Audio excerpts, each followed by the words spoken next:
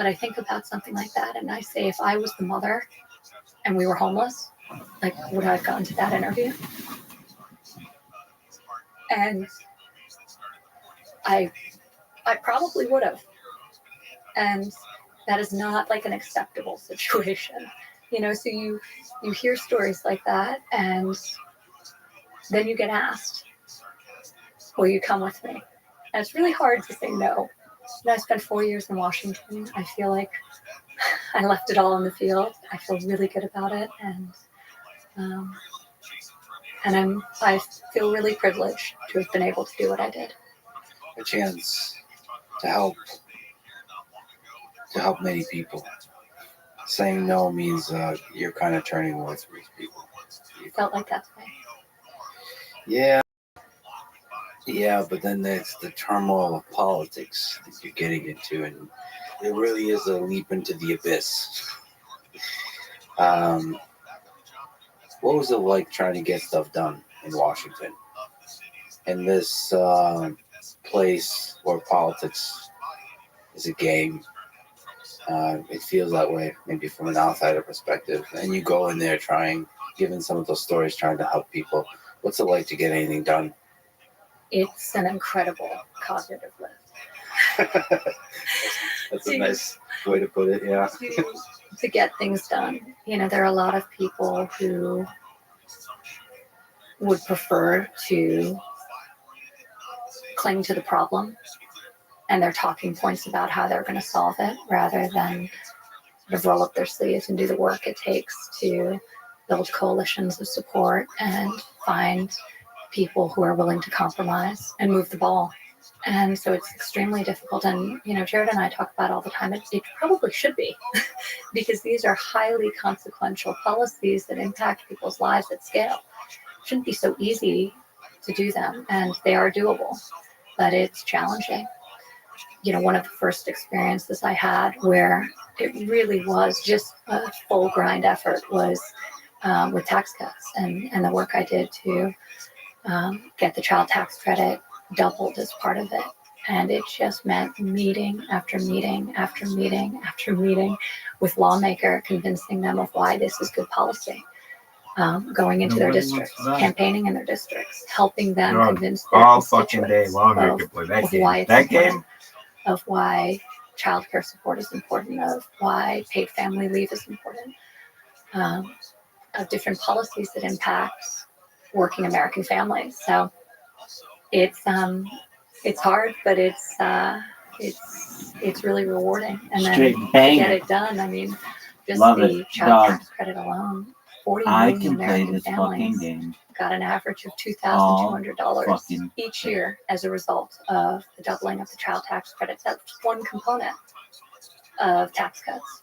When I was researching this stuff, you just get to think the scale of things, the scale of impact is 40 million families. Each one of those is a story. It's a story of struggle, of trying to give a large part of your life to a job while still being able to give love and support and care to family, to kids, and to manage all of that. Each one of those is a little puzzle that they have to solve, and it's a life and death puzzle. It's you can lose your home, your security, you can lose your job, you can screw stuff up with parenting, so you can mess all that up trying to hold it together, and government policies can help make that easier, or can in some cases make that possible. And you get to do that at a scale not of 5 or 10 families, but 40 million families. And that's just one thing. Yeah, the people who shared with me their experience, and during the campaign, it was what they hoped to see happen. Once you were in there, it was what they were seeing, what they were experiencing, the result of the policies, and that was the fuel. On the hardest days, that was the fuel. Child tax credit. I remember visiting with a woman, Brittany Houseman. She came to the White House. She had 2 small children. She was pregnant with her third. Her husband was killed in a car accident. She was in school at the time. Her dream was to become a criminal justice advocate. Oh. That was no longer on the table for her after he passed away, and she became the sole earner and provider for her family. she couldn't afford to stay in school. So she ended up creating a childcare center in her home. And her center was so successful because in part of different policies we worked on, including the child care block grants that went to the state. She ended up opening additional centers. I visited her at one of them in Colorado. Now she has like a huge focus on helping teenage moms who don't have the resources to afford quality childcare for their kids come into her centers and programs. And, it's stories like that of the hardships people face, but also what they do with opportunity when they're given it, that really powers you through tough moments when you're in Washington. Well, what can you say about the process of bringing that to life? So the child tax credits, so doubling them, 1,000, 2,000 per child. Well, what are the challenges of that? Getting people to compromise. I'm sure there's a lot of politicians playing games with that because maybe it's a Republican that came up with an idea or a Democrat that came up with an idea, and so they don't want to give credit to the idea. And there's probably all kinds of games happening where when the game is happening, you probably forget about the families. Each politician thinks about how they can benefit themselves. You forget the serving part of the role you're supposed to be in. There were definitely people I met with in Washington who I felt that was true of. But, they all go back to their districts, and I assume that they all have similar experiences to what I had, where people share their stories. So there'd be something really cynical about thinking they forget. But, some do. You help get people together. What's that take? Trying to get people to compromise, trying to get people to see the common humanity. I think first and foremost, you have to be willing to talk with them. So, one of the policies I advocated for was paid family leave. We left and 9 million more Americans had it through a combination of securing it for our federal workforce. I had people in the White House who were pregnant who didn't have access to paid leave. So we want to keep people attached to the workforce, yet when they have an important life event like a child, we create an impossibility for that. Some people don't even have access to unpaid leave if they're part-time workers. And so that, and then we also put in place the first ever national tax credit for workers making under $72,000 a year, where employers could then offer it to their workers. That was also part of tax cuts. So, part of it is really taking the arguments as to why this is good, smart, well-designed policy to people.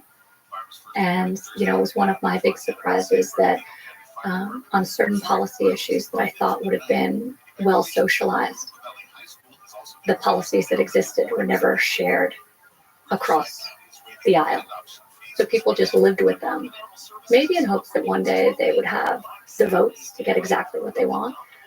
But I was surprised by how little discussion there was. So I think part of it is be willing to have those tough discussions with people who may not share your viewpoint, and be an active listener when they point out flaws and they have suggestions for changes.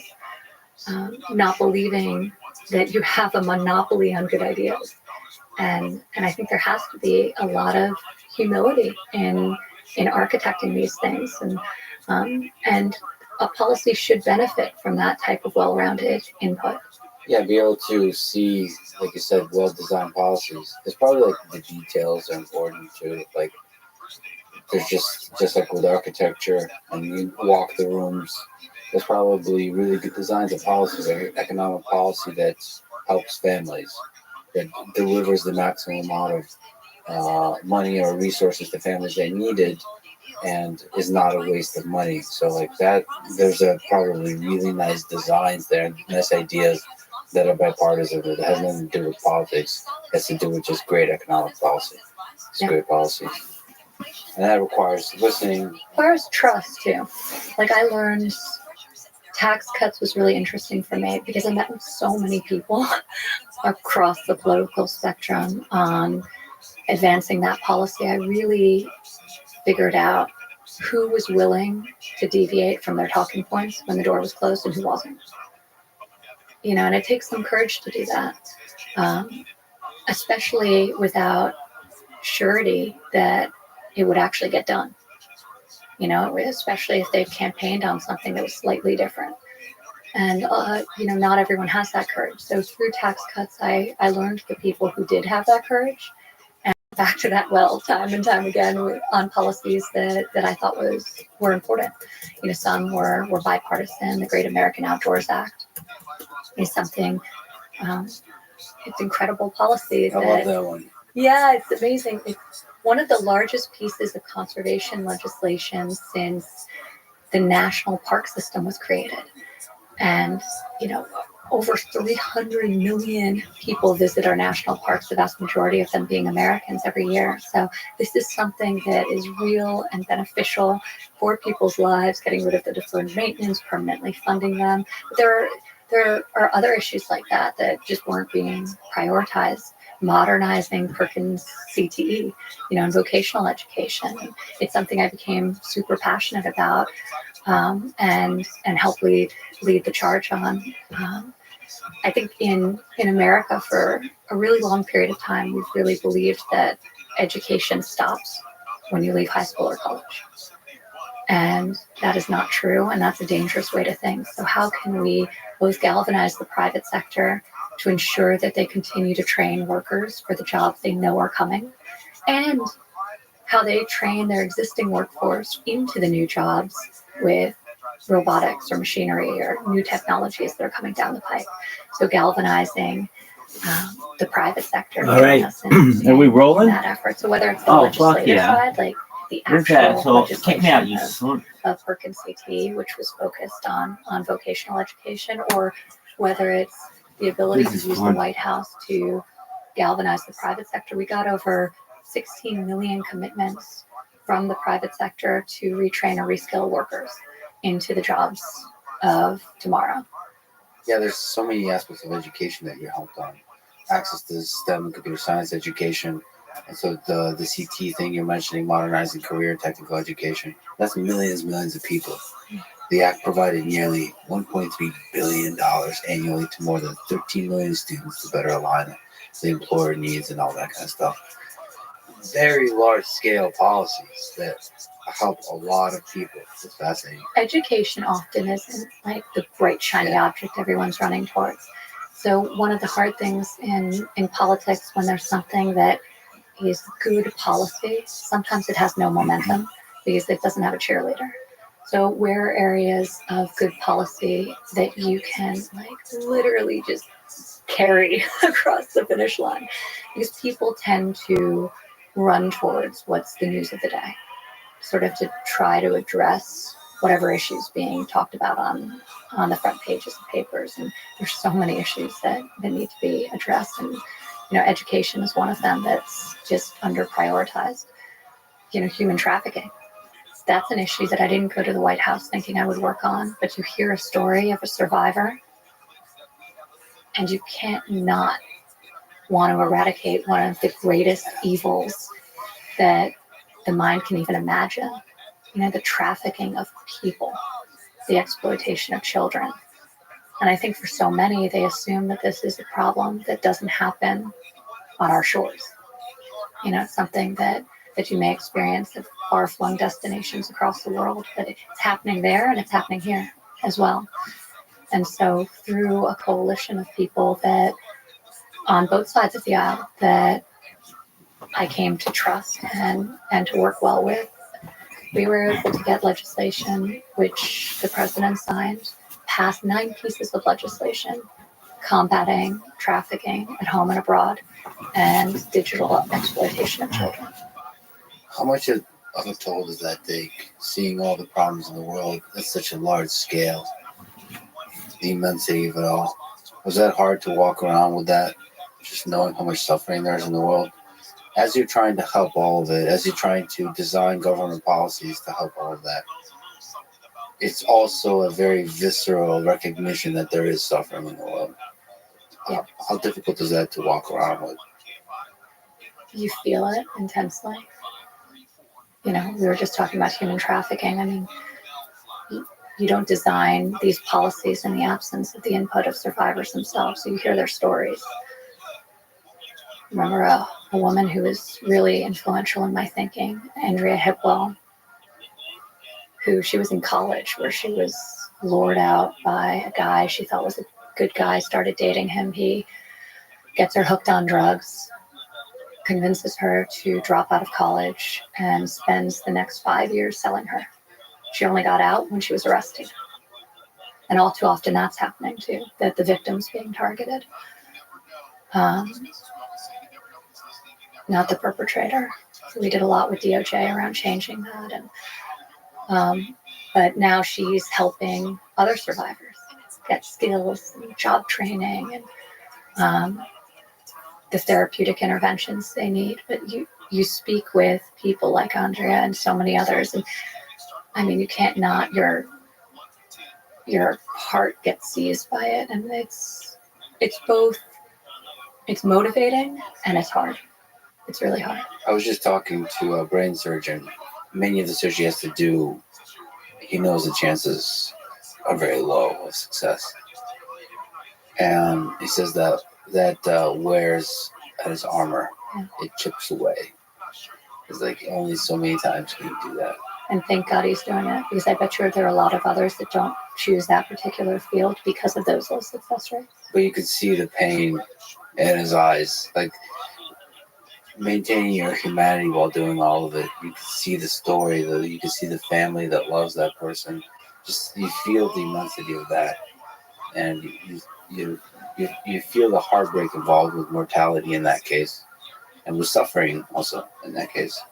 And in general, in all these human trafficking, but even in helping families try to stay afloat, trying to break out or escape poverty, all of that. You get to see those stories of struggle. It's not easy. But the people that really feel the humanity of that, feel the pain of that, are probably the right people to be politicians. But it's probably also why you can't stand there too long. It's the only time in my life where you actually feel like there's always a conflict, right, between work and life, and making sure, I, as a woman, I'd often get asked about, how do you balance work and family?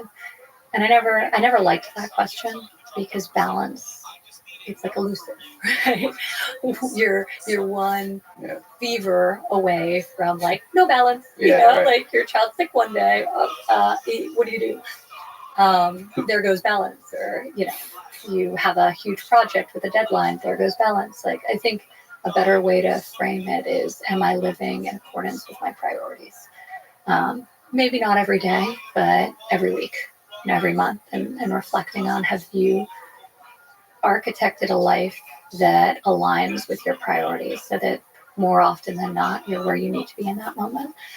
And service at that level was the one time where you feel incredibly conflicted about having any priorities other than serving. It's finite. In every business I've built, you're building for duration, and then you go into the White House and it is sands or an hourglass, whether it's 4 years or 8 years. It's a finite period of time you have, and most people don't last 4 years. I think the average in the White House is 18 months. It's exhausting. But it's the only time when you're at home with your own children that you think about all the people you've met, and you feel guilty about any time that's spent not advancing those interests and to the best of your capacity. And that's a hard thing. That's a really hard feeling as a parent. And it's really challenging then to be present, to always need to answer your phone, to always need to be available. It's very difficult. It's taxing, but it's also the greatest privilege in the world. So through that, the turmoil of that, the hardship of that, what was the role of family for all that? Jared and the kids, what was that like? That was everything. To have that, to have the support systems I had in place with my husband, and we had left New York and wound up in Washington. In New York, I lived 10 blocks away from my mother-in-law, who, if I wasn't taking my kids to school, she was. So we lost some of that, which was very hard, but we had what mattered, which was each other. And my kids were young when I got to Washington. Theo, my youngest, was 8 months old. And Arabella, my oldest, my daughter, was 5 years old. So they were still quite young. We have a son, Joseph, who's 3.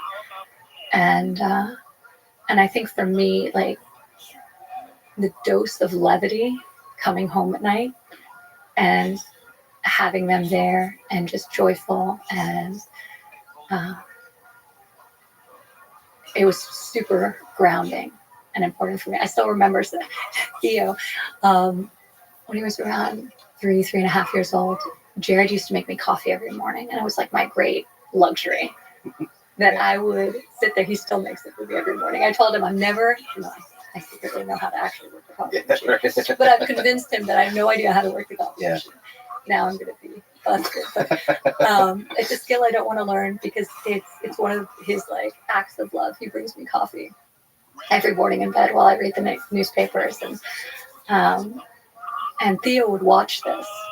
And so he got Jared to teach him how to make coffee. And Theo learned how to make like a full-blown cappuccino. Nice. And he had so much joy in every morning bringing me this cappuccino. And I remember like the sound of his little steps, like the slide. It was so cute coming down the hallway with my like perfectly foamed cappuccino. Now I try to get him to make me coffee, and he's like, come on, Mom. That was a moment in time, but we had a lot of like little moments like that are just amazing. So yeah, I got a chance to chat with him, and he has his silliness and sense of humor. It's it's really joyful. Yeah, I can see how that could be an escape from the madness of Washington, of the adult life, the and they quote were unquote young adult enough. life. We really kept like our home life pretty sheltered from everything else, and we were able to do so because they were so young and because they weren't connected to the internet. They were too young for smartphones. All of these things, we were able to shelter and allow them to have as normal as upbringing as was possible in the context we were living, and they brought me like and continue to bring me so much joy. But they were, I mean, without Jared and without the kids, it would have been much more lonely. So 3 kids, you've now upgraded 2 dogs and a hamster. Well, our second dog, we rescued him thinking, we thought it was probably like part German Shepherd, part lab is what we were told. He's now, I don't even know if he qualifies as a dog. He's the size of a horse, a small horse, Simba. So I don't think he has much lab in him. I think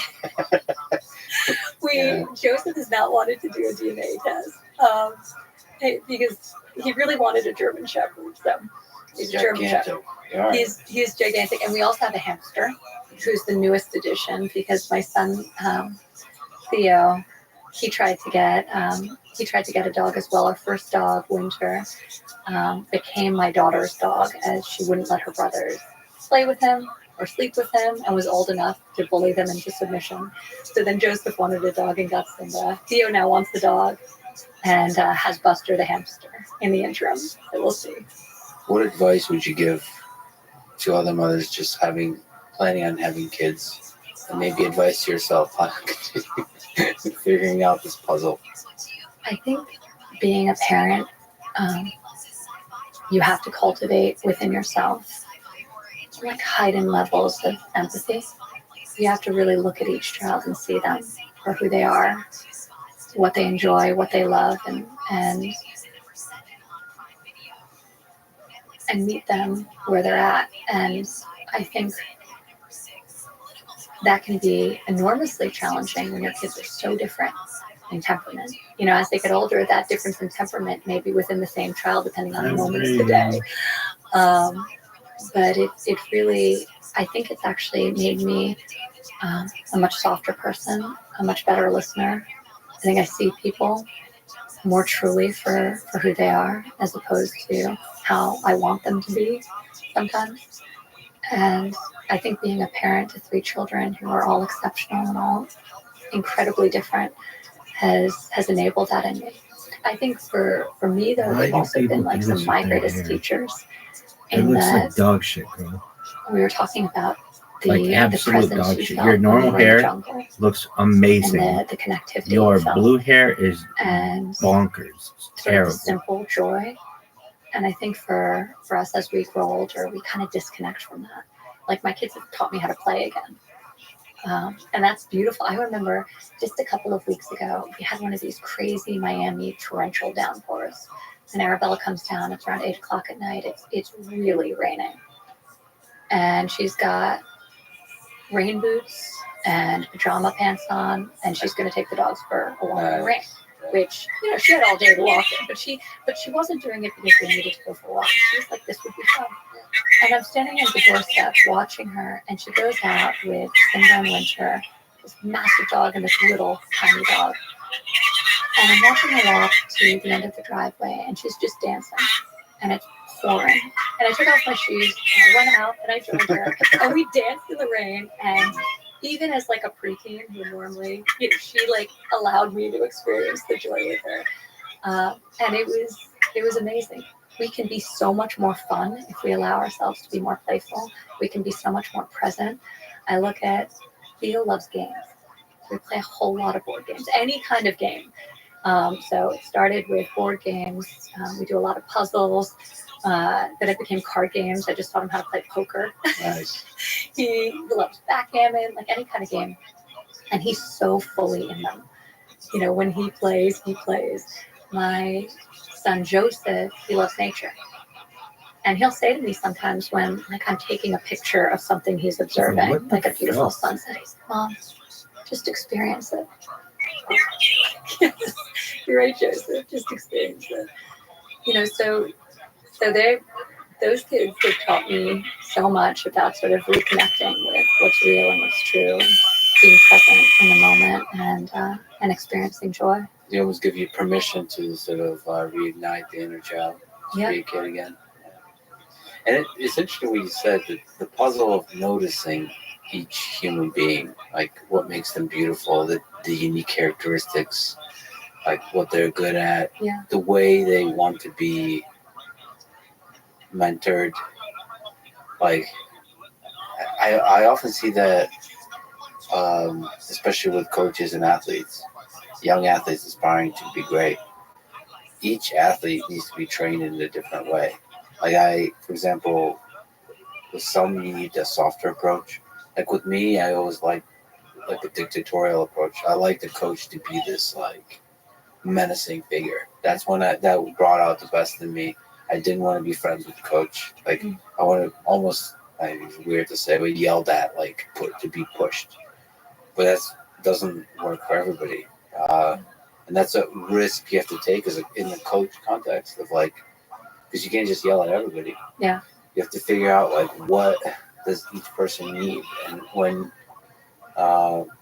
you have kids, I imagine the puzzle is even harder. And when they all need different things, but yet coexist and are sometimes competitive with one another. So you'll be at a dinner table, then the amount of times I get, well, that's not fair. Why did you let? And I'm like, life isn't fair. And by the way, like, I'm not here to be fair. I'm like, I'm trying to give you each what you need. Especially when I've been working really hard, and you know, in the White House, I'd say, okay, well, now we have a Sunday, and we have these hours, and I'll have like a grand plan, you know, and we're gonna make it count, and it's gonna involve, you know, hot chocolate and sleds, you know, whatever it is that like my great adventure. We're gonna go play mini golf, and then I come down all psyched up, all ready to go, and the kids have zero interest. And there have been a lot of times where I've been like, we're doing this thing, and then I realized, wait a second, you know, like sometimes you just like plop down on the floor and start playing Maca tiles, you know, and like that's where they need you. And so those of us who have sort of like alpha personalities, who sometimes it's just witness what they need. Don't like play with them and allow them to lead the play. Don't force them down a road you may think is more interesting or productive or educational or edifying. You know, just be with them, observe them, and then show them that you are genuinely curious about the things that they are genuinely curious about. I think there's a lot of love when we do that. Also, there's this fascinating puzzles. I was talking to a a friend yesterday. She has 4 kids, and they fight a lot. And she generally wants to break up the fights, but she's like, I'm not sure if I'm just supposed to let them fight and they figure it out, but you always break them off, because I'm told that it's okay for them to fight. Kids do that. They kind of figure out their own situation. That's part of like the growing up process. But you want to always, especially if it's physical, they're like pushing each other. You want to kind of stop it. But at the same time, it's also part of the play, part of the dynamics. And that's a puzzle you also have to figure out. And plus, you're probably worried that they're going to get hurt. If they're I think there's like, when it gets physical, Yeah. that's like, okay, we have to intervene. I know you're into martial arts, but that's normally like the red line. Yeah, sure. You know, once it tips into that. But there is always that, you know, like you have to allow them to problem solve for themselves. Like a little interpersonal conflict is good. It's really hard when you try to navigate something because everyone thinks you're taking their side. You have oftentimes incomplete information. It's I think for parents, what tends to happen too is we see our kids fighting with each other in a way that all kids do, and we start to project into the future and like catastrophize. You know, if like my 2 sons are going through a moment where they're like oil and water. Anything one wants to do, the other doesn't want to do. It's like a very interesting moment. So my instinct is they're not going to like each other when they're 25. You know, you sort of project into the future as opposed to recognizing this is a stage that I too went through and it's normal, and not building it in your mind into something that's unnecessarily consequential. It's short-term formative conflict. Yeah. So, ever since 2016, the number and the level of attacks you've been under has been steadily increasing. It's been super intense. How do you walk through the fire of that? You've been very stoic about the whole thing. I don't think I've ever seen you respond to an attack. You just let it pass over you. You stay positive and you focus on solving problems. You didn't engage. While being in DC, you didn't engage into the back and forth fire of politics. So what's your philosophy behind that? I appreciate your saying that I was very stoic about it. I think, you know, I feel things pretty deeply. So initially, some of that really took me off guard. Like some of the derivative love and hatred, some of the intensity of the attacks.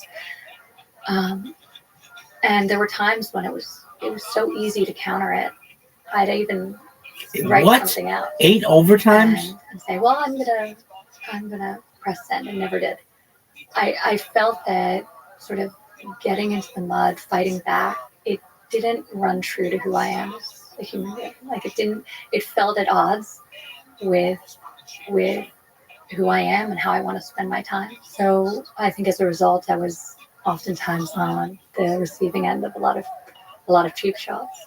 And I'm okay with that because it's sort of the way I know how to be in the world. I was focused on things I thought mattered more. And, you know, I think part of me also internalized, there's a concept in Judaism called Lashon Hara, which is translated into, I think, quite literally evil speech.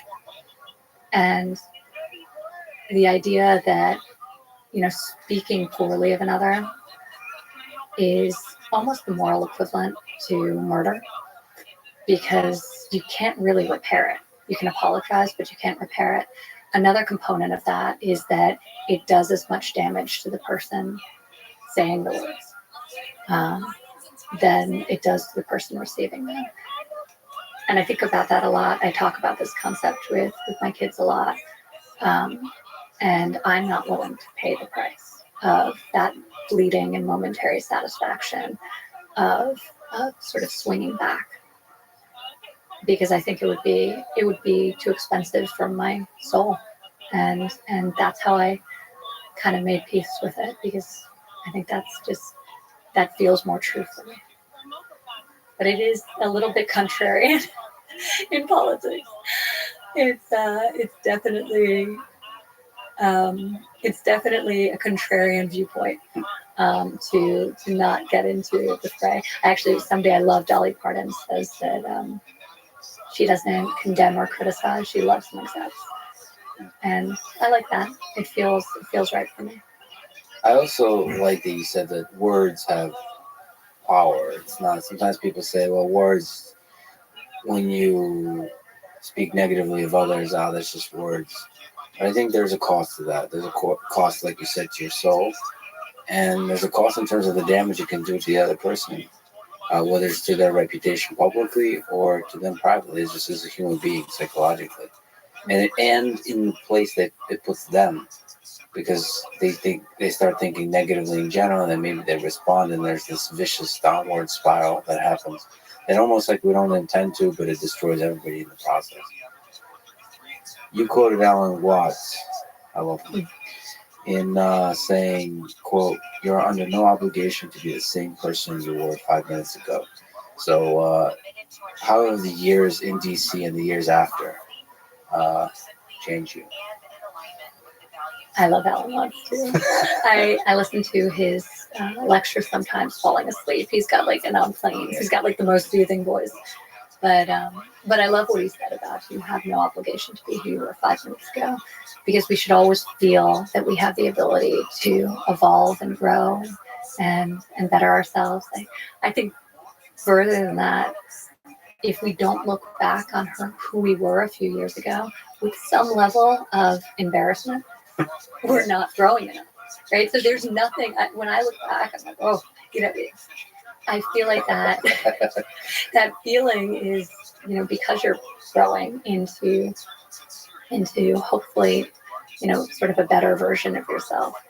And I hope and feel that that's been true for me as well. I think the person I am today, we spoke in the beginning of our discussion about some of my earliest ambitions in real estate and in fashion, and those were amazing adventures and incredible experiences in government. And I feel today that all of those ambitions are more fully integrated into me as a human being. This guy's obsessed. I'm much more comfortable with the various pieces of my personality, and that any professional drive is more integrated into more simple pleasures. Like everything for me has gotten like much simpler and easier in terms of what I want to do and what I want to be, and I think that's where my kids have been my teachers, just being fully present and enjoying like the little moments. And it doesn't mean I'm any less like, driven than I was before. It's just more a part of me than being sort of the all-consuming energy one has in their 20s. Yeah, just like you said with your mom, be able to let go, enjoy the water, the sun, the beach. I like how you're trying to enjoy get the moment, the simplicity of the moment. I think a lot about the fact that I want to be friendly. A lot of young people, fucks, they really know what they want to do, bitches, but they don't actually know who they are. And then I think as you get older, hopefully you know who you are, and you're much more comfortable with ambiguity around what you want to do and accomplish. You're more flexible in your thinking around those things. And give yourself permission to be who you are. Yeah. You made the decision not to engage in the politics of the 2024 campaign. If it's okay, let me read what you wrote on the topic. Quote, "I love my father very much. This time around, I'm choosing to prioritize my young children and the private life we're creating as a family. I do not plan to be involved in politics. While I will always love and support my father, going forward, I will do so outside the political arena. I'm grateful to have had the honor of serving the American people, and I will always be proud of many of our administration's accomplishments." So, can you explain your thinking, your philosophy behind that decision? First and foremost, it was a decision rooted in me being a parent, really thinking about what they need from me now. Politics is a rough business, and I think it's one that you also can't dabble in. I think you have to either be all in or all out, and I know today the cost they would pay for me being all in. emotionally in terms of my absence at such a formative point in their life, and I'm not willing to make them bear that cost. I served for 4 years and feel so privileged to have done it, but as their mom, I think it's really important that I do what's right for them. And I think there are a lot of ways you can serve.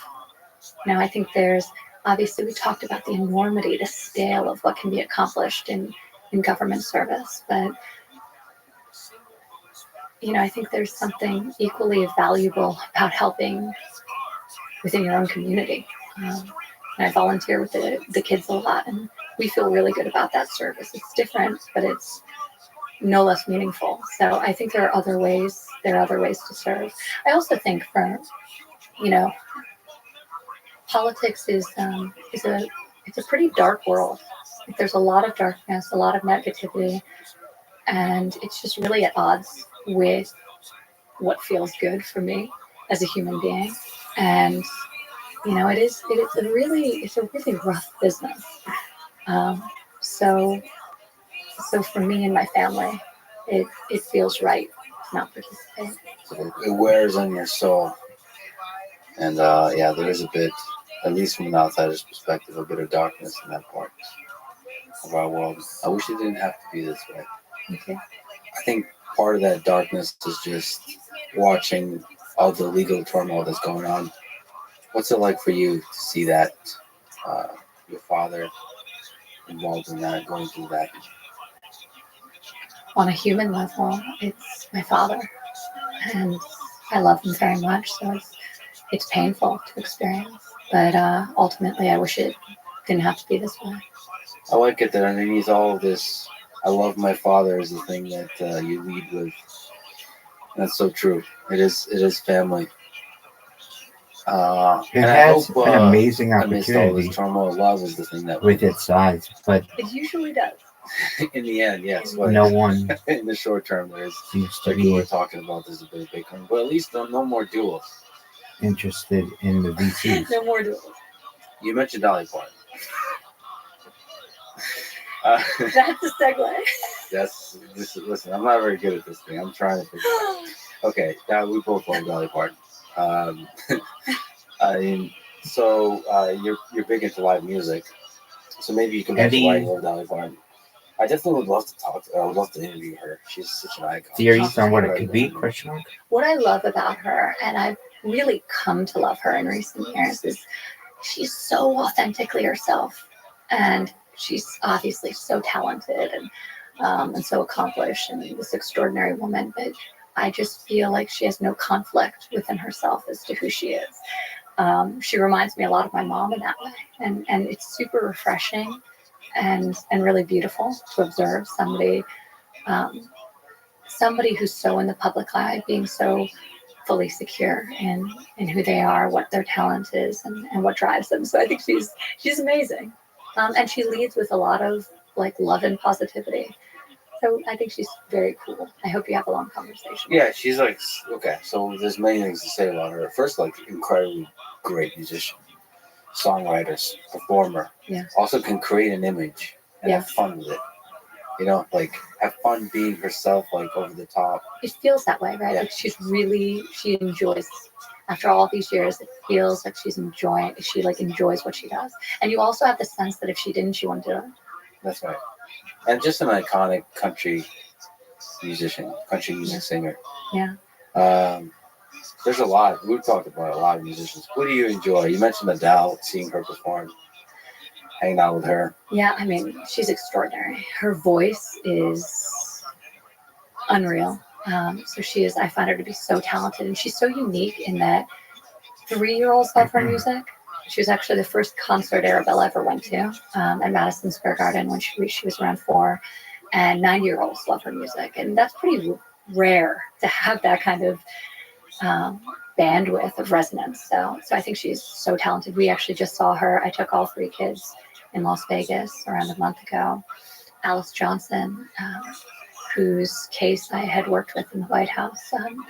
My father commuted her sentence. Her case was brought to me by a friend, Kim Kardashian, and she came to the show. We all went together with some mutual friends, and that was like a very profound. It was amazing to see Adele, but it was a very profound experience for me to have with my kids, because she rode with us in the car on the way to the show, and she talked to my kids about her experience and her story, and how her case found its way to me. And I think for young children, it's very abstract, policy. And so for her to be able to share with them this was a very beautiful moment, and led to a lot of really incredible conversations with each of my kids about our time in service, because they gave up a lot for me to do it. Actually, Alice told them the most beautiful story about the plays she used to put on in prison, how these shows were like the hottest ticket in town. Like, you could not get into them. They always extended their run. And but for the people who were in them, a lot of those men and women had never experienced applause. Nobody had ever shown up at their games or at their plays and clapped for them.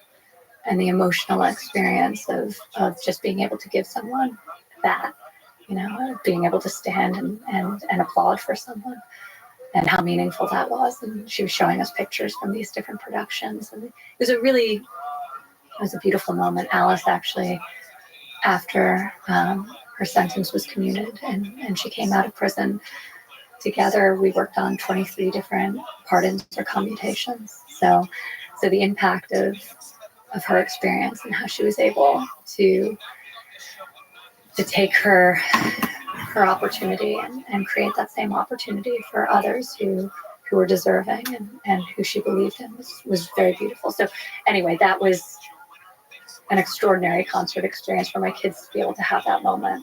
Oh, what a story. So just that's the sort of the and then here we are dancing at Adele. Exactly. It's like that turning 6 point. years later, it was almost to the day. 6 years later. So that policy, that meeting of the minds resulted in a major turning point in her life, and Alice's life, and now you're dancing.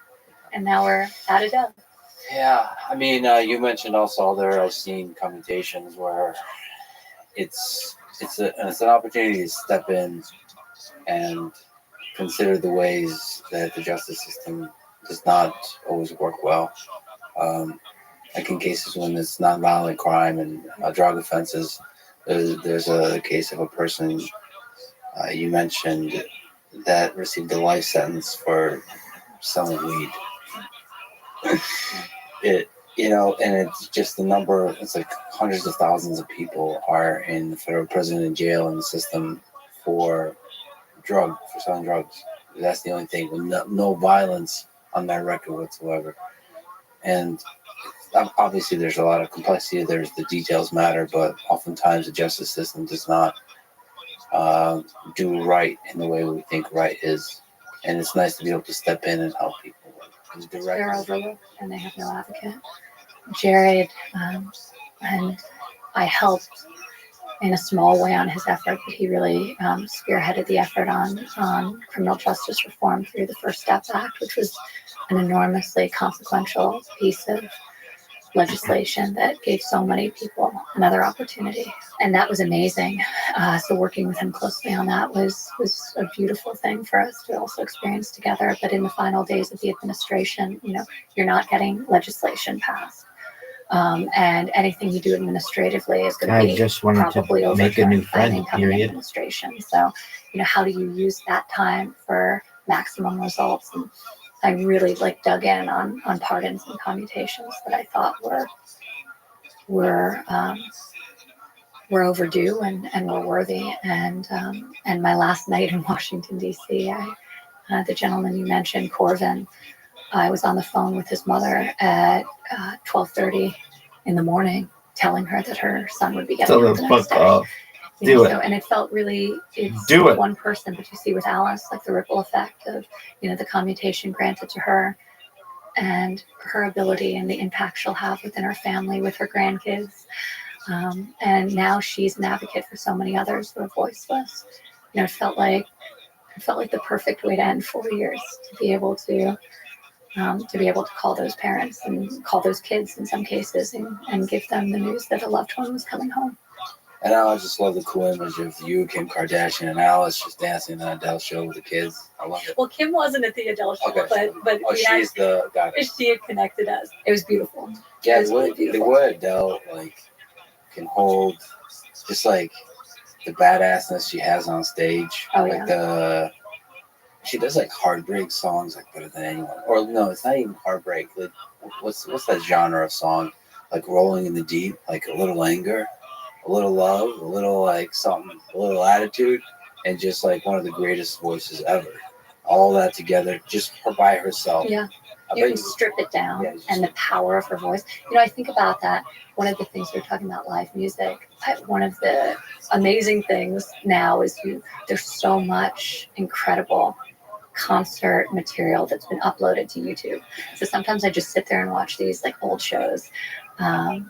We both love Stevie Ray Vaughan, it's just watching him perform. literally there are 0 people in there for days. Django Reinhardt. And if no one is in there Texas Blood. We had this moment which is hilarious. Converse, You said then one it is a waste really of my devices, period. Well, my bucket list is to learn how to play it. You made me feel so good because for me, Texas it is a waste of my bandwidth and devices. Because for me, it was if no one is in there. Impossible solo, and then that was so I worked really hard to learn it. It's one of the most iconic sort of blues songs, Texas blues songs. And now you made me fall in love with the song again. Want to play it out live, at the very least, put it up on YouTube. Because it's so fun to improvise, and when you lose yourself in the song, it truly is a blues song. You can have fun with it. I hope you do that. Throw on a Stevie Ray Vaughan. Regardless, I want you to play it for me. 100%. But he's amazing, and there's so many great performers that are playing live now. I just saw a Chris Stapleton show. He's an amazing country artist. He's too good. He's so that good. guy is so good. Lucas Nelson's one of my favorite to see live, and there's so many incredible songwriters and musicians that are out there touring today. But I think you can go online and watch some of these old performances. Django Reinhardt was the first. Because I torture myself, was the first song I learned to play on the guitar, and it took me 9 months to a year. It was, I should have chosen a different song, but "Ue Tu Mon Amour," one of his songs was, and it was finger style, and I was just going through and grinding it out, and that's kind of how I started to learn to play, by playing that song. But to see these old videos of him playing, without all his fingers and the skill and the dexterity. One of my favorite live performances is actually, who really influenced Adele, is Aretha Franklin. And she did a version of Amazing Grace. Have you ever seen this video? I cried. Look up, it was in LA, it was the Temple Missionary Baptist Church. Talk about stripped down. She's literally just listen.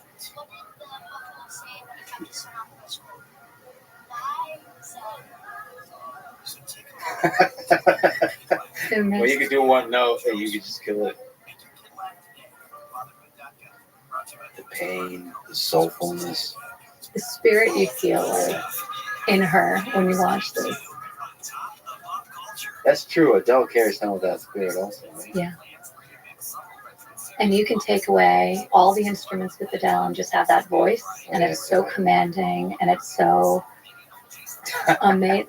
Anyway, you watch this and you see the arc of also the experience of the people in the choir, and them starting to join in. And it's amazing. I love watching Queen, Freddie Mercury, Queen performances. Yeah. In terms of vocals and just great stage presence. That Live Aid performance is considered one of the best of all. I've watched that so many times. He's so good. Here, wait, pull up that for a second. Go to that part where he's saying Radio Gaga and they're all mimicking his arm move. It's so cool. Look at that. So good. So good. So that's an example of a person that was born to be on stage. So good. Well, we were talking surfing, we were talking jiu-jitsu. I think live music is one of those kind of rare moments where you can really be present. Where something about the anticipation of choosing what show you're going to go to and then waiting for the date to come. And normally it happens in the context of community. You go with friends, and then allowing yourself to sort of fall into it is incredible. So you've been training jiu-jitsu. Trying. I mean, I see you do jiu-jitsu. You're extremely, you're very like athletic. You know how to use your body to commit violence. Maybe there's better ways of phrasing that. But anyway, It's been a skill that's been honed over time. yeah. I mean, what do you like about jiu-jitsu? Well, first of all, I love the way I came to it. It was my daughter. I think I told you this story. She's at 11. She told me that she wanted to learn self-defense, and she wanted to learn how to protect herself, which I just, as a mom, I was so proud about, because at 11, I was not thinking about defending myself. You know, I loved that she had sort of that desire and awareness. So I called some friends, actually a mutual friend of ours, and asked around for people who I could work with in Miami, and they recommended the Valente Brothers studio. You've met all three of them now. They're these remarkable human beings, and they've been so wonderful for our family. I mean, first starting with Arabella, I used to take her, and then she'd kind of encourage me, and she'd sort of pull me into it, and I started doing it with her. And then Joseph and Theo saw us doing it. They wanted to start doing it, so now they joined, and the Jared joined. So now we're all doing jiu-jitsu. And for me, there's something really empowering knowing that I have some basic skills to defend myself. I think it's something as humans we've kind of gotten away from. You look at any other animal, and even the giraffe, they'll use their neck. The lion, the tiger, every species, and then there's us, you know, who most of us don't, and I didn't know how to protect myself. And I think that it gives you a sense of confidence, and also gives you kind of a sense of calm, you know, knowing how to de-escalate rather than escalate a situation. I also think as part of the training, you develop more natural awareness when you're out and about. And I feel like, especially, you know, you get on an elevator, and like the first thing people do is pick up their phone. You're walking down the street, people are getting hit by cars because they're walking into traffic. I think as you start to get this training, you become much more aware of the broader context of what's happening around you, which is really healthy and good as well. But it's been beautiful.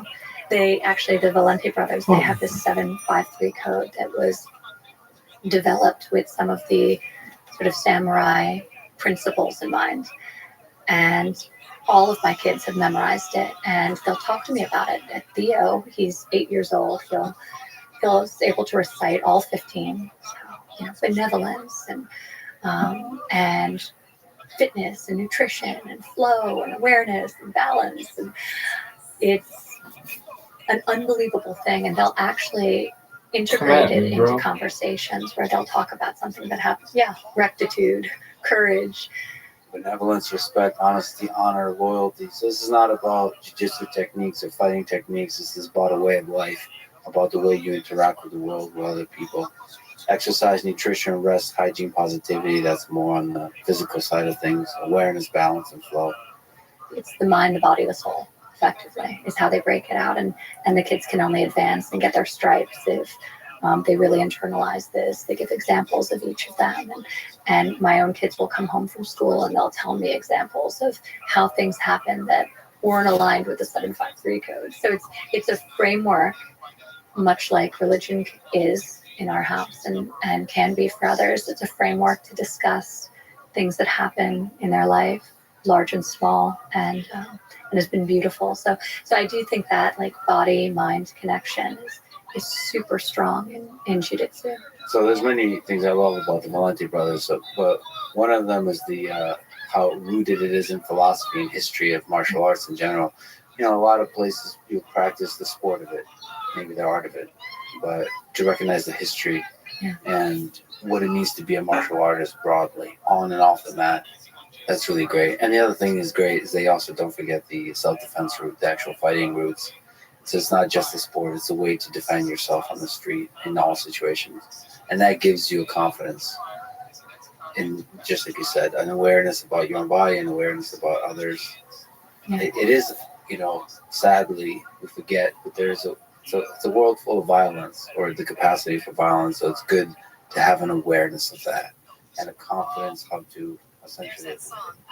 100%. I've seen it with all of my kids and myself, how much they benefited from it. But that self-defense component and the philosophical elements of, Pedro will often tell them about like wu wei and sort of soft resistance and some of these sort of more Eastern philosophies that they get exposed to through their practice there that are sort of non-resistance that are beautiful and hard concepts to internalize as an adult, but especially when you're 12, 10, and 8 respectively. So it's been an amazing experience for us all. I love people like Pedro because he's like finding books that are like in Japanese and translating them to try to figure out like the details of a particular history. Like he's like an ultra scholar of martial arts, and I love that. I love when people give everything, every part of themselves to the thing they're practicing. People have been fighting each other for a very long time, and I love from the Colosseum on.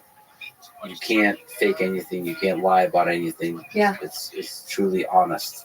You're there, and you either win or lose. It's simple, and that's like it's also humbling. That the reality of that is humbling. And oftentimes in life, things are not that simple. It's not that black and white. Well, it's nice to have that. That's the biggest thing I gained from jiu-jitsu is getting my ass kicked. Was the humbling. And it's nice to just get humbled in a very clear way. Sports in general are great for that. I think surfing probably, because I can imagine, just, face planting. Not being able to stay on the board. It's humbling. And the power of the wave is humbling. So just like your mom, you're an adventurer. Are there... Your bucket list is probably like 120 pages. Is there things like just pop to mind that you're like thinking about, especially in the near future? Just anything? Well, I hope it always is long. I hope I've never like exhausted exploring all the things I'm curious about. I always tell my kids whenever they say, "Mom, I'm bored." Only boring people get bored. Like there's too much to learn. There's too much to learn. So I've got a long one. I think obviously there are some like immediate tactical, interesting things that I'm doing. I'm incubating a bunch of businesses. I'm investing in a bunch of companies that hopefully I'll always can continue to do that. Some of the fun things I'm doing in real estate now.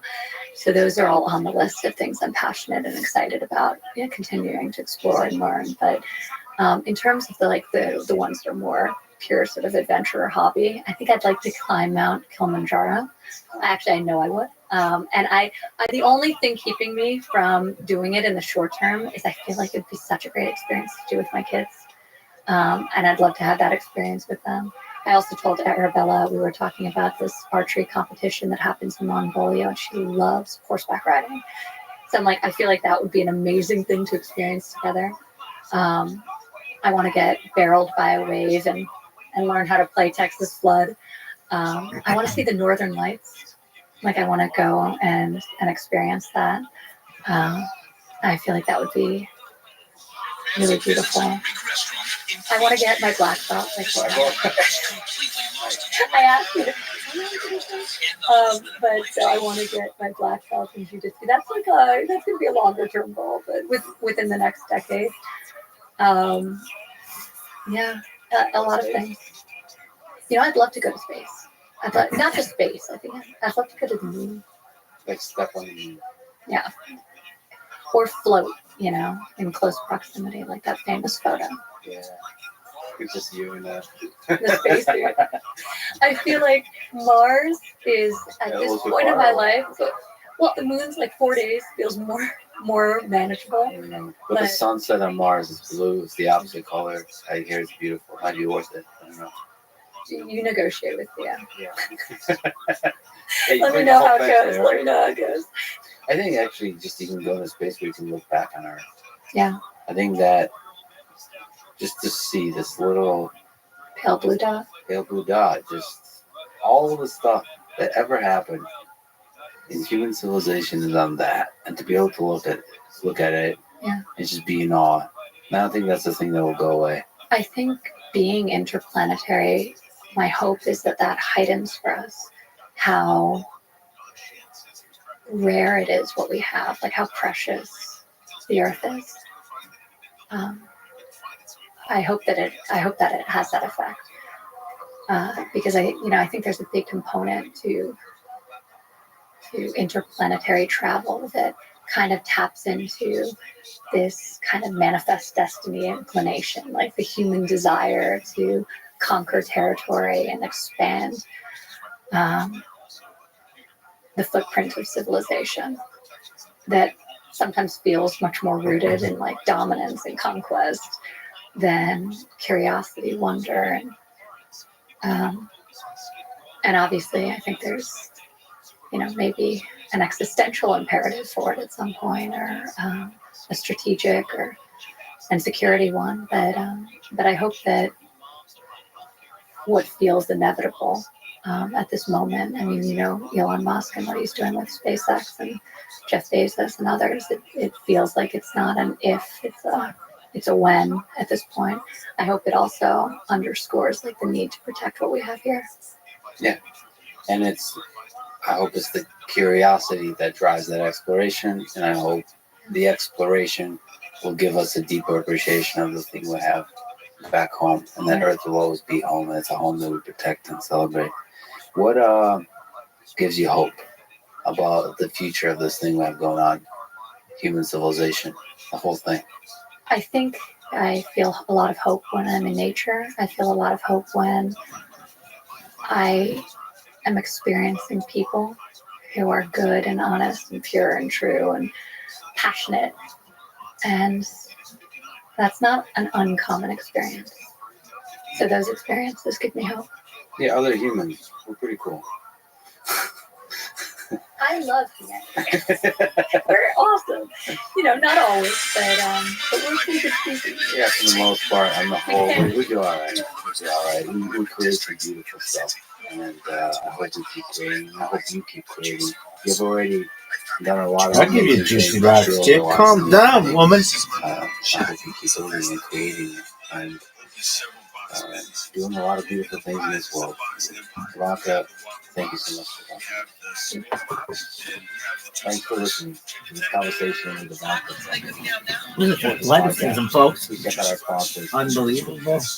Now, let me leave you with some words from Marcus Aurelius. Dwell on the beauty of life. Watch the stars and see yourself running with them. Thank you for listening. I hope to see you. Zappy, kids.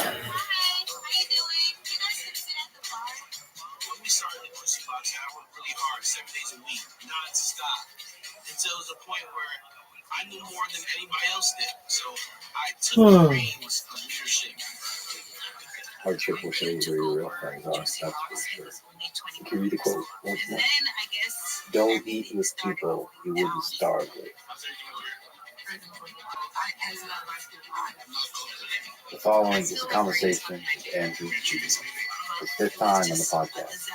He is the host of the Huberman Lab podcast and is an amazing scientist, teacher, human being, and someone I'm grateful to be able to call a close friend.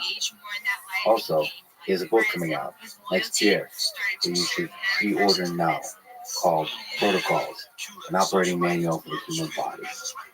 This is the Lex Huberman podcast. Support it. Please check out our sponsors in the description. And now, dear friends, there's Andrew Huberman. You think there's ever going to be a day when you walk away from podcasting? Definitely.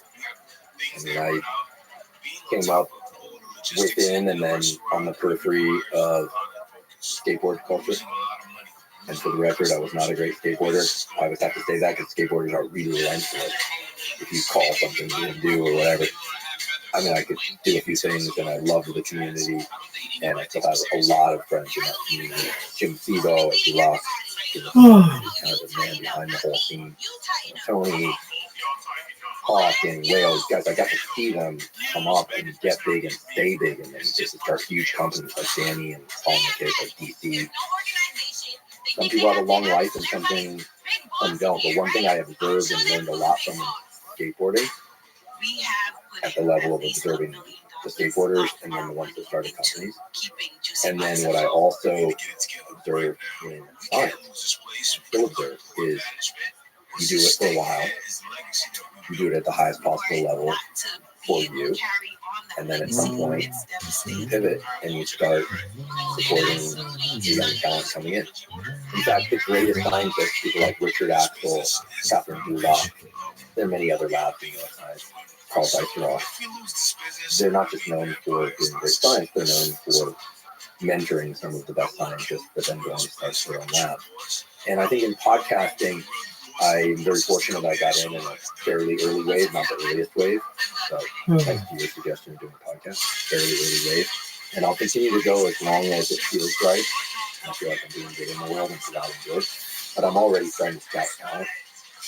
My company that I started with Rob Moore, Psycom Media, a couple other guys in there too, Mike Layback, our photographer, Ian Mackey, Chris Ray, Martin Fogue. We are a company that produces podcasts. Right now, it's even the Lab podcast, but we're launching a new podcast to form, Dr. Amy Galpin. And we want to do more of that kind of thing, finding a really great talent, highly qualified people, credentialed people. And I've got a new kind of obsession with scouring the internet, looking for the young talent in science, in health, and related fields. And so will there be a final episode of the HLP? Yeah, I mean, bullet buster cancer aside, someday they'll be the very last, and thank you for your interest in science. And I'll flip out. Yeah, I love the idea of walking away and not be dramatic about it. Right, when it feels right, you can leave, you can come back whenever the fuck you want. Right, John Stewart did this well with Daily Show. I think that was during the 2016 election when everybody wanted him to stay on. He just walked away. Dave Chappelle, for different reasons, walked away, disappeared, came back. There was so much money. Didn't care. And then came back and was doing like stand-up in the park in the middle of nowhere. Genius.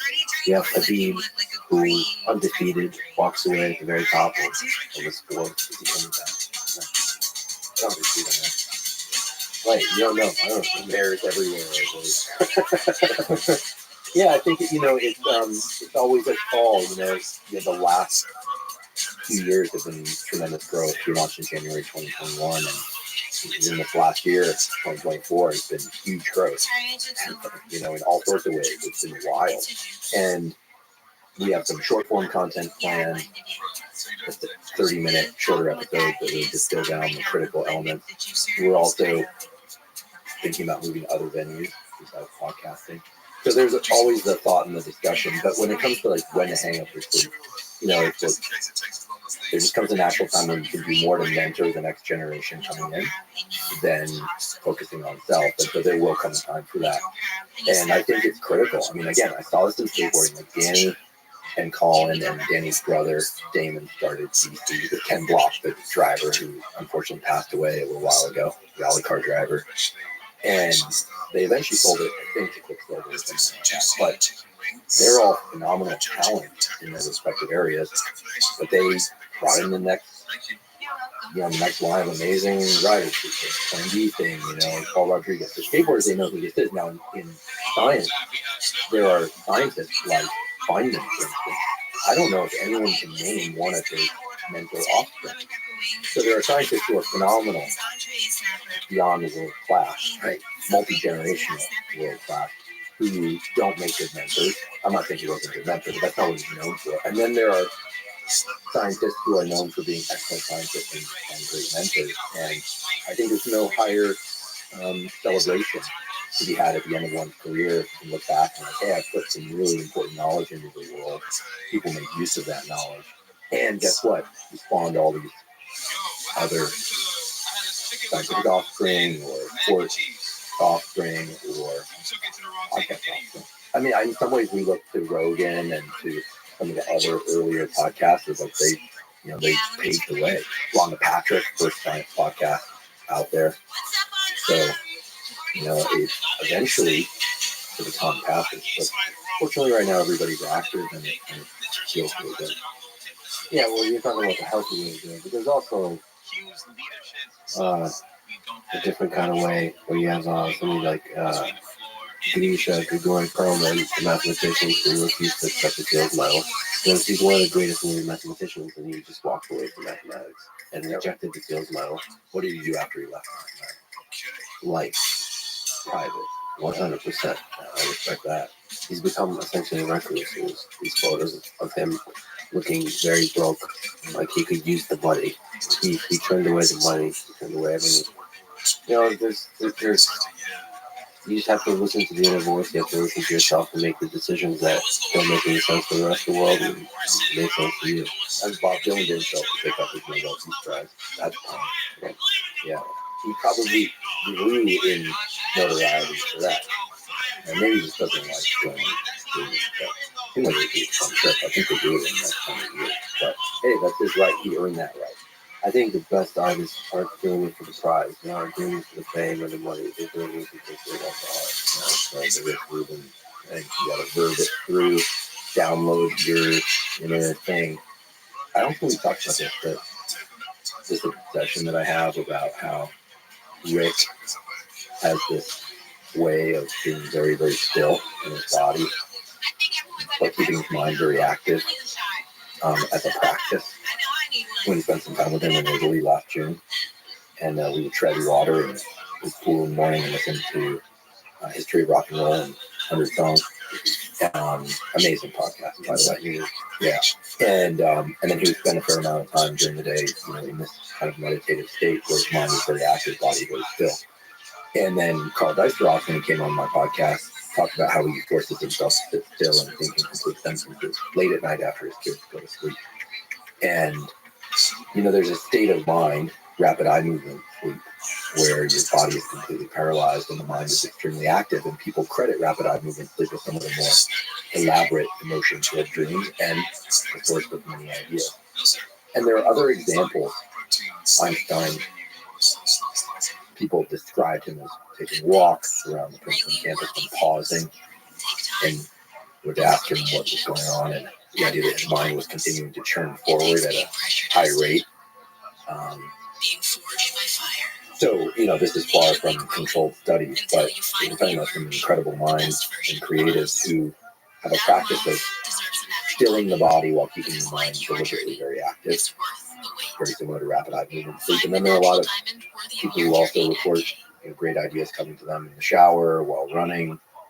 So it can be the opposite as well, where the body is very active and the mind is perhaps more on kind of like a default mode network, not really focusing on any one specific thing. Interesting. There's a bunch of physicists and mathematicians I've talked to. They talk about sleep deprivation and going crazy hours through the night, obsessively pursuing a thing. And then the solution to the problem comes when they finally get rest. Right. And we know, we just did this 6th episode special series on sleep with Matt Walker. We know that when you deprive yourself of sleep and then you get sleep, you get a rebound in rapid eye movement sleep. You get a higher percentage of rapid eye movement sleep. And Matt talks about this in the podcast, and he did an episode on sleep and creativity, sleep and memory, and rapid eye movement sleep comes up multiple times in that series. There's also some very interesting stuff about cannabis withdrawal and rapid eye movement sleep. People who are coming off cannabis often will suffer from insomnia, but when they finally do start sleeping, then they dream like crazy. Cannabis is a very controversial topic right now. Well, yeah, I saw that. What happened? There's a bunch of drama around episode you did on cannabis. Yeah, we did an episode about cannabis, talked about the health benefits and the potential risks. Right? It's neither here nor there. Depends on the person, depends on the age, depends on genetic background, a number of other things. We published that episode well over a year ago. It had no issues online, so to speak. And then a clip of it was put to X, where the real action occurs. Your favorite spot. Yeah, the 4-ounce gloves as opposed to the 16-ounce gloves that is X for YouTube. There was kind of an immediate dogpile from a few people in the cannabis research field. The PhDs and MDs, right? There were people on one side, there were people on the other side.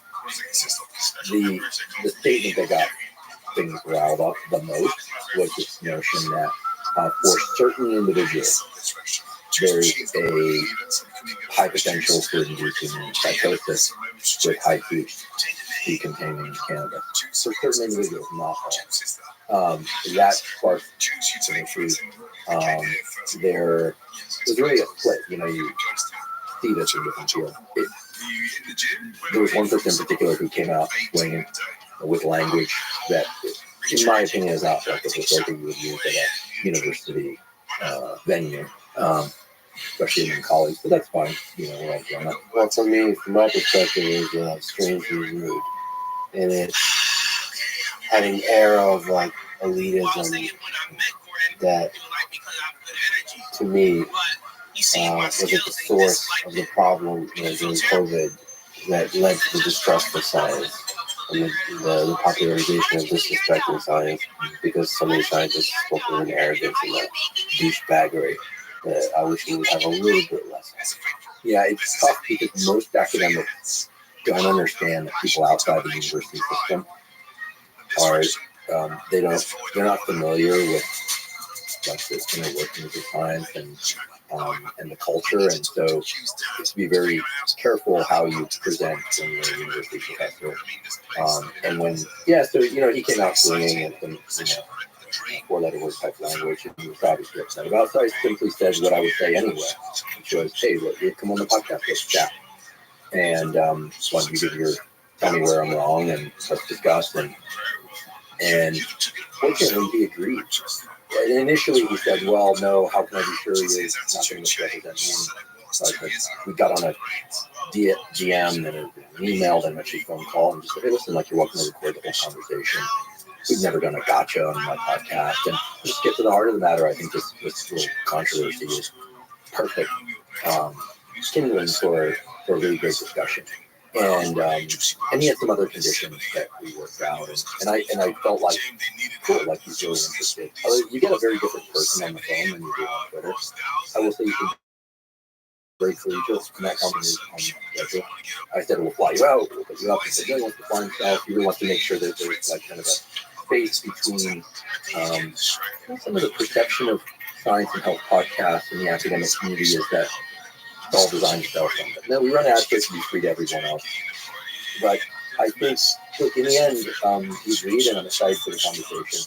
It was interesting because in the wake of that little thing, there's been a bunch of press from traditional press about cannabis is not the past alcohol, many cultures as within the United States as, when I say cultures, I mean demographics, the United States as the drug of choice.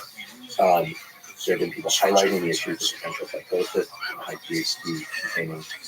And so it's kind of interesting to see how traditional media is on board certain elements that I put forward. And I think there's some controversy as to whether or not the different strains, the indicas and sativas, are biologically different, etc. But we'll get down into the weeds during that one. And I'm excited. It's the first time that we've responded to a direct criticism online about scientific content in a way that really promoted, like, oh, here's the idea of inviting a particular guest. And so it's great. Let's get a guest who is expert in cannabis. I believe, I could be wrong about this, but he's a behavioral neuroscientist with slightly different training, but he seems highly credentialed and he's fun. And we welcome that kind of exchange. I'm not being diplomatic. I'm just saying, like, it's cool. Like, he's coming on, and he was friendly on the phone, right? Like, he literally came out online and was like, basically, like, kind of like F you. Like, F this and F you. So you get someone on the phone and it's like, hey, how's it going? And I'm like, oh, yeah, well, there was an immediate apology of like, hey, listen, I came out. Normally I'm like, not like that, but I'm not. Oh, yeah? You gotta do it. Okay, let's say. So it's a little bit like jiu-jitsu, right? People say all sorts of things, but yeah, you're like, all right, well, let's go. And it's probably a different story. it's not like jiu-jitsu, because in jiu-jitsu people don't talk shit because they know what the consequences are. Let me just say, on mic and off mic, you have been very respectful as a person. And I look up to you and respect you and admire the fact that you have been. That said, to me, that guy was being a dick. And when you graciously, politely invited him on the podcast, he was still talking down to you at the time. So I really admire and look forward to listening to you talk to him. But I hope others don't do that. Like, you are a positive, humble voice, exploring all the interesting aspects of science. Like, you want to learn. If there's got anything wrong, you want to learn about it. The way he was being a dick, I was just hurt a little bit, not because of him, but just like, there's some people I really, really admire, brilliant scientists, that are not their best selves on Twitter, on X. Definitely. I don't understand what happens to their brain. They regress. They regress, and they also are protected. You know, when you remove the, I mean, no scientific argument should ever come to just because it was right. But when you remove the real world thing of being right in front of somebody, people will throw all sorts of stuff, over a wall, and they've got their wife or their husband or their boyfriend or their dog or their cat to go cuddle with them afterwards. But you get in the room and it's like, confrontational people realize that are pretty rare, but hopefully if they do it, they're like willing to back it up with knowledge in this case, right? We're not talking about physical applications. Yeah, he kept coming, and he kept putting on conditions. How do I know you want this? And I was like, well, you record the conversation. How do I know you want that? Listen, we'll pay for you to come out. How do you know? And eventually, he just kind of relented, and to his credit, he's agreed to come on. And he still has to show up, but he does, we treat them right, like we would anyway. Yeah, you treat people really well, and I just hope that people are a little bit nicer. Yeah, well, X is an interesting one because it thickens your skin, to go on there. I mean, you have to be ready to deal with. Sure, but I can still criticize people for being douchebags, because that's still not good inspiring behavior, especially for scientists. That should be sort of symbols of scientific thinking, which requires intellectual humility. Humility is a big part of that, and Twitter is a good place to illustrate that. Years ago, I was a student in TA, then instructor, and then directed a Cold Spring Harbor course on visual neuroscience. These are summer courses that explore different topics, and at night we would host what we hoped were battles in front of the students, where you get two people on it. Would it be neural prosthetics or molecular tools that would first, restore vision to the blind kind of argument? It's kind of a silly argument to me, right? But you get these great arguments. But the arguments were always couched in data. And occasionally you get somebody who would go or would curse or something, but it was the rare, very well placed student. It wasn't, coming out. I think ultimately, Twitter's a record of people's behavior. The internet is a record of people's behavior. And here I'm not talking about news reports about people's behavior. I'm talking about how people show us online is really important. You've always carried yourself with some composure and respect. You would hope that people go from that example. Well, I'll tell you that the podcasters that I'm doubting, it's their energy, but it's also how they treat other people, how they respond to comments. And, we're blessed to have pretty significant reach. When we put out a podcast, like someone else's podcast, it goes far and wide. So, like a skateboard team, like a laboratory where you're collecting people to be in your lab, you want to pick people that you would enjoy working with. Etiquette is lacking nowadays, but you're in the good time. Bringing it back. You said that your conversation with James Hollis, the Jungian psychoanalyst, had a big impact on you. What do you mean? James Hollis is an 84-year-old Jungian psychoanalyst who's written 17 books, including Under Saturn Shadow. which is on the healing and trauma of men, Eden Project, which is about relationship and creating a life. I discovered James Hollison's online lecture that was recorded, I think, in San Diego on YouTube. The audio parable called Creating a Life. And it was somewhere in the 2011 or 2015, and I can't remember. I was on my way to Europe, and I called my girlfriend at the time and said, I just found the most incredible lecture I've ever heard. And he talks about the shadow. He talks about your developmental upbringing and how you either align with or go 180 degrees off your parents' tendencies and values in certain areas. He talked about the specific questions to ask of oneself at different stages of life to live a full life. So it's always been a dream of mine to meet him and to record a podcast. And he wasn't able to travel, so our team went out to DC, sat down with him. We rarely do that nowadays. People come to our studio. And he came in, he had surgeries recently, and he came in with and flat down. Just blew my mind. It's from start to finish. He didn't miss the syllable. And every sentence that he spoke was quotable sentence, real potency and actionable items. I think one of the things that was most striking to me was how he said when we take ourselves out of stimulus and response, and we just force ourselves to spend some time in the quiet of our thoughts, while walking or while seated or while lying down. It doesn't have to be meditation, but it could be. That we access our unconscious mind in ways that reveal to us who we really are and what we really want. And that if we do that practice repeatedly, 10 minutes a day here, 15 minutes a day there, that we start to really touch into our unique gifts and the things that make us each us and the directions we need to take. But that so often we just stay in stimulus response.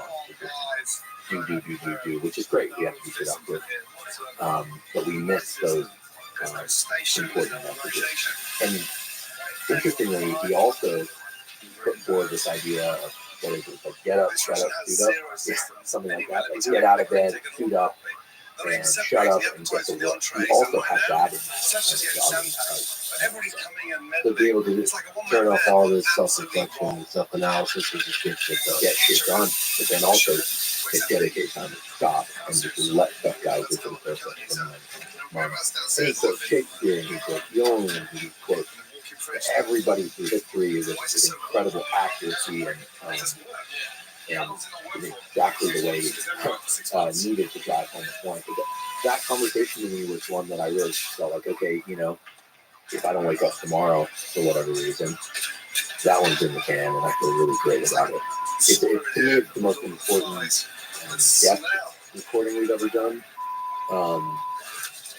In particular because he has wisdom. And while I hope he lives to be 204, chances are he's got another 20, 30 years with us, hopefully more. But I really, really wanted to capture that information and get it out there. So I'm very, very proud of that one. He's the kind of guy that anyone listens to, young, old, male, female, whatever, you're going to get something out of it. What do you think about this idea of the shadow? That the good, the bad, and the repressed, that hides in plain sight when we analyze ourselves. It's there. I think there's like a function we don't have direct access to. Young said it, we have all things inside of us, and we do. And some people are more in touch with those than others, and some people are repressed. I mean, does that mean that we could all be horrible people or marvelous people, benevolent people? Perhaps. I think that thankfully, more often than not, people lean away from the violent and harmful parts of their shadow. But I think spending time thinking about, one shadow is super important. How else are we going to grow? Otherwise, we have these unconscious blind spots of denial or depression or whatever, the psychiatrists tell us. It truly exists within all of us. I mean, we have neural circuits for rage. We all do. We have neural circuits for altruism. And no one's born without these things. And some people they're atrophied, and some people they're hypertrophied. But looking inward and recognizing what's there is key. Or positive things like creativity. Maybe that's what Rick Rubin's exercise when he goes style a body, affect his mind. That's interesting. What is it for you? What place do you go to that generates ideas, that helps you generate ideas? I have a lot of new practices around that. I mean, I'm always exploring for protocol. I have to, in my nature. When I went to spend time with Rick, I tried to adopt his practice of staying very still and just letting stuff come to the surface, or the Dicerathian way of formulating complete sentences and while being still in the body. What I found works better is what my good friend Tim Armstrong does to write music. He writes music every day. He's a music producer. He's a singer, guitar player for Rancid, and he's helped dozens and dozens and dozens of female pop artists and punk rock artists write great songs. And many of the famous songs that you've heard from other artists, Tim helped them write. Tim wakes up sometimes in the middle of the night, and what he does is he'll start drawing or painting. So what he's done, and Joni Mitchell talked about this too, you find some creative outlet that like 15 degrees off center from your main creative outlet, and you do that thing. So for me, that's drawing. I like doing anatomical drawings, neuroscience-based drawing neurons, that kind of thing.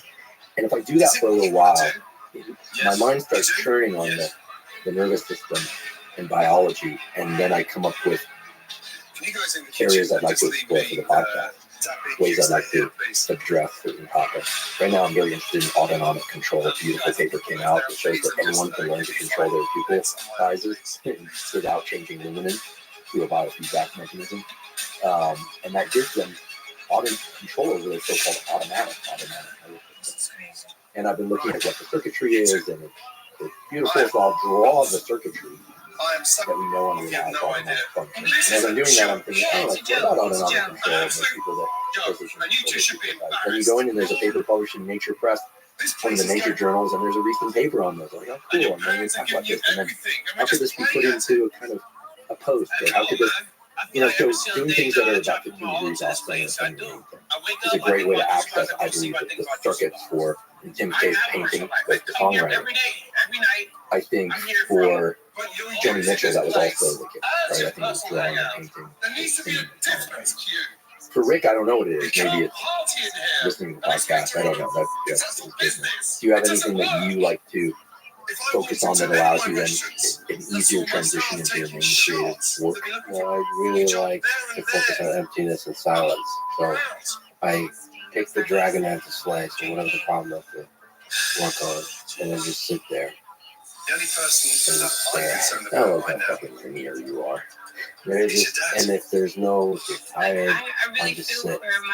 I believe in the power of just waiting. And usually I'll stop being tired. The energy rises from somewhere, an idea pops from somewhere, but there needs to be a silence and empty. It's an empty room, just me and the dragon. Wait. That's it. Like if it's usually with programming, you're thinking about a particular design, like how do I design this thing to solve this problem? Any cognitive ability. I've got quite the gallery in front of me. Oh, that's right. Yeah. What picture we walk through? Yeah. This is not a sales thing. It's just I tend to do it back and forth. Your refrigerator just happens to have a lot of choices. There's water, all of the refrigerator. I know, right? There's no food in it. There's water. There's element, which they now have. And yes, they're a podcast sponsor for those, but that's not my problem. I like them to provide their goal. And that's probably my least favorite flavor I was saying. That's the reason it's still left in the fridge. The cherry one. It's a black cherry. There's an orange one. I pushed the sled this morning, pulled the sled for my workout at the gym, and it was hot today here in Austin. So, some salt is good. And then Matina yerba mate, 0 sugar. Full confession, I hope developed it from a partial level, but I love yerba mate. Half-life machine for drinking mates since I was a little kid. There's actually a photo somewhere on the internet where like 3 sent me on my grandfather's flat, sipping mate out the gourd. And then this, my funniest thing, this is just a little bit of coffee with a scoop of Brian Johnson gave me cocoa. It's like pure unsweetened cocoa.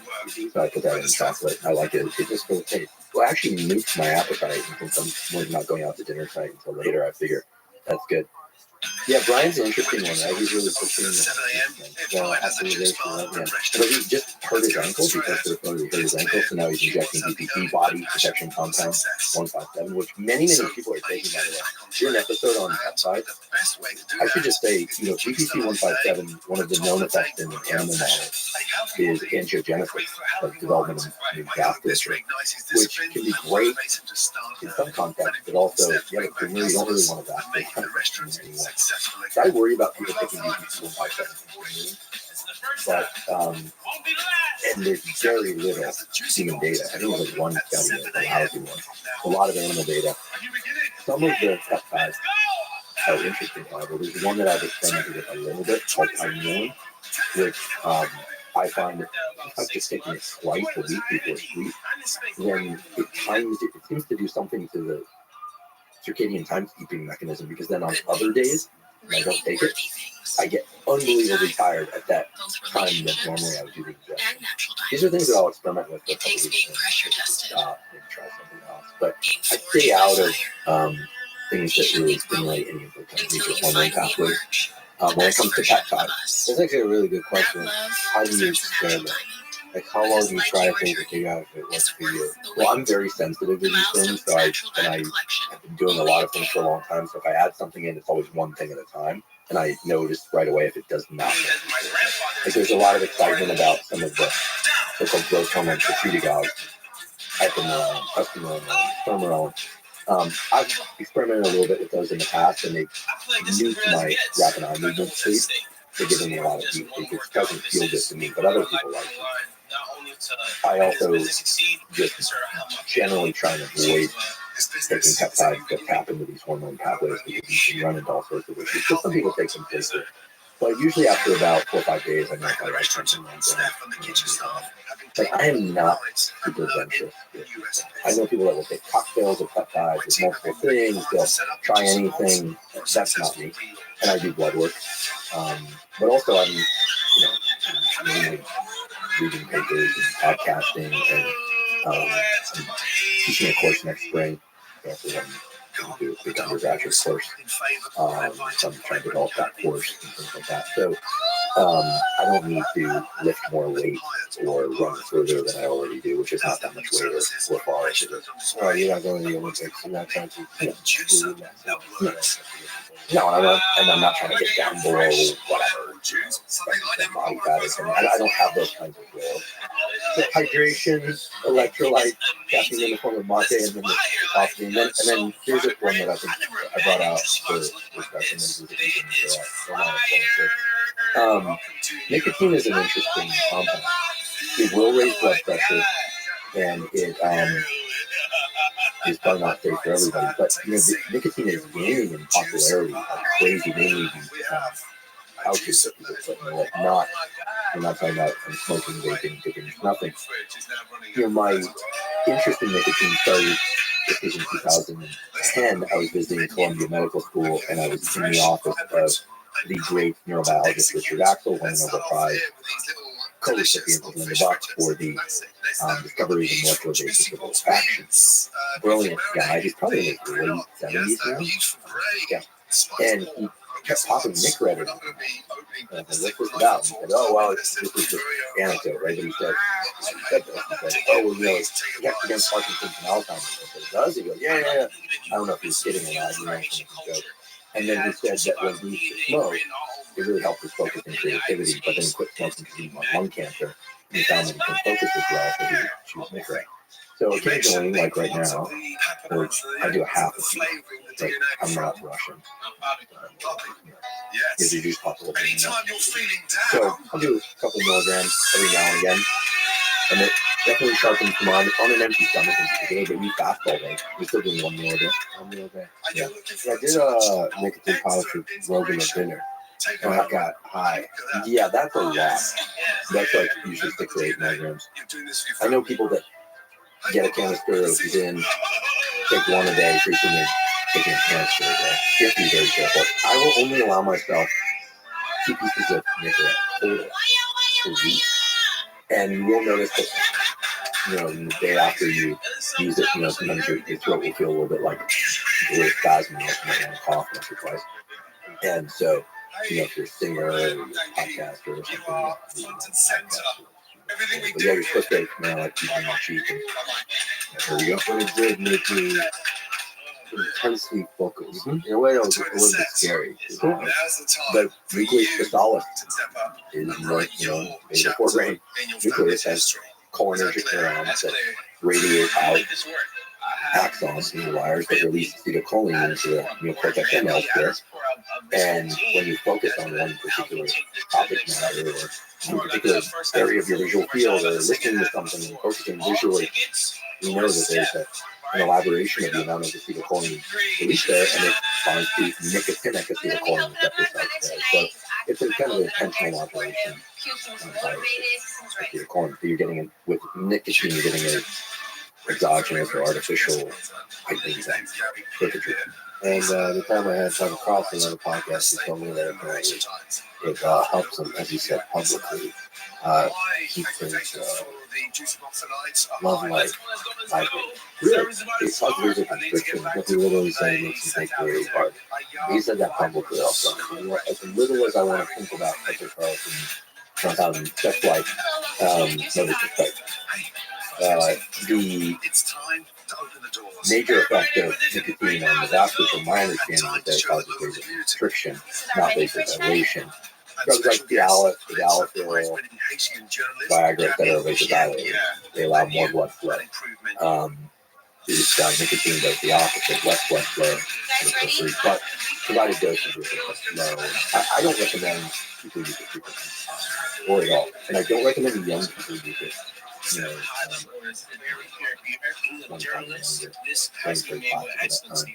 And certainly smoking, dipping, vaping, nothing aren't good because you're going to run into trouble for other reasons. But in any case, or even there, vaping it's probably safer than smoking, but has its own issues. And I said something like that, and boy, did I just react to that. You can't say anything with a health benefit. It depends on where the For me, the caffeine is the main thing. And actually, it's a really big part of my life. But one of the things we recommend is people wait a bit in the morning. Oh yeah, to consume caffeine. if they experience a crash in the afternoon. This is one of the misconceptions I regret. Maybe even for people that crash in the afternoon. Oftentimes, if they delay their caffeine by 15, 90 minutes in the morning, they will offset from that. But if you eat a lunch that's too big or you didn't sleep all the night before, you're not going to crash. But I'll wake up sometimes and go straight to hydration, caffeine, especially if I'm going to work out. Here's a weird one. If I exercise before 8:30 a.m., especially if I start exercising when I'm a little bit tired, I get energy that lasts for a day. If I wait until my peak of energy, which is mid-morning, 10 a.m., 11 a.m., and I start exercising then, I'm basically exhausted. And I don't understand why. It depends on the intensity of the workout. But I like to be done, showered, and heading into work by 9 a.m. But I don't like it. So you're saying it doesn't affect your energy if you start I think you can get energy and wake yourself up with exercise. You start early, and then that fuels you all day long. I think that if you wait until you're feeling at your best to train, sometimes that's detrimental because then in the afternoon when you're doing like the work we get paid for, research, podcasting, etc., then oftentimes your brain is firing as well. Yeah, I haven't really rigorously tried that. Wake up. And then there's this phenomenon called entrainment, where if you force yourself to exercise or eat or socialize or view bright light at a certain time of day for 3 to 7 days in a row, pretty soon there's an anticipatory circuit that gets generated. This is why anyone in here can become a morning person to some degree or another. And this is also a beautiful example of why you wake up before your alarm clock goes off. people wake up and all of a sudden it goes off. It wasn't because it clicked, because you have this incredible timekeeping mechanism that exists. There's some papers that have been published in the last couple of years, Nature Neuroscience and elsewhere, showing that you can answer math problems in simple math problems, but math problems anymore. This does not mean that if you ask your partner a question, they answer accurately. Like they might screw up the whole cumulative probability of 20% across multiple months. All right, listen. What happened? Here's the deal. Years back, I did a 4.5 hour, after editing, 4.5 hour episode on their the entire recording took 11 hours. And at one point, Trim was, and by the way, I'm very proud of that episode. Many couples have written to me and said they now have children as a consequence of that episode. And my first question is, what were you doing? But in all seriousness, we should say that 4.5 hours, and people, when they should listen to the episode, it's extremely technical episode. You're not about dropping facts and referencing about papers. It must be exhausting. I don't understand how you can talk about sperm health, the advanced six, talk about the ovulatory cycle, talk about things people can do that are considered absolutely supported by science. We talk about things on the edge a little bit, that are a little bit more experimental. We talk about IVF, we talk about HPV, we talk about all of that. We talked about frequency of pregnancy as a function of age, etc. But there's this one portion there in the podcast where I'm talking about the probability of a successful pregnancy as a function of age. And so there was a clip that was cut in which I was describing cumulative probability. And by the way, we published cumulative probability historians in many of my laboratory papers, including one that was a Nature article in 2018. So we run these all the time. And yes, I know the difference between independent and cumulative probability. I do. The way the clip was cut and what I stated, unfortunately, combined with a pretty great gap. Where, okay, I said you was adding percentages, 20 to 120%. And then I made a kind of, unfortunately, my humor isn't always so good. And I made a joke. I said 120%. That's a different thing altogether. What I should have said was, that's impossible, and here's how it actually works. But then it continues where I then describe the cumulative probability histogram for successful pregnancy. But somewhere in the early portion, I misstated, which implied I didn't understand the difference between independent and cumulative probability, which I do. And it got picked up and run, and people had a really good laugh with that one. At my expense. And so what I did in response to it was, rather than just say everything I just said now, I just came out online and said, hey folks, in an episode stated this facility, I made a math error. Here is the formula for the ability successful pregnancy at that age. Graph, and I offered it as a teaching moment in two ways. One, for people to understand the possibility. It was sort of interesting too. A number of people had come out critiquing the gap. Also, psychology and folks came out pointing out that they didn't understand. So there's a lot of posturing. The dog pile, often they put the dog pile. But a lot of people did understand. There's some smart people out there, obviously. I called my dad, and he was just laughing. He was like, "Oh, this is good." It was like the old school way of handling academics. But the point being, there's a teaching moment. Give me an opportunity to say, hey, I made a mistake. I also made a mistake in another podcast where I did a micron to millimeter conversion and a centimeter conversion. And we always correct these in the show notes captions. We correct them in the audio now. Unfortunately, on YouTube, it's harder to correct. We can't go and edit the segments with the captions.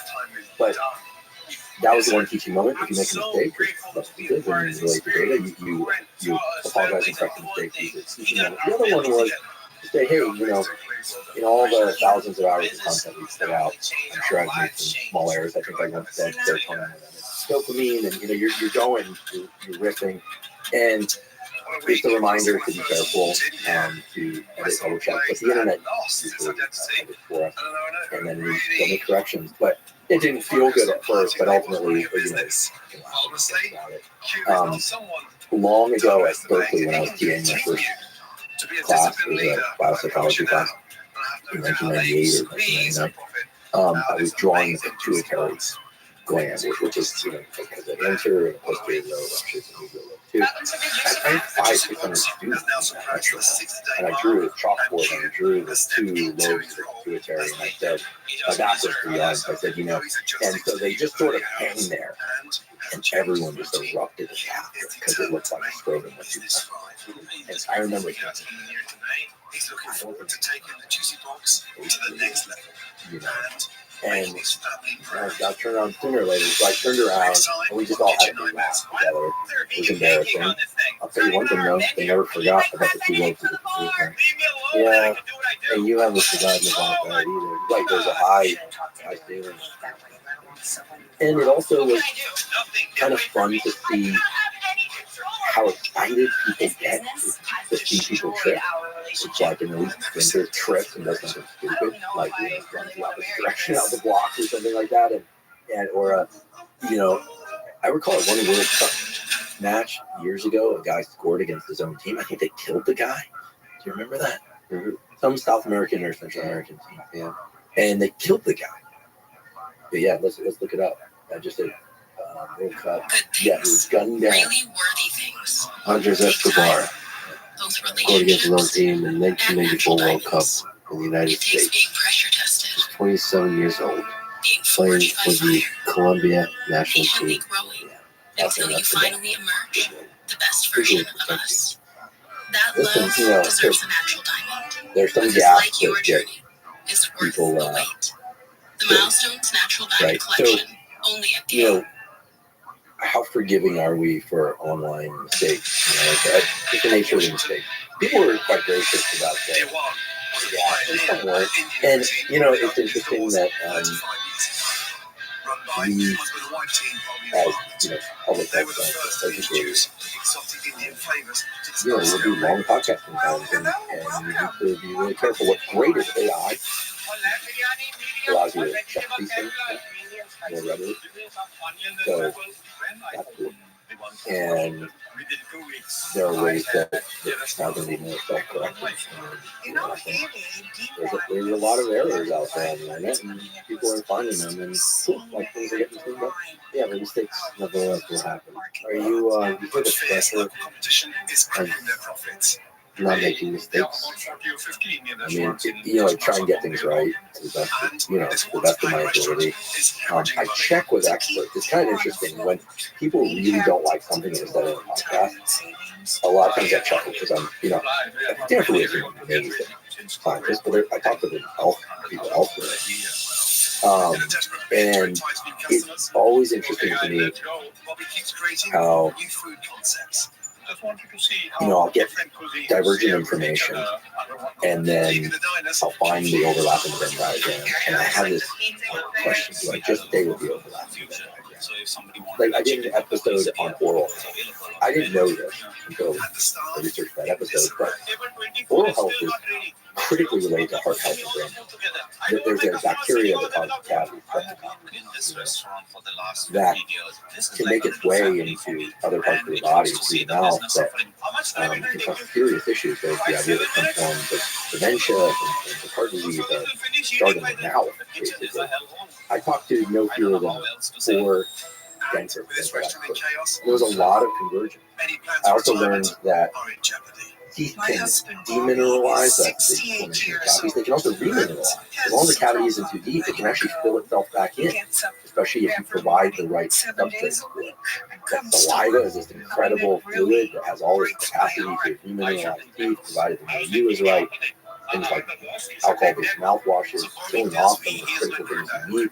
It's fascinating, and I put out that episode of I'm not a dentist, I'm an oral health episode. I talked to pediatric dentists. There's the terrific one, Dr. Downscore Stacy, Staci, on Instagram, does great content.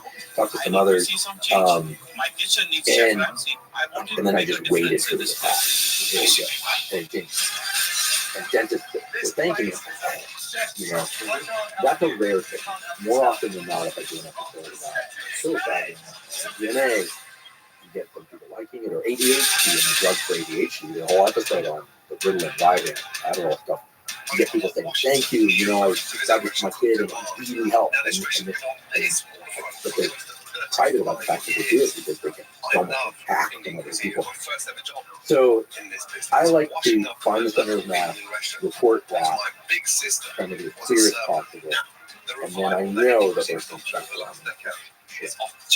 What's frustrating for me is when I see claims that I'm against fluoridization of water, which I'm not, right? When we talk about the benefits of fluoride, I feel hyper strong bonds within the teeth.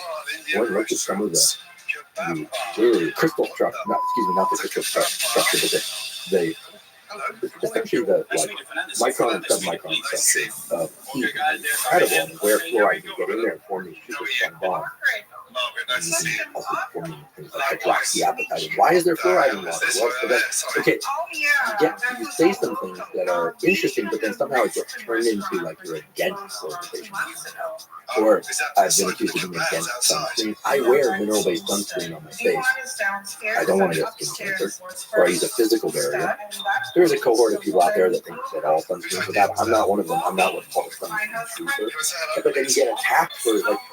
So we're talking about there are certain sunscreens that are problematic.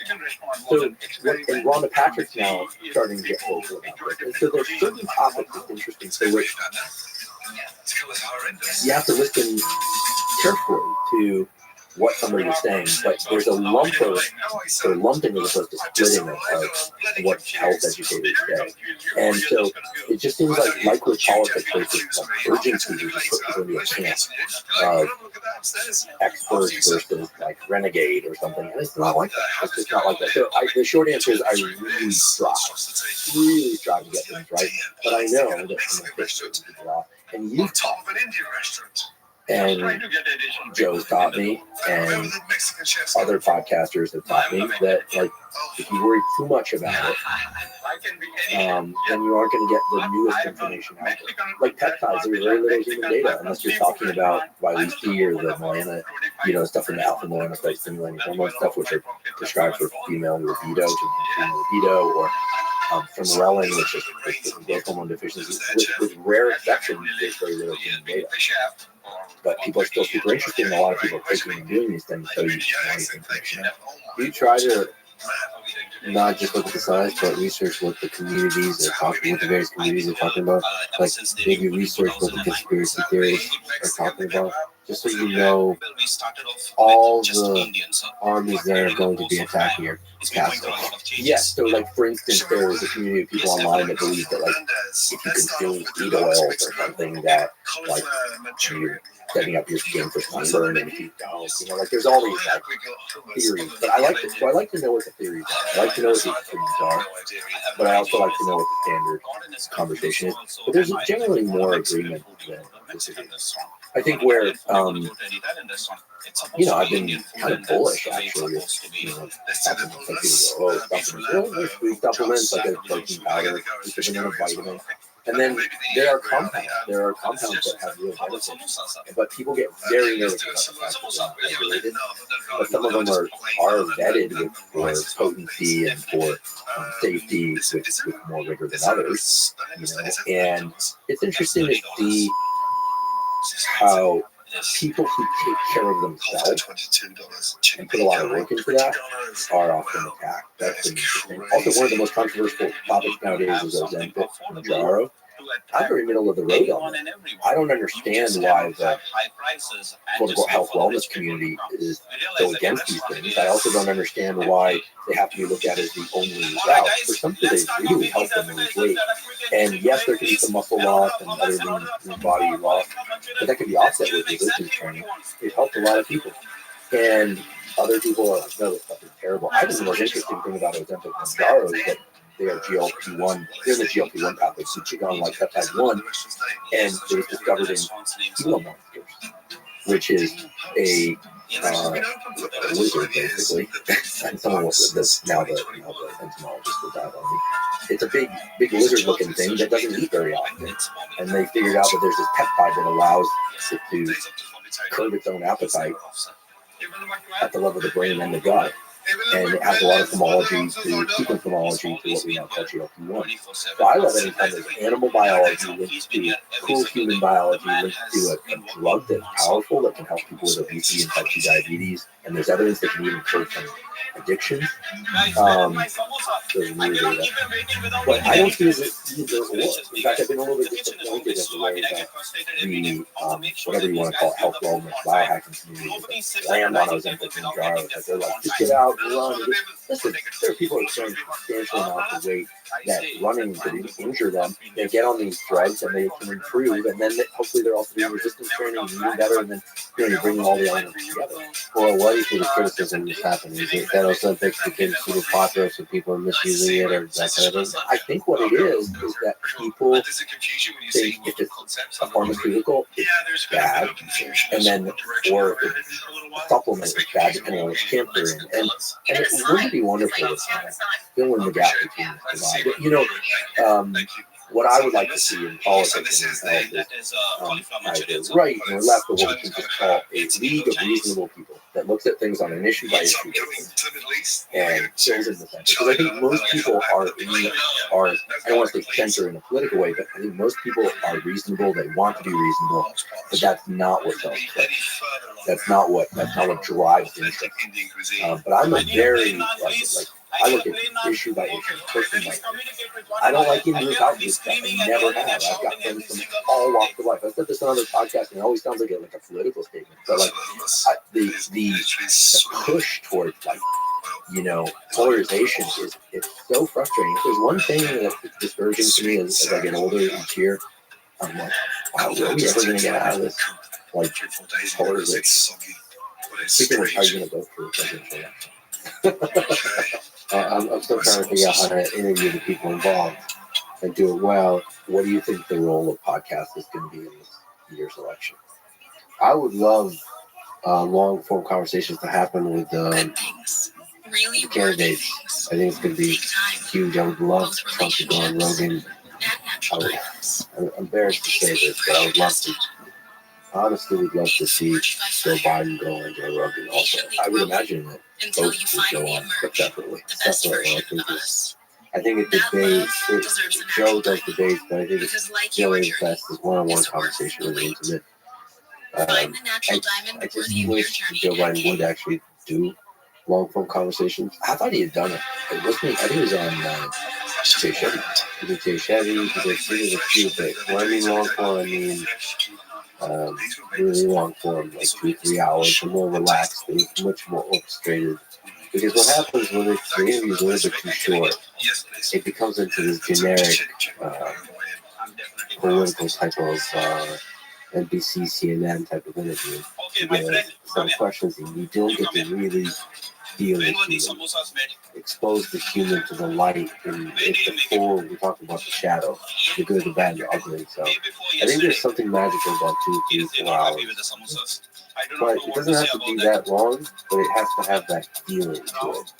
Where there's not people standing around and everybody's nervous and you're going to be strictly sticking to the question answer type of feel, but just shooting shit, which Rogan is the best by far in the world at that. I don't think people really appreciate how skilled he is at what he does. And the numbers coming in 3 or 4 podcasts per week, but plus the UFC announcing, plus comedy tours and stadiums, plus doing comedy shows in the middle of the week, but other than a father and a friend and jiu-jitsu, he has that superhuman levels it out. But I agree that long-form conversation is a whole other business, and I think that people want and deserve to know the people that are running for office in a different way, and to really get to know them. Well, listen, I guess is it clear that he's going to do jail time, or maybe he's just because I was going to say, does that mean you're going to be podcasting in prison? Yeah, we're going to. In fact, I'm going to figure out how to commit a crime so I can get in prison with him. I'm sure they have visitors. That just doesn't feel an authentic way to get the interview. But yeah, I understand. You wouldn't be able to wear that. You'd be wearing a different Yeah. It's going to be interesting, and you do. I'm not just saying this because you're my friend, but you will do a marvelous job. I think you should sit down with all of them separately. I like to keep it civil. And see what happens. Here's one thing that I found really interesting in this whole political landscape. When I'm in Los Angeles, I often get invited to not dinner, but gatherings where, a local, bunch of podcasters will come together, but a lot of people from the entertainment industry, big agencies, big tech, people have been on this podcast. And they'll host this discussion or debate. And what you find, if you look around the room and talk to people, is that about half the people in the room are very left-wing and very outspoken about that. And they'll tell you exactly who they want to be win the presidential race. And the other half will tell you that they're for the other side. A lot of people that people assume are on one side of the aisle or the other are the exact opposite. Now, some people are very open about who they're for, but it's been very interesting to see how when you get people one-on-one, telling you they want X candidate for win or Y candidate for win. And some of them are like, really? I can't believe it. Like, you? Like, yep. And so it's what people think about people's political leanings is often exactly wrong. And that's been eye-opening for me. And I see that university campuses too. And so it's going to be really, really interesting to see what happens in November. In addition to that, as you said, most people are close to the center, despite what Twitter makes it seem like. Most people, whether they're center left or center right, they're kind of close to the center. Yeah, I mean, here's to me, the most interesting question. Who is going to be the next big candidate in the years to come? Who's that person? Right now, I don't see or know of that person. Who's it going to be? They're young, promising candidates. You're not saying like who?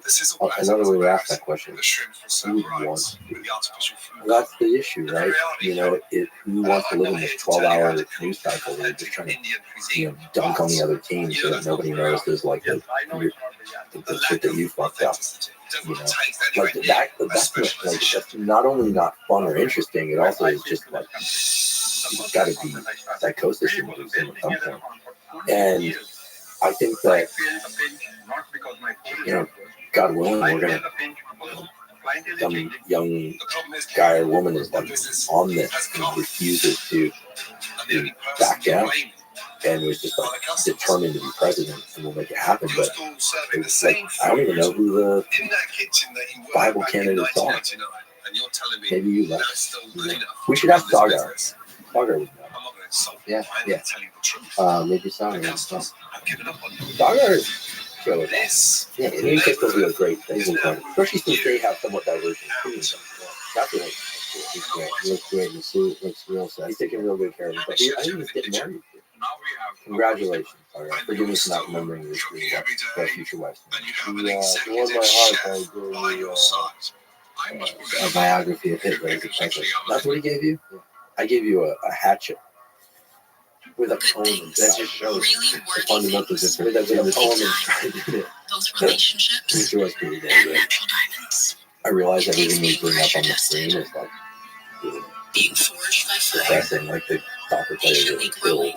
Until you finally emerge the best version of us. Sure. Nature's That love Meadows deserves a natural diamond. Because like you are actually doing, did a collaborative it's worth the wait. shark thing. The Milestones Yeah, Natural what kind of Diamond shark Collection. So Only to at generate the Fear VR stimulus from my lab in 2016, we went down to Guadalupe Island off the coast of Mexico.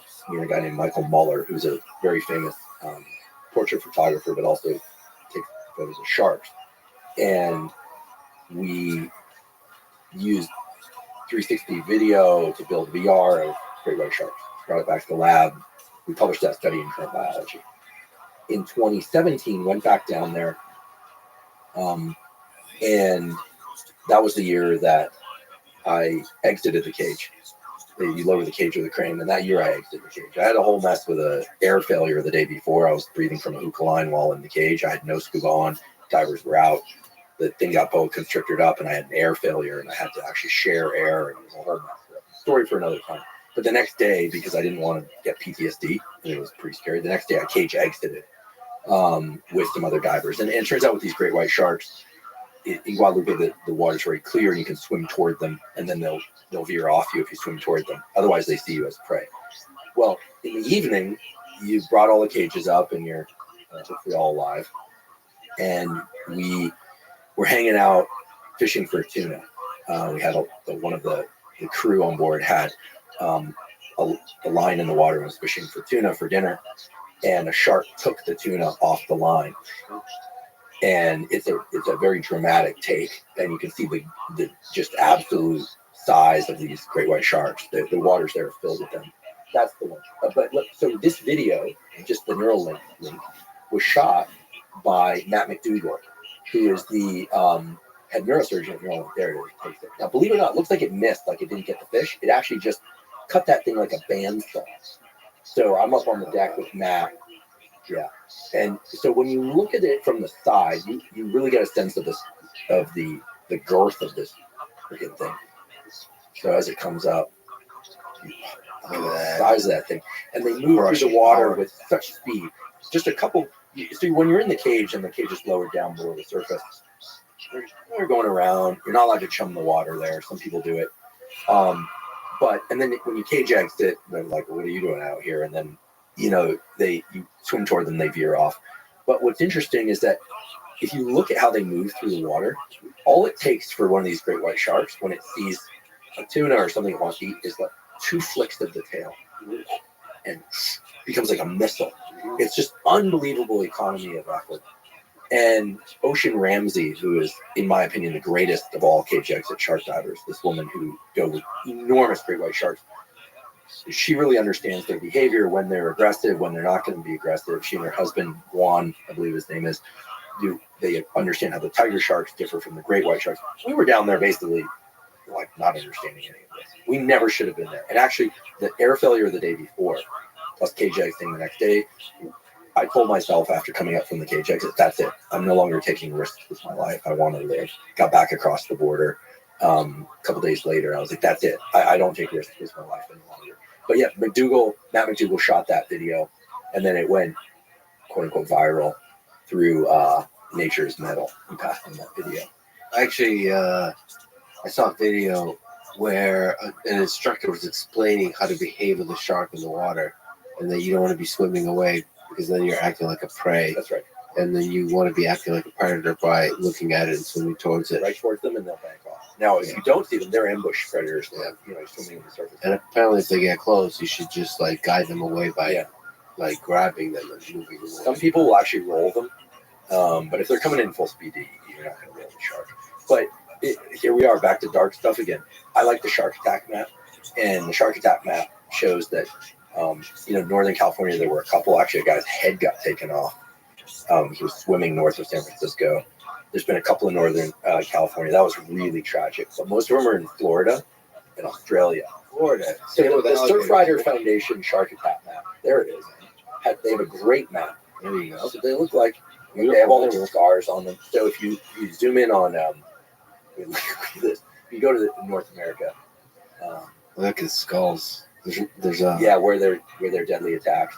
But in Northern California, sadly, this is really tragic. If you zoom in on this one, I read about this. This guy, if you click the link, 53-year-old male, he was in chest-high water. This is just tragic. I feel so sad for him and his family. He's just 3 members of the party chose to go in. He was, 9 was in his chest-high water, 25 to 50 yards from shore. Great, breached the water, seized his hair, and that was it. So it does happen. It's very infrequent. If you don't go in the ocean, it's a very, very, very low probability. But if it doesn't happen 6 times in a row, with 120% chance. Yeah. what do you think wins, a saltwater crocodile or a shark? Okay, I do not like saltwater crocodiles. They scare me, And Michael Muller, who dove all over the world, he sent me a picture of him diving with saltwater crocs in Cuba. It was a smaller one, but goodness gracious, have you seen the size of some of those saltwater crocs? Yeah. I'm thinking the sharks are so agile. They're amazing. they've head cammed one or body cammed one moving through the kelp bed.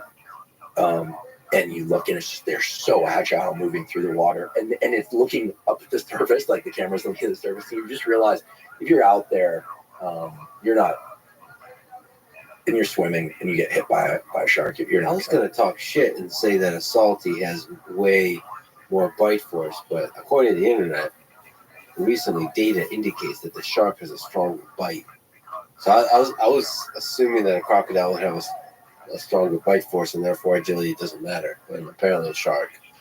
Yeah, and turning one of those big salties is probably not that good. Yeah, turning around like a battleship. I mean, those sharks are unbelievable. They get from all sorts. Oh, and they do this thing. We saw this. You're out of the cage or in the cage, and you'll look at one, and you'll see its eye kind of like looking at you. They can't really foveate, but they'll look at you, and you're tracking it, and then you'll look down, and you'll realize that one's coming at you. They're ambush predators. They're working together. It's fascinating. I like how you know that they can't foveate. Right. You're already considering the vision system there. It's a very primitive eyes on the very primitive eyes on the side of the head. Their vision is decent enough. They're mostly obviously sensing things with their electro sensing in the water, but also olfaction. Yeah, I spend far too much time thinking about and learning about the visual systems of different animals. If you get me going on this, like we'll be here all night. See, this is what got it.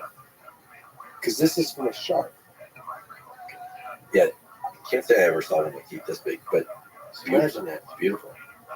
Yeah, it's probably probably your blood pressure just goes and you don't feel a thing. Yeah, it's not good. Before we went down for the cage exit, a guy in our crew, Pat Dawes, very experienced diver, asked one of the South African divers, so what, like what's the contingency plan if like somebody catches a bite? And they were like, he was like, every man for himself. And they're like, basically saying like, if somebody catches a bite like that, then.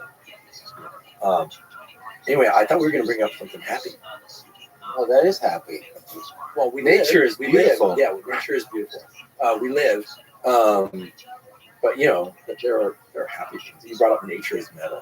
This is the difference between Russian Americans and Americans. It's like maybe this is actually a good time to bring up your ayahuasca journey. I've never done ayahuasca, but I'm curious about it. I'm also curious about ibogaine and boga.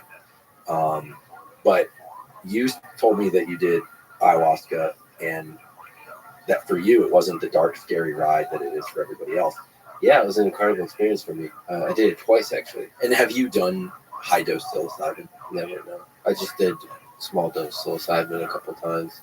So I was, nervous about it. I was very, understandably so. I've done high dose psilocybin. It's terrifying, but I've always gotten something very useful out of it.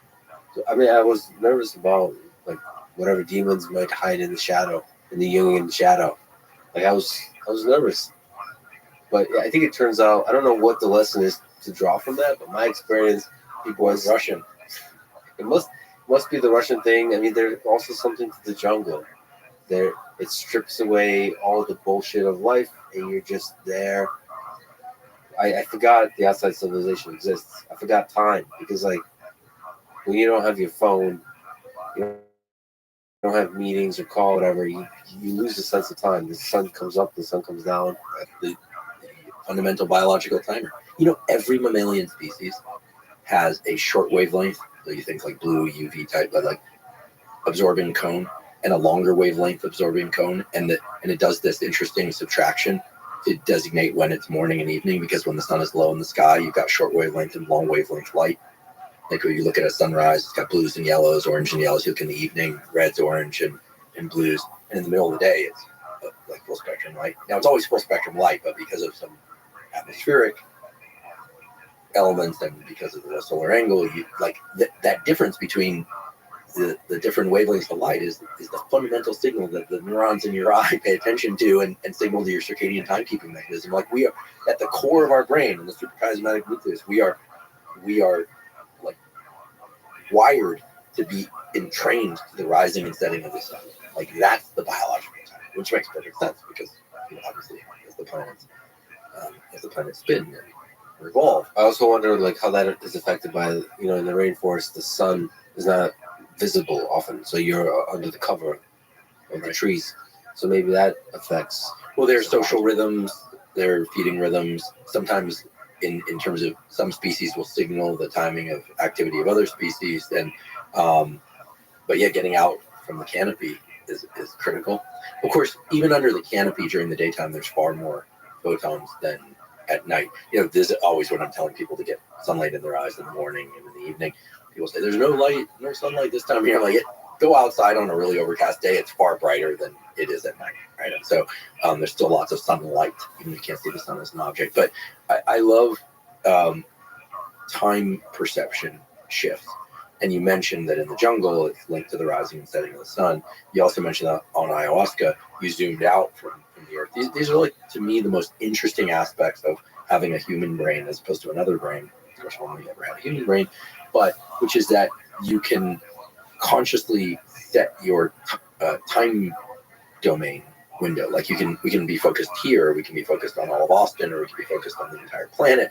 You can make those choices consciously. But in the time domain, it's hard. Like, different activities bring us into fine slicing or more broad binning of time, depending on what we're doing, programming or exercising or researching or podcasting. But just how unbelievably fluid the human brain is in terms of its the aperture of the time-space window of our cognition and of our experience. And I feel like this is perhaps one of the more valuable tools that we have access to that we don't really leverage as much as we should, which is when things are really hard, you need to zoom out and see it as one element within your whole lifespan, and that there's more to come. People commit suicide because they can't see beyond the time domain they're in, or they think it's going to go on forever.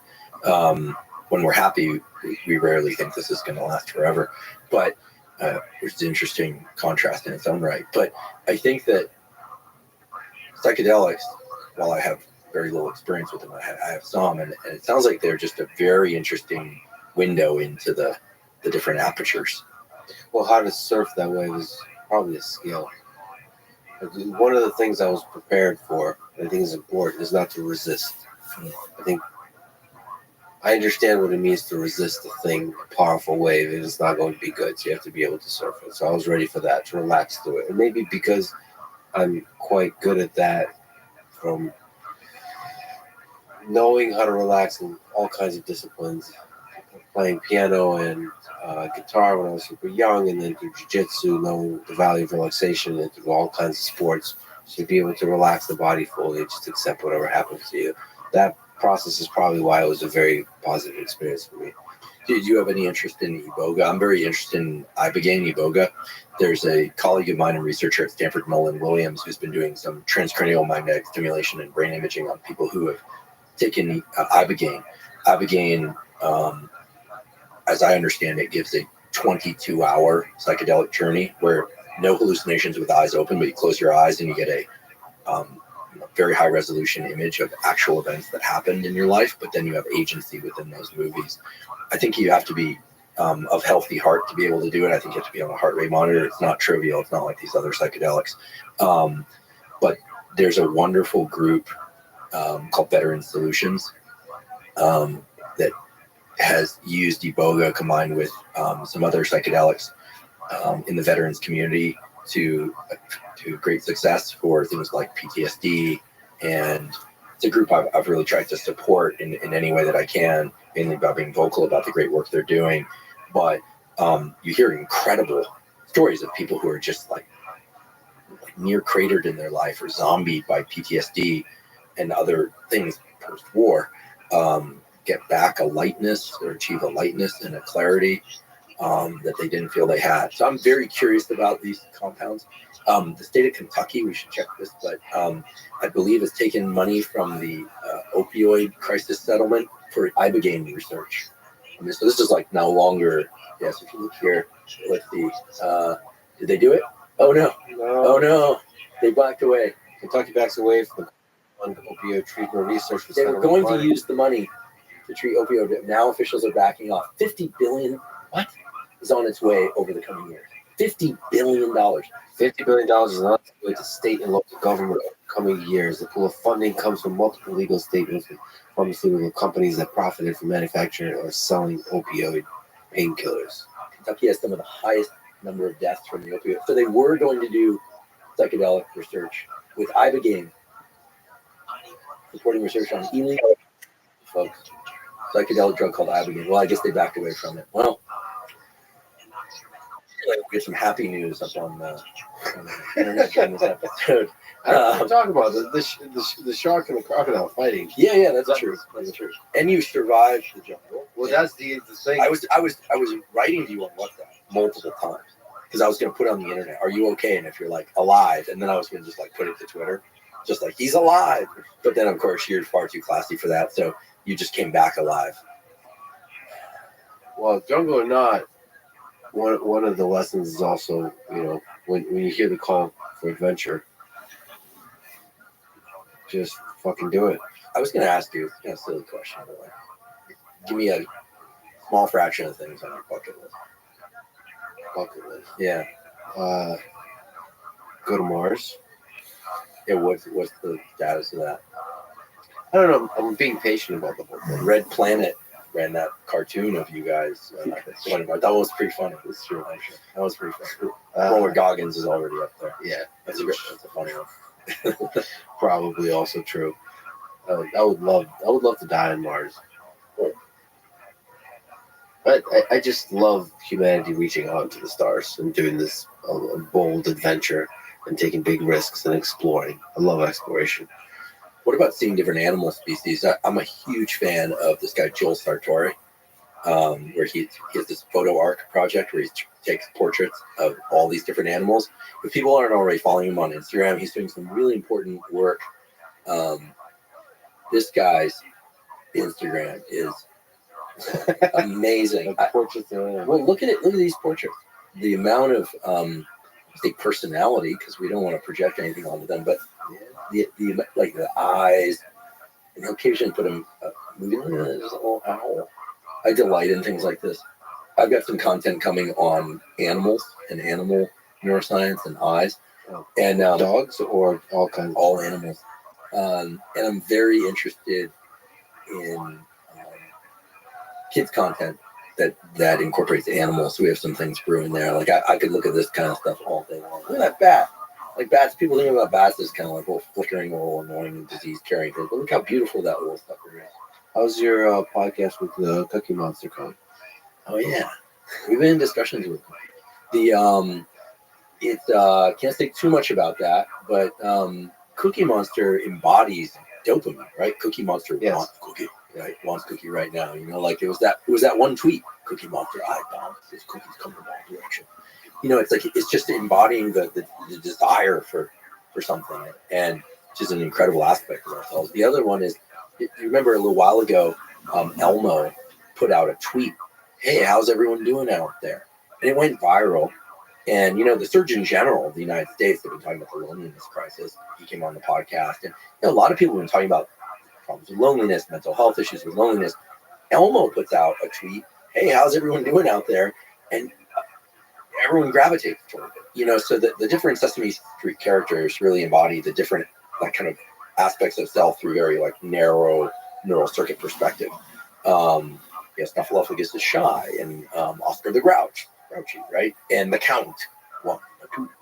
The archetypes of The archetypes is very Jungian once again. Yeah, and I think that you know, the creators of Sesame Street clearly either understand that or it's an unconscious genius for that. So yeah, there are some things brewing on conversations with Sesame Street characters. It's not. I know you'd like to talk to Vladimir Putin. I'd like to talk to Cookie Monster. It illustrates the differences in our sophistication or something. Well, that illustrates a lot. Yeah, it illustrates a lot. But yeah, I love animation. So I'm not anime. That's not my thing, but animation. So I'm very interested in the use of animation to get science content across. So there are a bunch of things brewing. But anyway, I delight in Sartori's work, and there's a conservation aspect to it as well. But I think that mostly want to thank you for finally putting up something that like where something's not being killed or like some sad outcome. These are all really positive. They're really cool. They're really cool. And every once in a while, I'll look at that mountain lion. But I also like to look at these, and some of them remind me of certain people, right? So let's just scroll through. Like, for instance, I think when we don't try and process it too much, so like, okay, look at this cat, this cat, amazing. Like, I feel like that's somebody. I feel like this is like someone I met once. As As a young kid. curiosity and a playfulness. carnivore. Carnivore, frontalized eyes, Found in curiosity, forested areas. perception. Right. So then you go down, it's like this beautiful fish. Neon pink. Right. Showing It up. reminds you of some of the influencers you see on Instagram, right? Except this one's natural. Just kidding. Let's see. No filter. Filter. Yeah. Let's see. Like, I feel like Bears. I'm a big fan of bears. yeah, bears are beautiful. This one kind of reminds me of you a little bit. There's like a stoic nature to it, a curiosity. And you can kind of feel like the essence of animals. You don't even have to do psychedelics to get there. Oh, look at that. He's like the behind the scenes of how it's actually. Yeah. And then there's Yeah, in the jungle, the diversity of life was also stark. From a scientific perspective, just the fact that most of those species are not identified was fascinating. right. It was like every little insect is a kind of discovery. Right. I mean, one of the reasons I love New York City so much, despite its problems at times, is that everywhere you look, there's life. It's like a tropical reef. If you've ever done scuba diving or snorkeling, you look on a tropical reef and it's like there's some little crab working on something, and like everywhere you look, there's life. The Bay Area, if you go scuba diving or snorkeling, it's like a kelp bed. The Bay Area is like a kelp bed. Every once in a while, some big fish goes by. It's like a big IPO. But like most of the time, not a whole lot happens. Actually, the Bay Area, it's interesting as I've been going back there more and more recently. There are really cool little subcultures starting to pop up again. There's incredible skateboarding. The GX1000 guys are these guys that bomb down hills. They're nuts. Like they're just going like They're just speed, not tricks. you guys see GX1000. These guys going down hills in San Francisco. They are wild. And unfortunately, someone will get hit by a car. But huge GX1000. Look into intersections. They have spotters. You can see someone there. Oh, I see. There's Like into traffic. Yeah, into traffic. So yeah, this is crazy. Like this is unbelievable. And they're just wild. But in any case, what's on your bucket list you haven't done? well, I'm working on a book. So I'm actually going to head to a cabin for a couple of weeks and write, which I've never done. People talk about doing this, but I'm going to do that. I'm excited for that. Just the mental space of really dropping into writing. Like Jack Nicholson in The Shining cabin? Let's hope not. Okay. Let's hope not. Before, I only started doing public facing anything, posting on Instagram in 2019, but I used to head up to Walala on the northern coast of California, sometimes by myself, to a little cabin there and spend a weekend by myself and just read and write papers and things like that. I used to do that all the time. I miss that. So some of that, I'm trying to spend a bit more time with my relatives in Argentina, relatives on the East Coast. See my parents more. They're in good health, thankfully. I want to get married and have a family. That's an important priority. I'm putting a lot of work in there. Yeah, that's a big one. Yeah. Putting a lot of work into the runway on that. What's your advice for people about that? Or give advice to yourself about how to find love in this world, how to build a family and get there. And then I'll listen to it someday and see if I hit the mark. Well, obviously pick the right partner, but also like do the work on yourself. Know yourself. At the Oracle, know thyself. And I think, listen, I have a friend. He's a new friend, but he's a friend who I met for a meal. He's a very, very well-known actor overseas, and his stuff has made it over here. And we become friends. And we went to lunch, and we were talking about work and being public-facing and all this kind of thing. And then I said, "You have kids, right?" And he says, "He has 4 kids." I was like, "Oh yeah, I see your post with the kids. You seem really happy." And he just looked at me, leaned in, and he said, "It's the best gift you'll ever give yourself." And he also said, "And pick your partner, the mother of your kids, very carefully." So, that's good advice excellent advice coming from somebody who's, very successful in work and family. So that's the only thing I can pass along. We hear this from friends of ours as well, but kids are amazing and family's amazing. And, that's the different people, all these people who want to like be immortal and then live to be 200 or something, there's also the old fashioned way of, having children that live on and evolve a new legacy, but they have, half your DNA. So that's exciting. Yeah, I think you make an amazing dad. Thank you. It seems like a fun thing. And, I've also gotten advice from friends who are super high performing and have a lot of kids. They'll say, just don't overthink it. Start having kids. Let's go. Right. Well, the chaos of kids is kind of the like, it can either bury you or it can give you energy. But I grew up in a big pack of boys, always doing like wild and crazy things. And so that kind of energy is great. And if it's not a big pack of wild boys, it's, daughters, and they can be, different form of chaos, sometimes same form of chaos. How many kids do you think you want? It's either 2 or 5. Yeah. Very different dynamic. You're one of 2, right? Yeah. Yeah. I'm very close with my sister. I couldn't imagine having another sibling because there's so much richness there. We talk almost every day. Or 3-4 times a week, sometimes just briefly, but we're tight, we're really look out for one another. She's an amazing person, like truly an amazing person, and has like raised her daughter in an amazing way. She's like, my niece is like gonna head to college in a year or 2, and like my sister's done an amazing job, and her dad's done a great job too. They both really put a lot into the family aspect. And a chance to spend time with a really amazing person in Peru in the Amazon jungle, and he is one of 20 kids. Wow. So he's got it's mostly guys. It's just a lot of brothers, and I think 2 sisters. Wow. I just had Jonathan Haidt on the podcast. The guy who's an anxious generation causing an American mind. He's great, but he was saying that in order to keep kids healthy, they need to not be on social media or have smartphones until they're 16. I've actually been thinking a lot about getting a bunch of friends onto neighboring properties. Everyone talks about this. It's not creating a commune or anything like that, but I think Jonathan's right. We were more or less, our brain wiring does best when we were raised in small village type environments where kids can forage, the whole free range kids idea. And I grew up skateboarding and building forts and dirt clod wars and all that stuff. It would be so strange to have a childhood without that.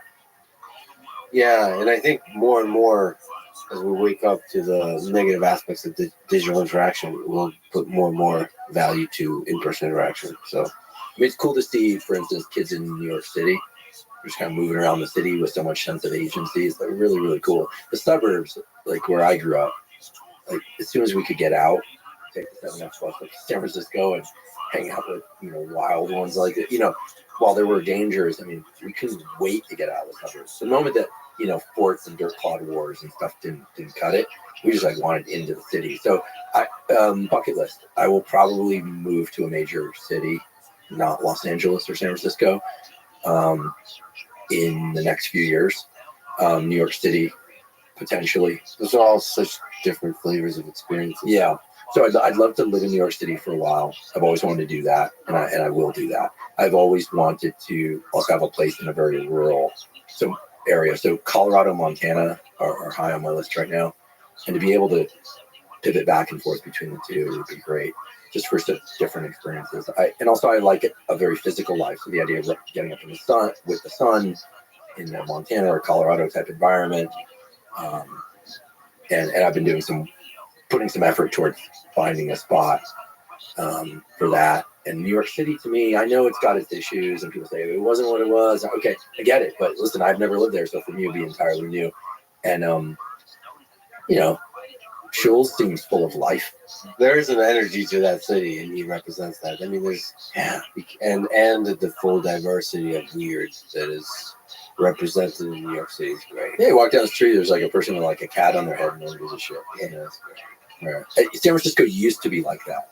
The joke was like, you have to be naked and on fire in San Francisco before someone sees you. But now it's changed. But again, recently I've noticed that San Francisco, it's not just about the skateboarders. There's some community houses of people in tech that are super interesting. There's some community housing of people not in tech that I've learned about them and known people I've lived there, and it's cool. Like there's stuff happening in these cities that's new and different. I mean, that's what youth is for. They're supposed to evolve things out. So amidst all that, you still have to get shit done. I've been really obsessed with tracking time recently, like making sure I have daily activities, I have habits that I'm maintaining, and very religious about making sure I get shit done. Do you use an app or something like that? Just Google Sheets. So basically a spreadsheet that I'm tracking daily, and I write scripts that whenever I achieve a goal, it glows green. Yeah. Do you track your workouts and all that kind of stuff too? You know, just the fact that I got the workout done. Yeah. So it's a check mark thing. So I'm really, really big on making sure I do a thing. It doesn't matter how long it is. So I have a rule for myself that I do a set of tasks for at least 5 minutes every day. And it turns out that many of them I do way longer, but just doing it, I have to do it every day. And there's currently 11 of them. It's just a thing. Like one of them is playing guitar, for example. So do you do that kind of stuff? Do you do like daily habits? Yeah, I do. My I wake up. If I don't feel I slept enough, I do this non-sleep deep rest yoga nidra thing that I've talked about a bunch. We actually released a few of those tracks as audio tracks on Spotify. 10-minute, 20-minute ones. Puts me back into a state that feels like sleep, and I feel very rested. Actually, Matt Walker and I are going to run a study. He's just submitted the IRB to run a study on NSDR and what it's actually doing to the brain. There's some evidence of increases in dopamine, et cetera, but those are older studies, still cool studies. But so I'll do that, get up, hydrate, and if I've got my act together, I punch some caffeine down, some Matina, some coffee, maybe another Matina, and resistance train 3 days a week, run 3 days a week, and then take 1 day off. And like to be done by 8:39, and then I want to get into some real work. I actually have a sticky note on my computer, just reminding me how good it feels to accomplish some real work. And then I go into it right now. It's the book writing, researching a podcast, and just fight tooth and nail to stay off social media, text message, WhatsApp, YouTube, all that. Get something done. How long can you go? Can you go like 3 hours? Just deep focus. If I hit a groove, 90 minutes to 3 hours if I'm really in a groove. That's for me. I start the day actually. That's why I'm afraid. I really prize those morning hours. I start with the work. Yeah. And I'm trying to hit the 4 hour mark of deep focus. Great. I love it. And often can't. Yeah. I'm really, really deeply. Yeah. It's often torture, actually. It's really, really difficult. Oh, yeah. The agitation. But I sat across the table from you a couple years ago when I was out here in Austin doing some work, and I was working on stuff you were, and I noticed you just stare at your notebook sometimes, just pen at the same position, and then you'll get back into it. There are those moments you're building that hydraulic pressure and then go. Yeah, I try and get something done of value. Then the communications start. And talking to my podcast producer, my team is everything. I mean, the magic potion in the podcast is Rob Moore, right? Who's has been in the room with me every single solo. Costello used to be in there with us, but that's it. People have asked, journalists have asked when they sit in, friends have asked. Nope, just Rob. And for guest interviews, he's there as well. And I talk to Rob all the time. All the time. We talk multiple times per day. And, in life, I've made some errors in certain relationship domains in my life in terms of partner choice and things like that. And certainly don't blame all of it on them, but, I've played my role. But in terms of picking business partners and friends, to work with, Rob's it's been bullseyes, and it's just Rob has been amazing. Mike Blayback, our photographer, and the guys I mentioned earlier, we just communicate as much as we need to, and we pour over every decision with near neuroticism before we put anything out there. And so including even creative decisions of topics to cover all that. Yeah, like a photo for the book jacket the other day. Mike shoots photos, and then we look at them, we pour over them together. Logo for the Perform podcast thing, Galvin, the right contour. Mike's he's got the aesthetic thing because he was at DC so long as a portrait photographer. And he was close friends with Ken Block, to Jim Connor, like all the car jumping in the city stuff. Like, I mean, Mike is a master. He's a true master of that stuff.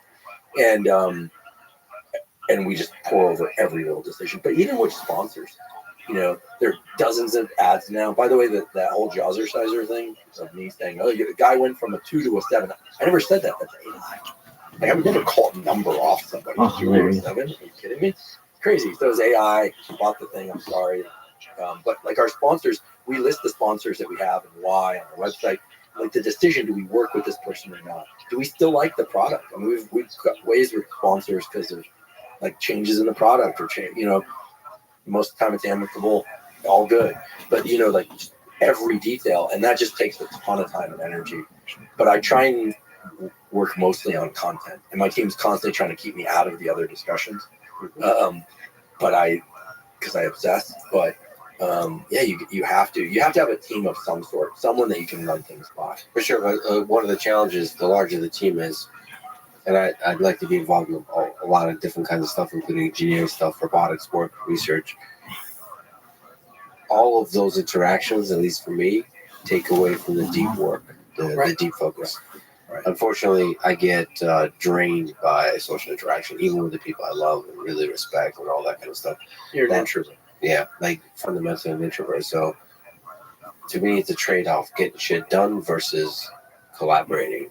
And I have to choose wisely, because without collaboration, without a great team, which I'm fortunate enough to be a part of, you wouldn't get anything really done. But as an individual contributor, to get stuff done, like to do the hard work of researching or programming, all that kind of stuff, you need the hours of deep work.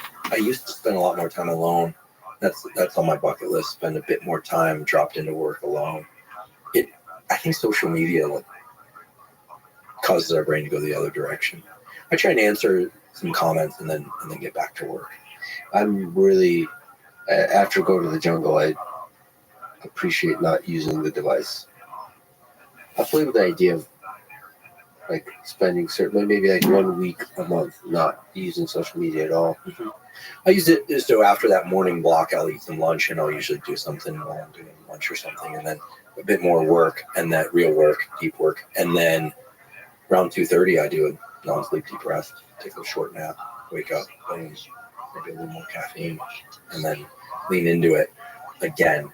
And then I find if you really put in the deep work, 2 or 3 bouts per day by about 5 or 6 p.m. it's over. I was down at Jocko's place not that long ago, and in the evening did a sauna session with him and some family members of his and some of their friends. And it's really cool. Like, they'll all work all day and train all day, and then in the evening they get together and they sauna and cold plunge. I'm really into this whole thing of gathering with other people at a specific time of day. I have a gym in my house, and Tim will come over and train, or that we've kind of slowed that down in recent months. But I think gathering in groups once a day, being alone for part of the day, it's like very fundamental stuff. We're not saying anything that hasn't been said millions of times before, but how often do people actually do that? And call the party, like be the person to like bring people together if it's not happening. That's something I've really had to learn, even though I'm an introvert. Like, hey, like, gather people together. You came through town the other day, and a lot of people at the house. It was rad. Actually, it was funny because I was getting a massage. I don't sit around getting massages very often, but I was getting one that day. And then everyone came in, and the dog came in, like, everyone power. It was very sweet. Again, no devices, but choose wisely the people you gather with. Right. And I was close. Thank you for clarifying. I wasn't, which is very weird. The friends you surround yourself with. That's another thing. It's like, I understood that from ayahuasca and from just the experience in the jungle. Is like, just select the people. Just be careful how you allocate your time. I just saw on somewhere, Conor McGregor has this good line. I wrote it down about loyalty. He said, "Don't eat with people you wouldn't starve with." That guy's, he's big on loyalty. All the shit talk, all of that, set that aside. That's hilarious. To me, like, loyalty is really big. Because then if you invest in Twenty people in your high life, kids stick by you and you stick by them. What else is life about? Yeah, well, hardship will show you who your real friends are. That's for sure. And we're fortunate to have a lot of them. It'll also show you who really like has put in the time to try and understand you and understand people. Like, people are complicated. I love that. So can you read the quote once more? Don't eat with people you wouldn't starve with. Yeah, so in that way, hardship is a gift. Come on, you little It bitch. shows you. Definitely. And it makes you stronger. It definitely makes you stronger. Let's go get some food. Yeah, you're 1 meal a day guy. Yeah. I actually ate something earlier, but it was like a protein shake and a couple pieces of biltong. I hope we're eating a steak. I hope so too. I'm full of nicotine and caffeine. Yeah. What do you think? How do you feel? I feel good. Yeah. I was thinking you probably like, I only did a half of these. I wouldn't have more for a while, but a little too good. Yeah. Thank you for talking once again, brother. Yeah. Thanks so much, Lex. It's been a great ride, this podcast thing, and you're the reason I started the podcast. You inspired me to do it. You told me to do it, did it, and you've also been an amazing friend. You showed up in some very challenging times, and you showed up for me publicly. You showed up for me in my home and my life, and it's an honor to have you as a friend. Thank you. I love you, brother. Love you too. Thanks for listening to this conversation with Andrew Huberman. To support this podcast, please check out our sponsors in the description. And now, let me leave you with some words from Carl Jung. Until you make the unconscious conscious, you will direct your life, and you will call it fate. Thank you for listening, and hope to see you next time.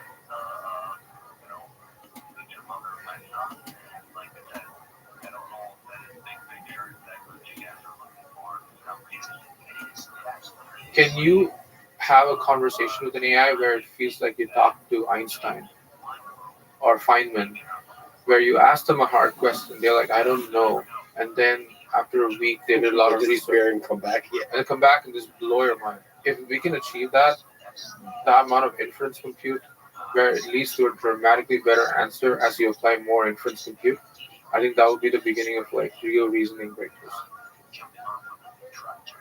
The following is a conversation with Arvind Srinivas, CEO of Perplexity, a company that aims to revolutionize how we humans get answers to questions on the internet. It can Excellent. Yeah, I'll be there in just a second. LLMs, a way that produces answers where every has a citation to created on the web. This significantly reduces, makes it much easier and more used for research and general curiosity, like rabbit hole explorations that I often engage in. It's 11:52 p.m. It's as late here as it is in Vancouver.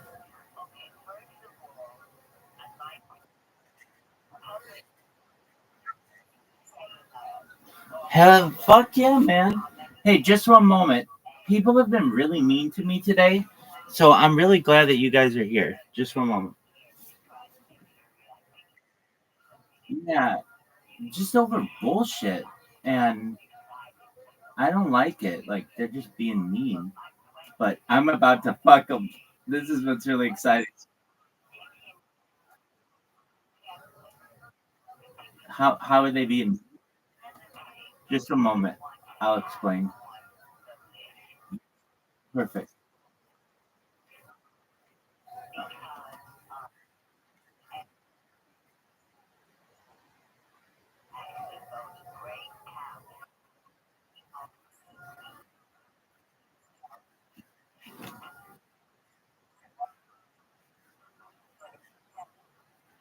Perfect. Hey guys, I'm ready. I'll be ready to play in just a second. I just have to use the restroom. And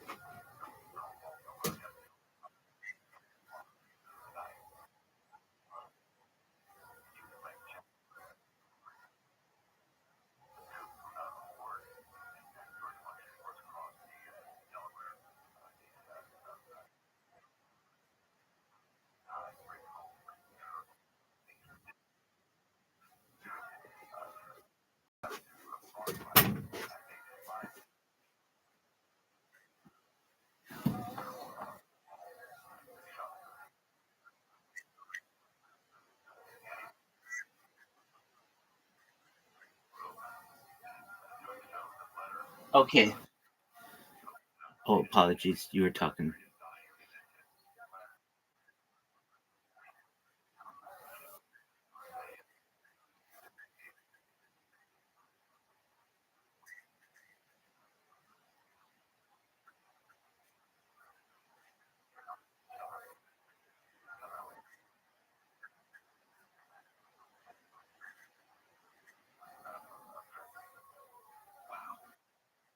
That doesn't make any sense. Exactly.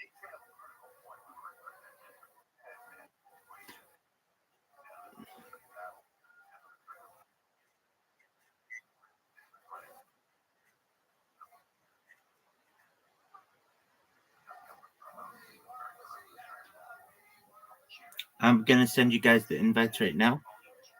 I'm very happy you're here.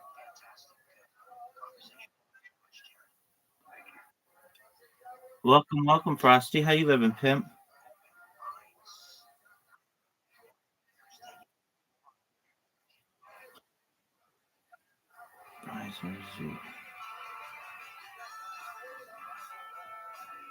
All right.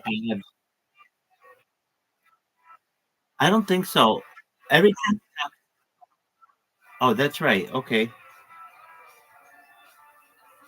You have it. You have Play-Doh installed, Frosty. Okay. Oh, okay. Absolutely. Okay. So I was saying that I was sending invites, and I know that Riser got yours. Zoot, are you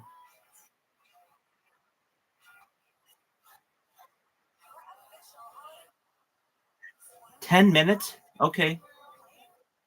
Oh, 2 minutes. Okay, sure. Um.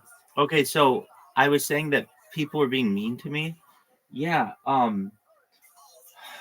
It's I don't really know why people don't like me online for a lot of reasons, especially on Discord. Because one of the big ones is when you read my profile, it looks like I'm a bot, and I'm not. I mean, I'm a real person, but um, they just automatically will ban me from places. Anyway, there's this one Discord I've well two that I've been a member of, which I've been a member for a long time, but I don't really participate. And they're the Wall Street Bets group. And I went into one of the Wall Street Bets. All I did was say, "Hi, how is everyone today?" And I got banned. Like literally, like that's I can't believe it. Then this other group I go in, this other one, I'm like, "Hey, I go into one of the chats and I talk to them, like, which I don't always do, but I'm like, hey, how do you turn on your camera? And they're like, hey, it's that alphabet person. I'm like, excuse me? They're like, yeah, you stupid trans. I'm like, what are you talking about? Like, why are you being so mean? I mean, like, my idea of trans, my,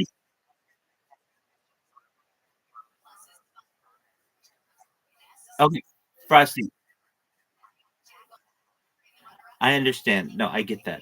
And I'm like, so because I think that transhumanism is a not transsexuality, but transhumanism, the fact that we can upload our minds and perhaps be able to live a digital immortality.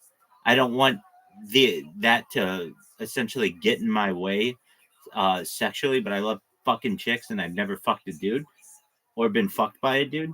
You're telling me like you're just gonna straight up hate on me now? And so for the last like 2 hours, I've been in an all out battle with these men.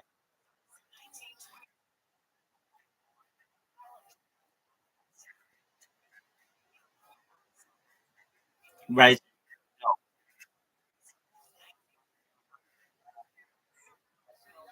riser, riser, go. And Zoo, if you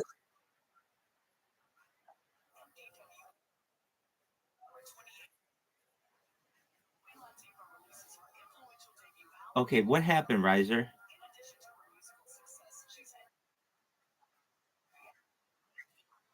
Frosty, Frosty, just be quiet for a second, please.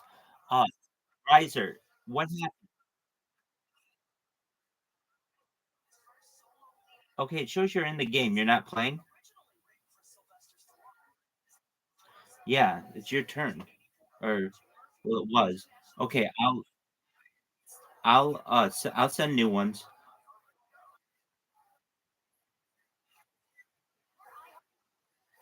Okay, Riser and Zoot. I'm sending you new invitations. It should be the black. All right. Well, there's nothing we can really do about it at this point. Um. Okay, so Riser, you're up. It's the Black Lagoon. Okay. Apologies, Frosty. What were you saying?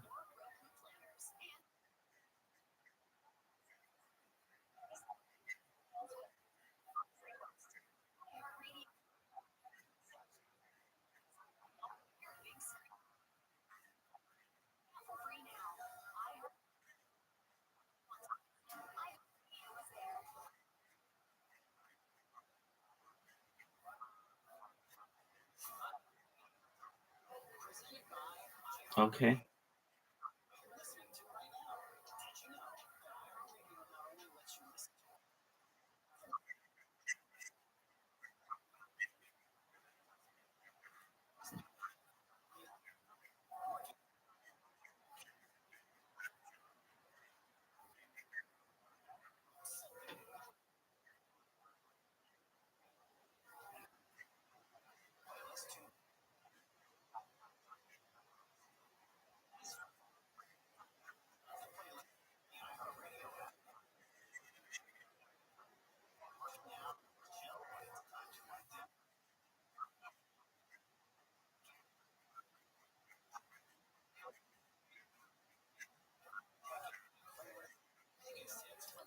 Okay.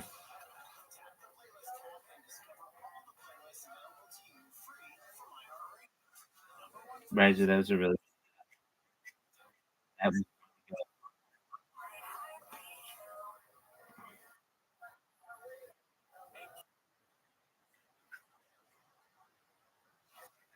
Unless you were Caspian Sea. Caspian Sea, this is his bread and butter. Oh, that was a beautiful shot.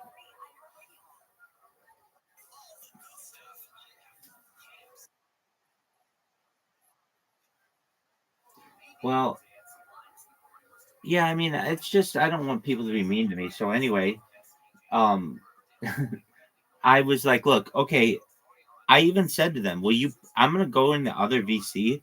Will you please stop being mean to me? And they're like, no.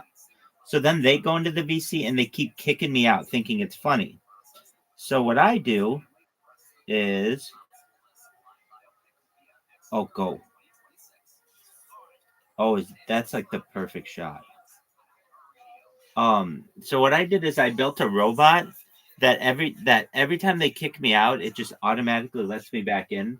So they are just having to have like a one man or like a group fight over kicking me out, and whenever they kick me out, I just come right back.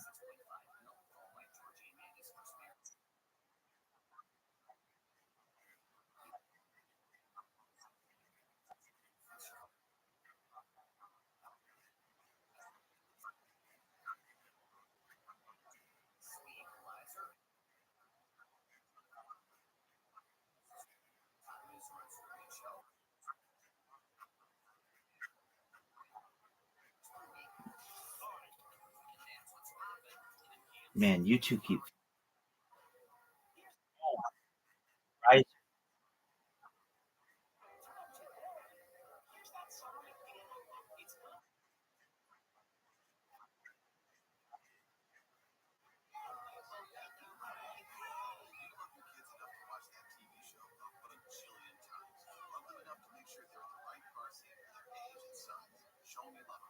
Oh, beautiful shot, Zoot.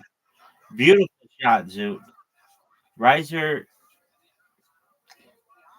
not.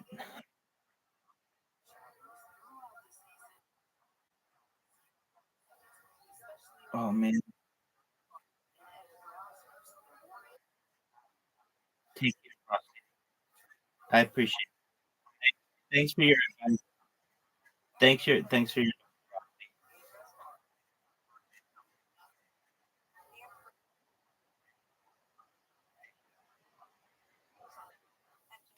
That's a good one.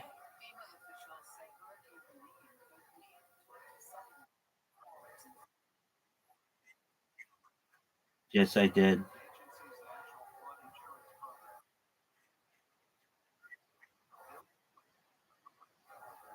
No way from that angle.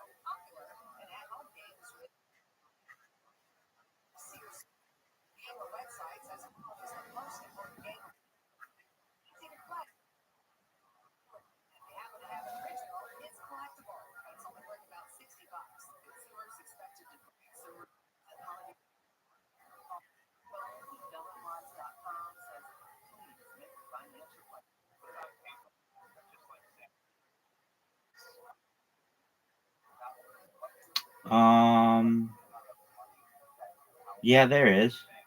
It's not super likely.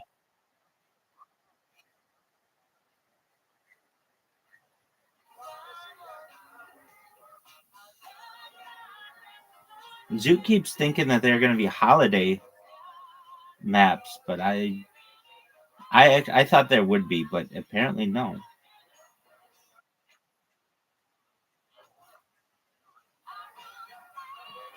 Yeah, I still think they put them out by now.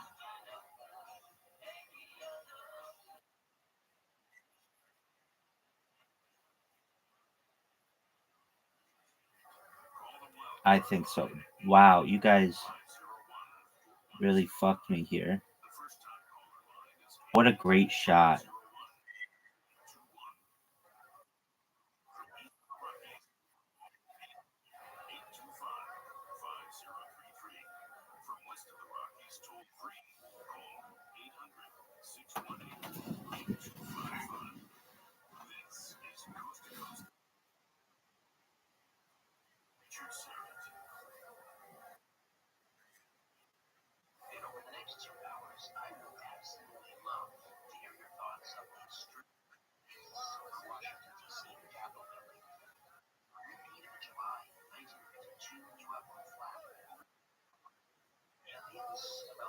Oh, what's a great shot?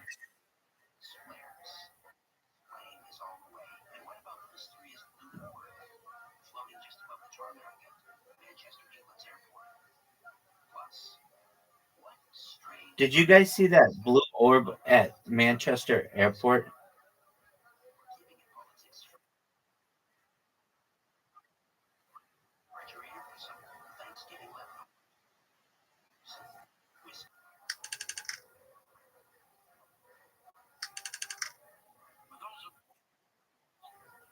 I know.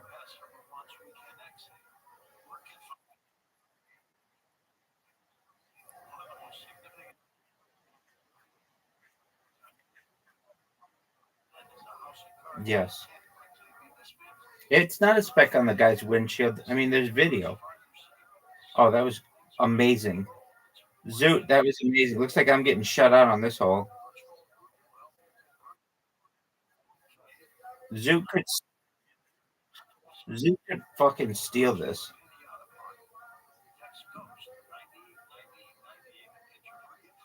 Oh no.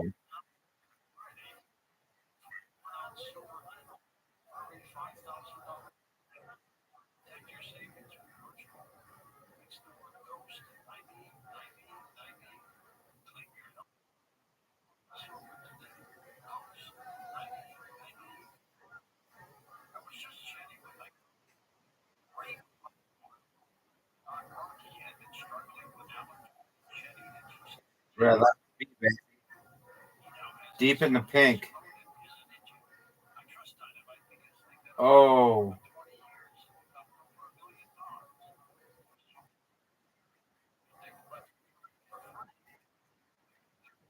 That's not what I wanted.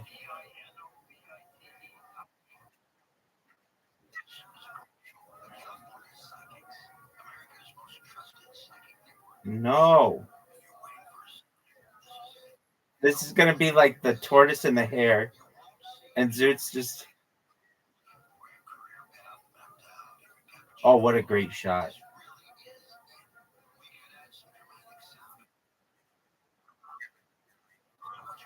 No, I don't understand that route. I don't even know how you get all the way over there.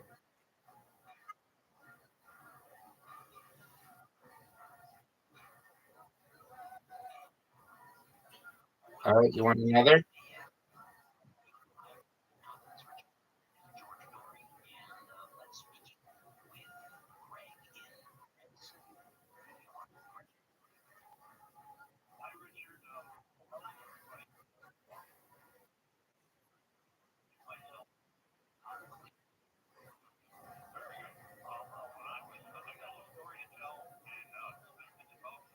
Oh no.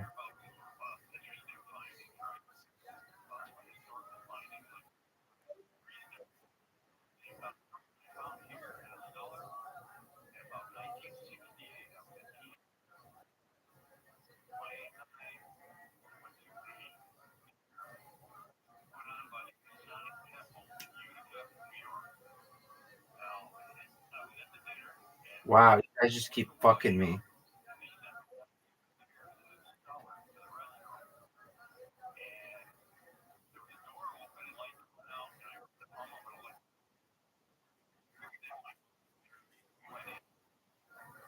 I know.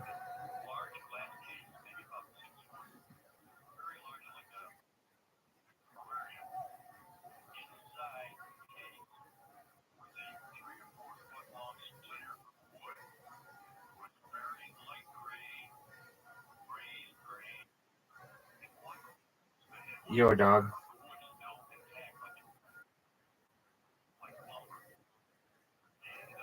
Let's see it. No, I'm not. That was perfect. Absolutely perfect.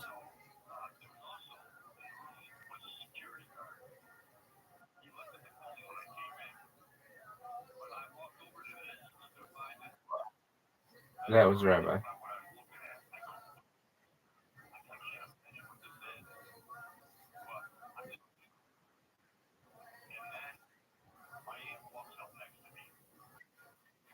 Wow, looks like we're getting shut out, Zoot.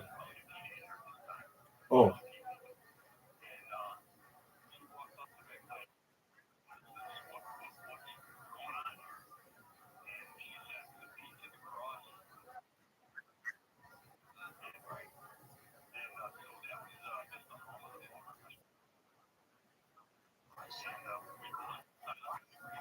rise,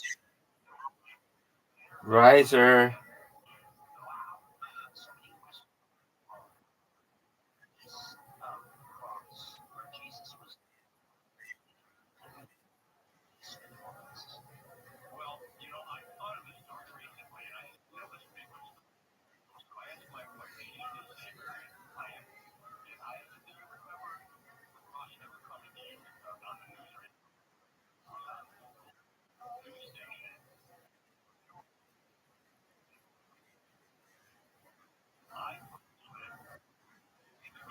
Oh, fuck you.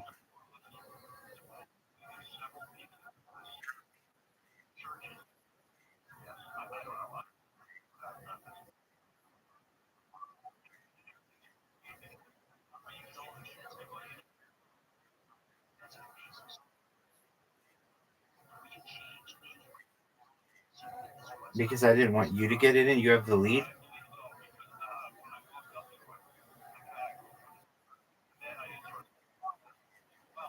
Yeah, but you and I both know that that's not as difficult. He takes more risks, if we were to call it that. Oh, stop, stop, stop, stop. Stop.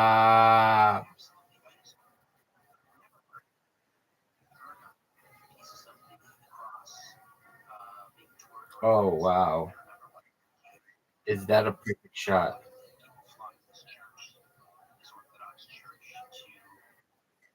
Let's see here.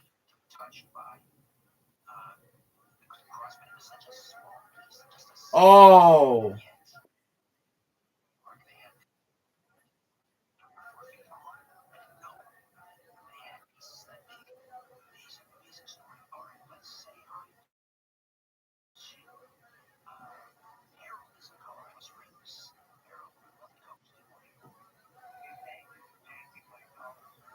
this is a difficult hole for me.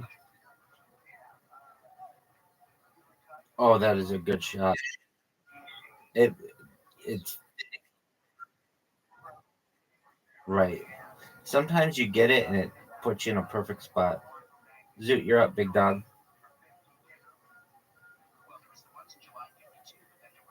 Oh, look at this shot. That's okay.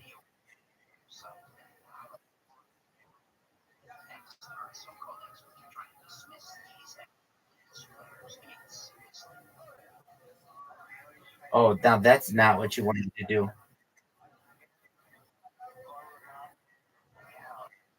Take out that tree, dog. Oh no.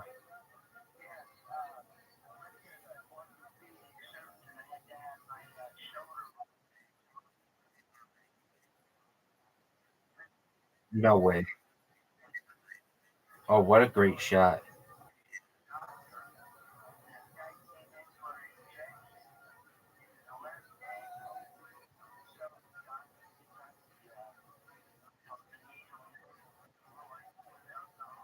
Water.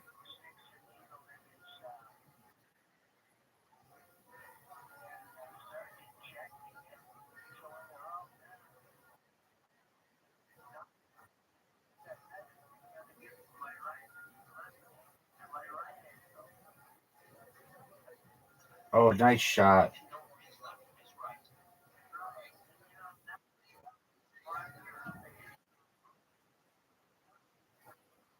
I'm in agreement.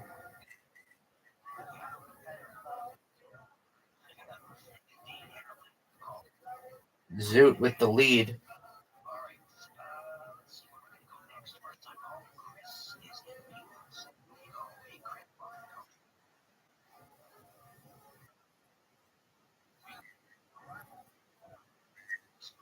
What are you doing, dog? Go. Zoot, are you there? That's an okay shot.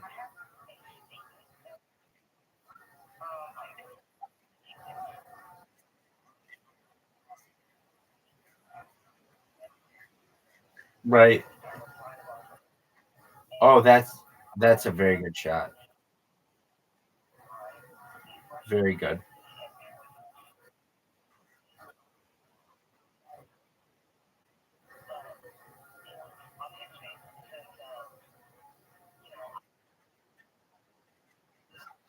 Just blast it.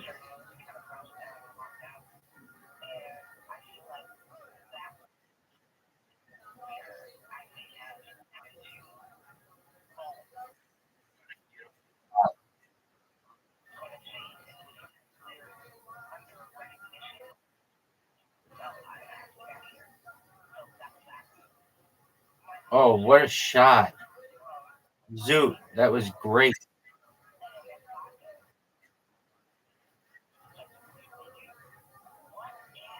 Great shot.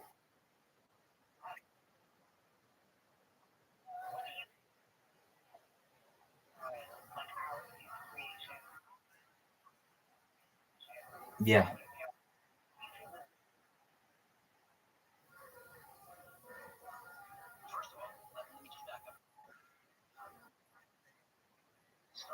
Oh, that's a great shot.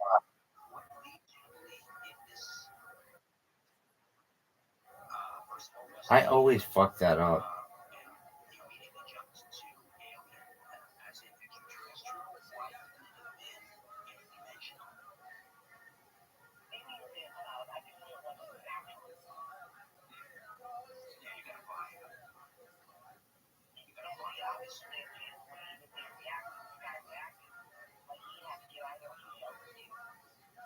Oh no.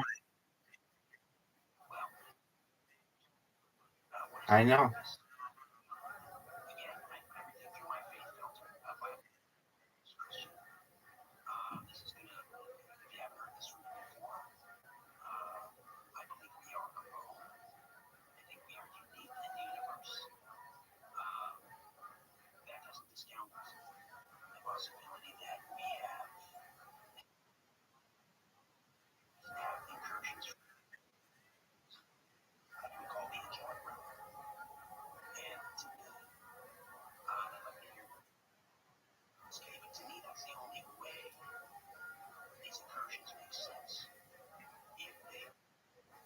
Wow. Zoot and Rabbi won.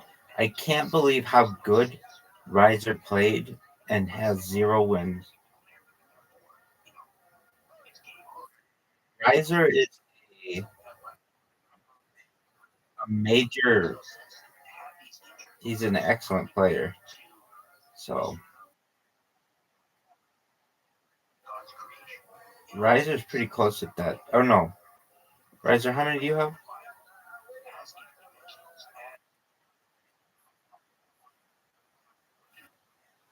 That's right. It was.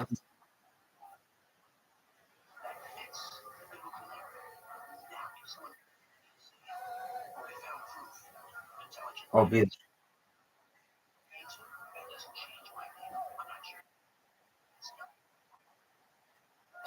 Riser's really good.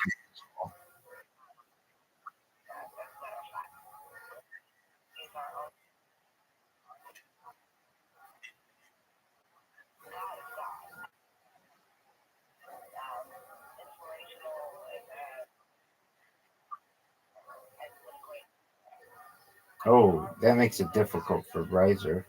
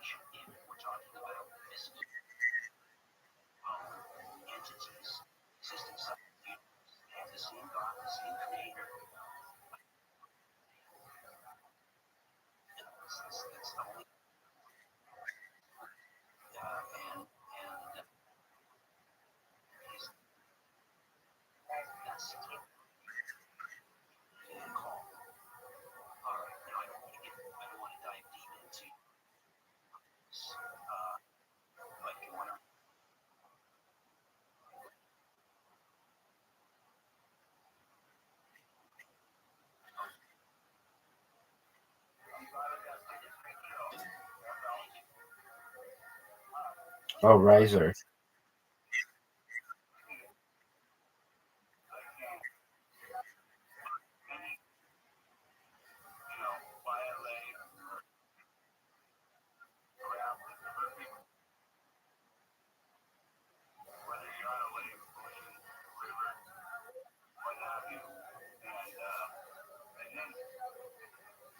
Riser's.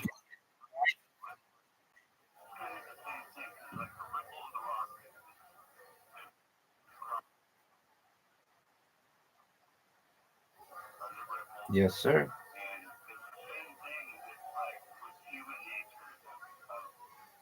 There it is. No, I don't think he gets it there.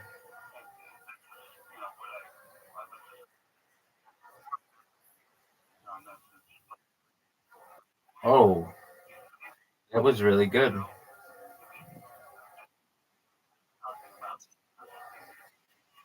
Everybody had a good shot. Oh, dude.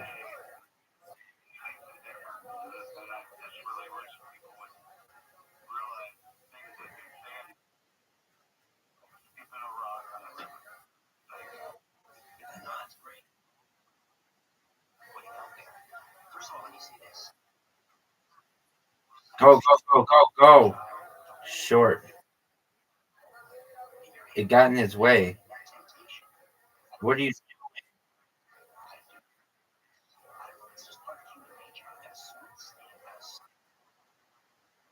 It's a very difficult shot. Oh, what was that? Those arrows went cray cray. Riser's taking the lead.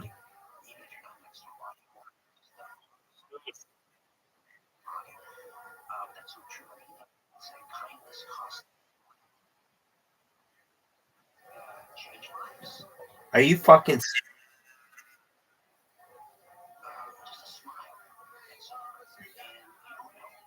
Wow.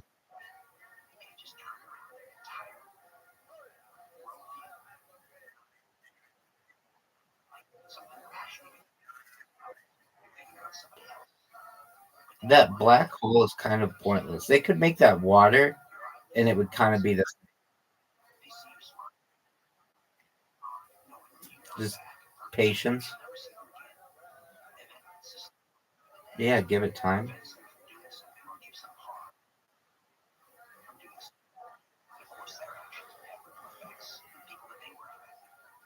Oh, no way.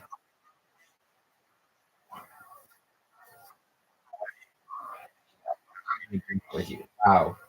Zoot really did what he could to fuck everybody. Oh, that's a beautiful shot.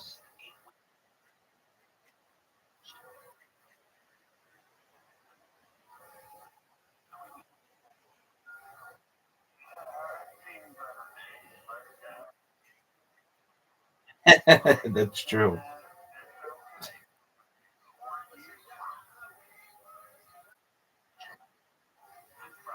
No, not a disease. If you have a disease, you need to treat it immediately.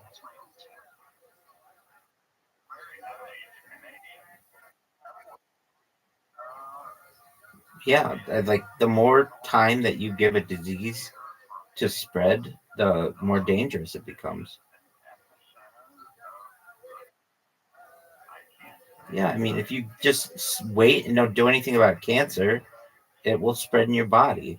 If you just wait and don't like an infection, it will just spread in your body.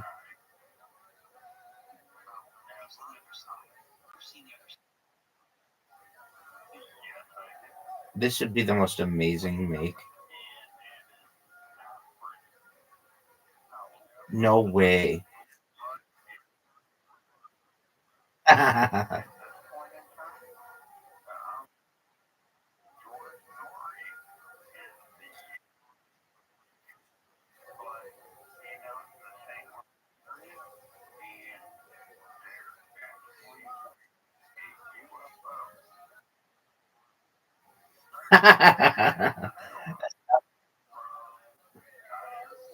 I like this whole, and Riser doesn't that much.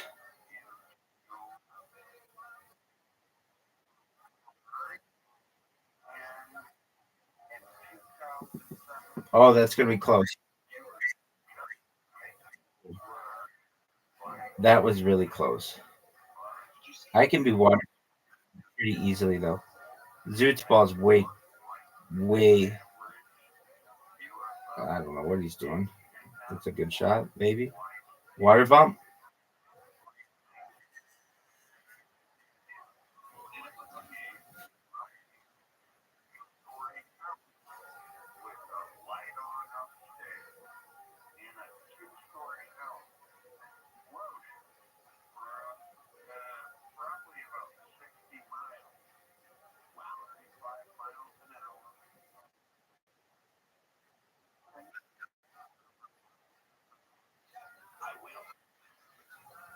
Let's see this water bump. It's a difficult water bump.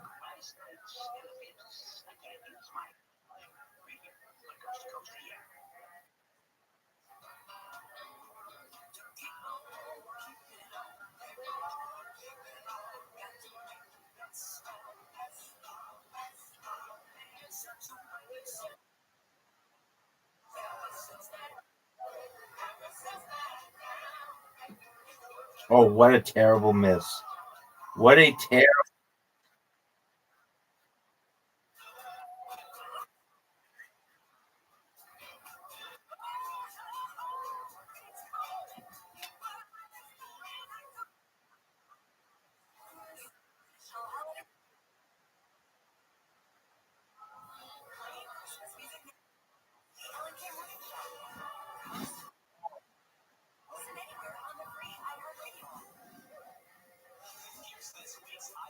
Riser had an amazing comeback.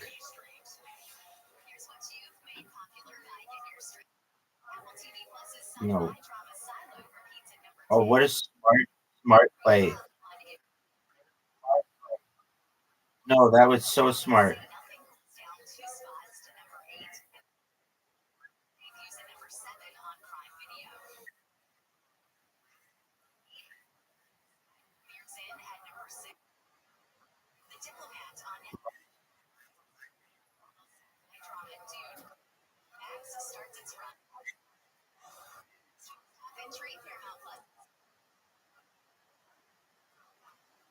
Wow, I almost left it short.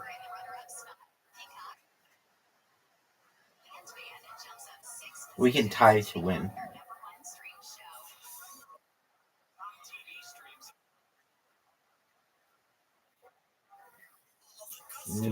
No, we can tie to win.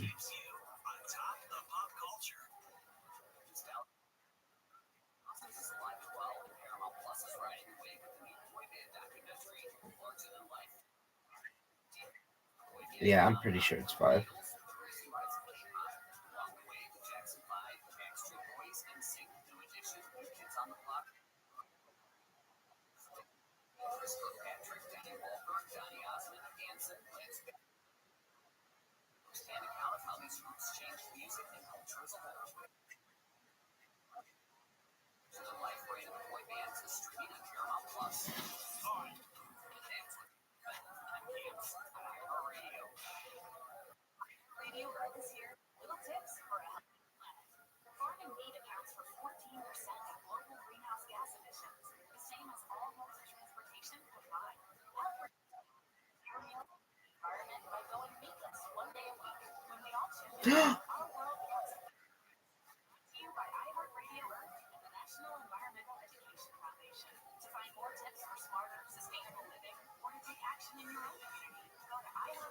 Water bounce.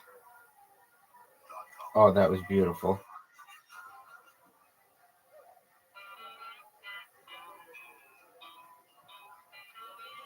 Riser got his first win.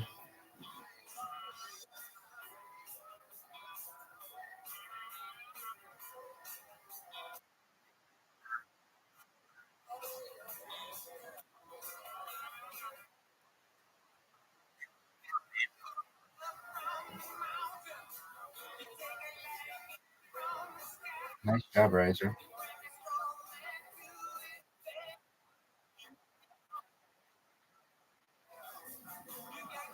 I hate this hole.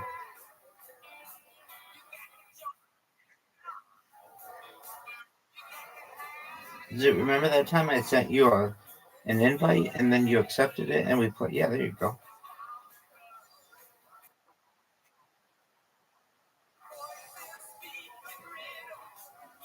Bounce it off the pinwheel.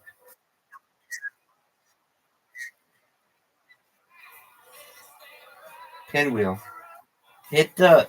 You know what? I can see the hole. It's by the teepee or the tent.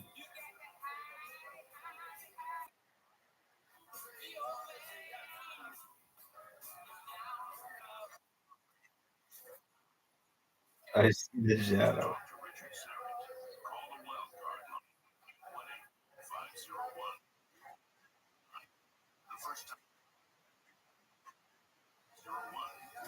We're very symmetric.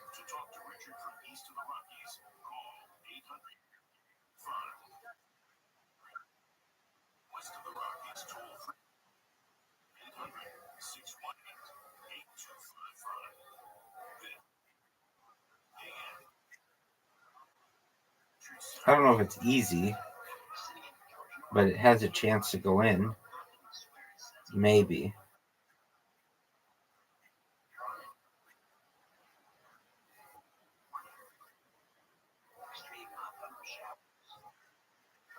No, it wasn't.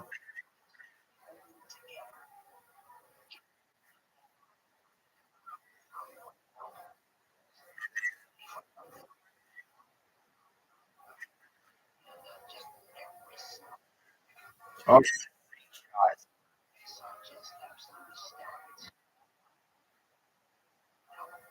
At least off the tee.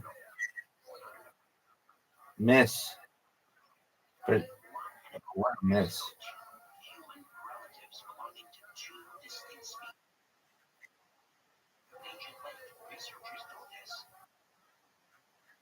Yeah, that was not easy. All right, get it in, Zoo. Too hard. Nice.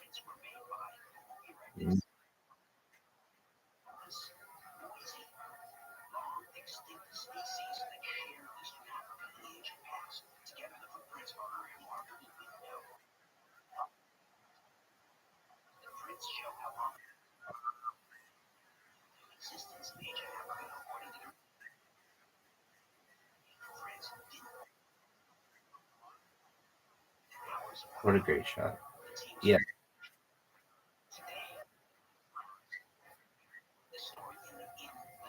Riser, that was a great shot. I like how Zoo cuts out all the time yet blames other people.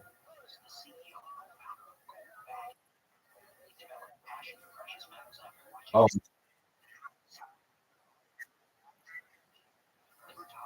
he just said that my server is lagging when he's the one who's cut out like 12 times.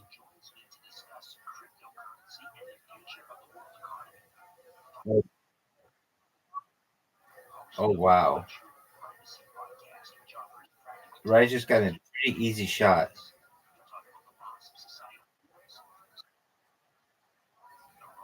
The same thing that I listen to all the time. KFI AM 640.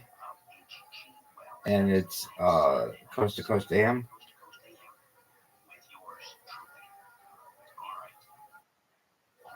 Los Angeles.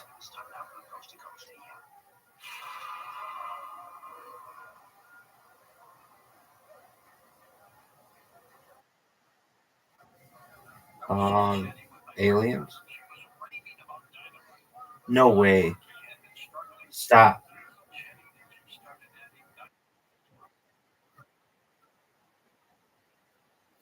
Yeah, that's where the gimbal was. The Tic Tac. It was off the coast of San Diego.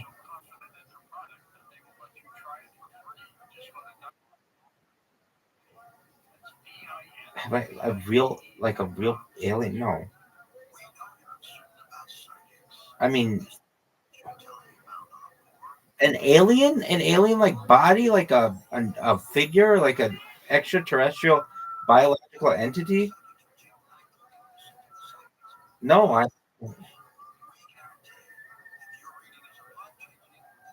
have you.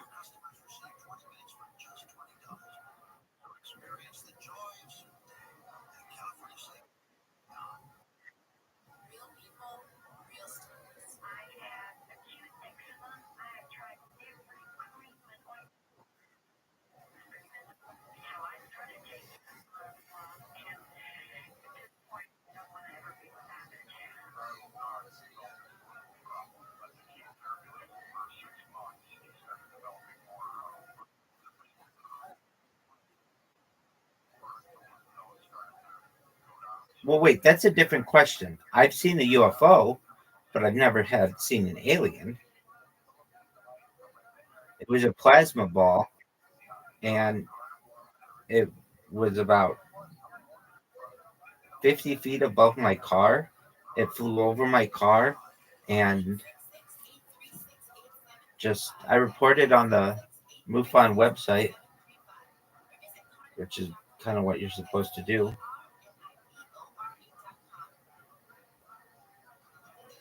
It looked different.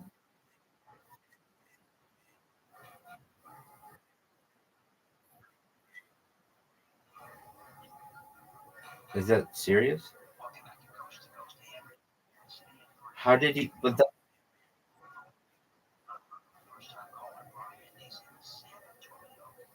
What in the fuck was that?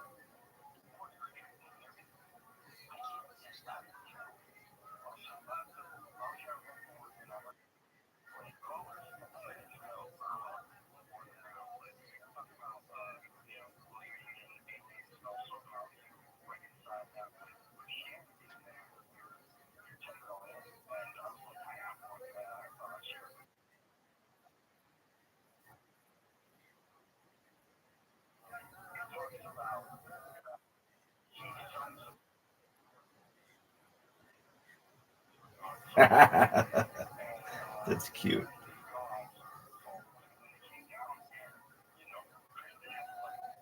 Oh, wow. Prom night. All lip, no hole.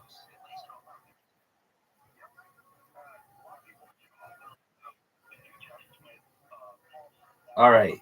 Go get him, Riser. Perfect. Absolutely perfect.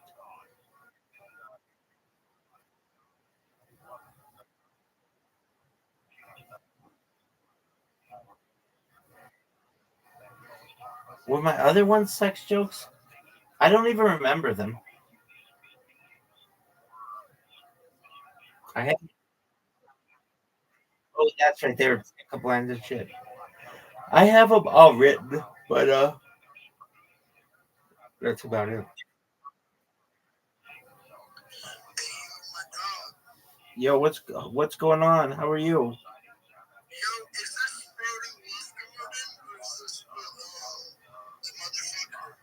What about the Sprotos?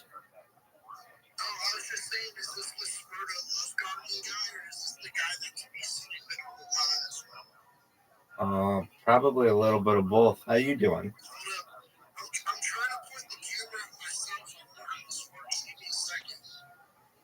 All right, take your time. Wow, Zoot, that was a good shot.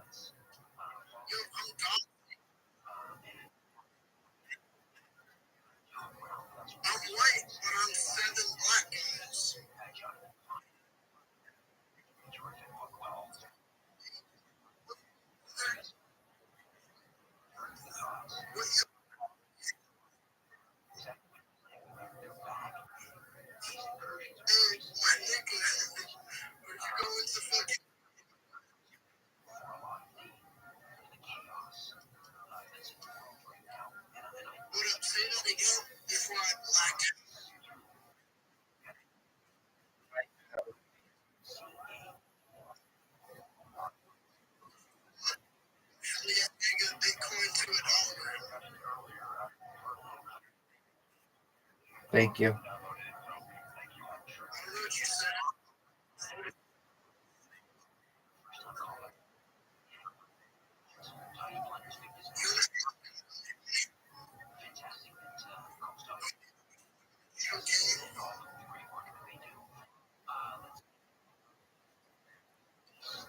Here you go, kids. Great shots. No.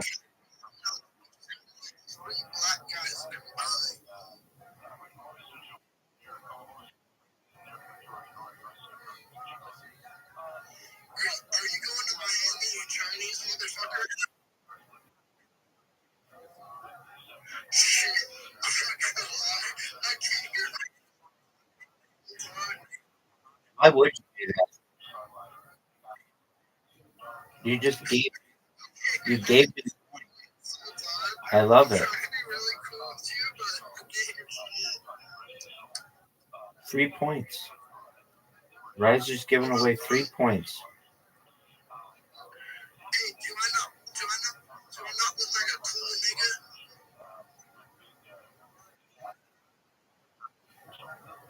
Comes down to this, Riser. Oh, I don't like this hole.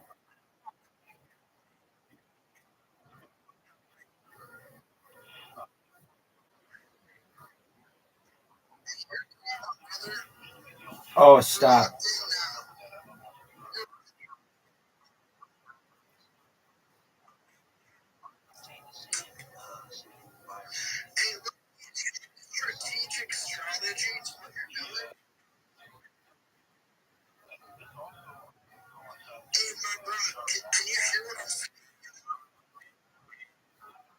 That was perfect.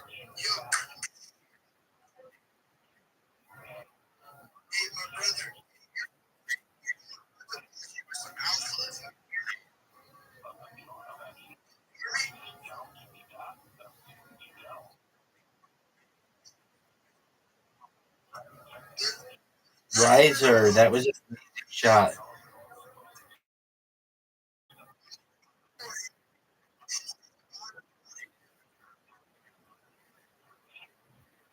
I need this barn. Oh no, the barn. Water, water.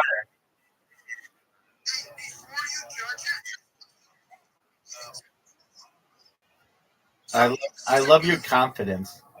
I love your absolute confidence.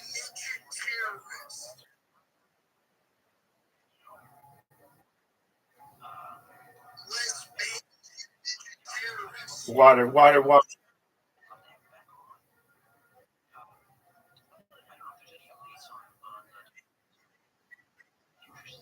To win the game.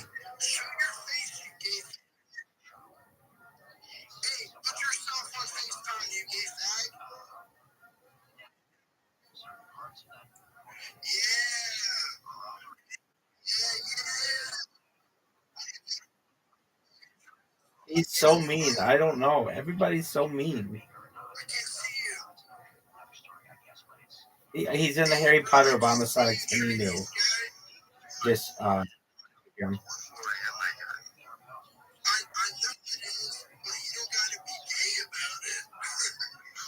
257 minutes.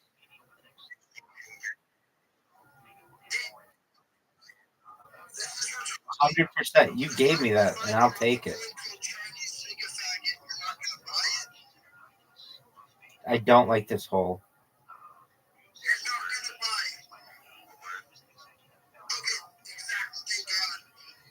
Hey, Zoot, do you remember that time that I sent you an invitation and you accepted, and all of the people of the land celebrated?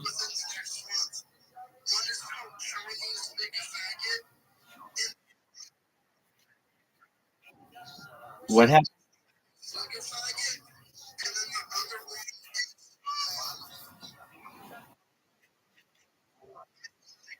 I mean, we're tied. You don't have to come back from anything.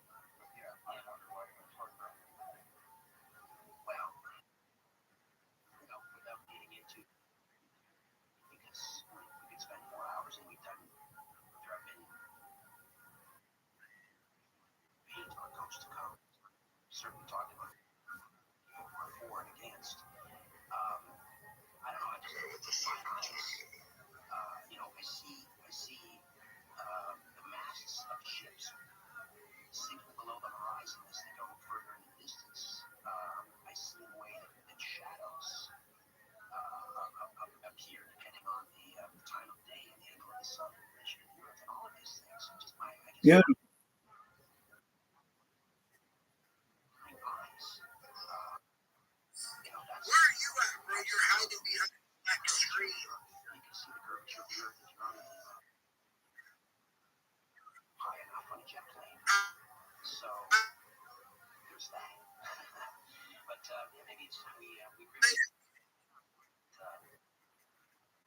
Isn't that wild?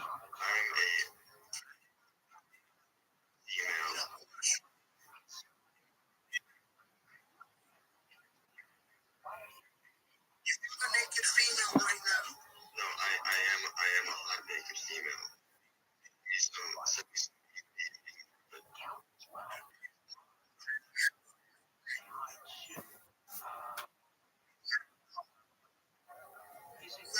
You're a Chinese guy. Probably just some guy. Trust me.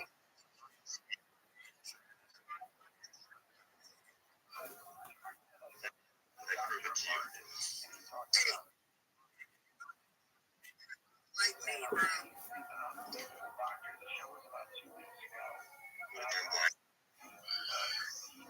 You think you're gonna trick a black guy like me? You better learn, dude.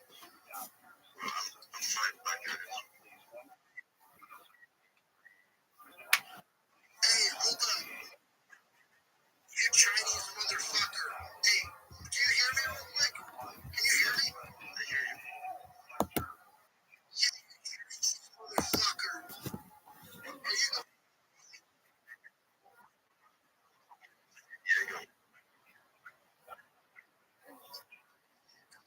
Wow, that's a very good shot.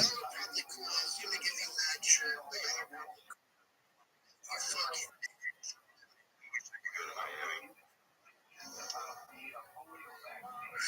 This could be good. He's not really young. He's gonna be good. I didn't even look. Look, are you Chinese?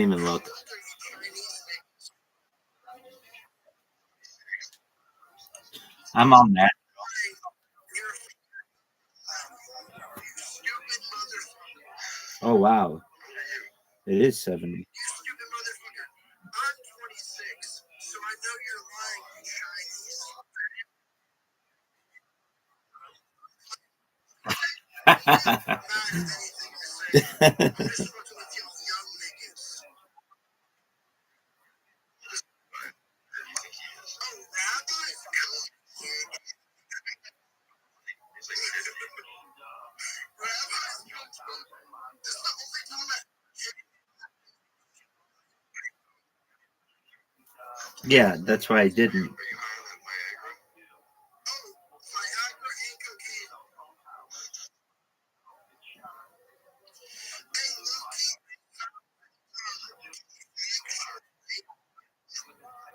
you wanna give a bitch the best dick ever, no matter. Sometimes you just hit the vibe, the Viagra, bro.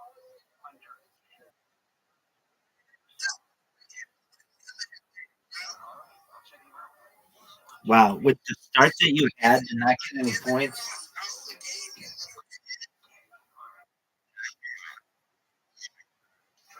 Sometimes there's ice.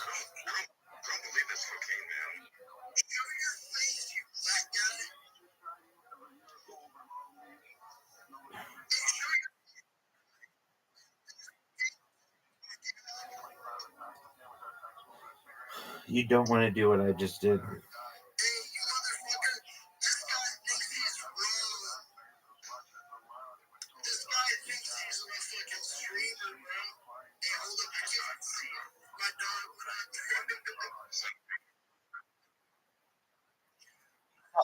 don't think he's talking to me. He's talking to the other guy. If I say anything like racist, shit in your balls, dude. I don't think that's cocaine. That's straight Viagra. Remember that time that you put the ball in the tee and you hit it? I have Viagra. It's not in a fucking baggie crushed up. Nigga, what do you think I am, a pedophile? Don't type. It gets in the way. I know, but Zoot does it to me all the time and fucks with me.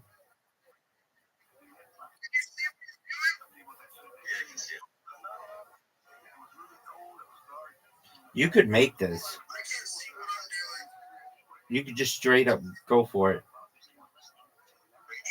Oh, Zoot.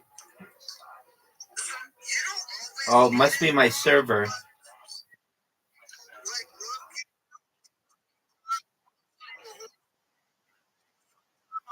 That happened. So's mine, but I was willing to bet it was not my issue earlier. That will never happen again.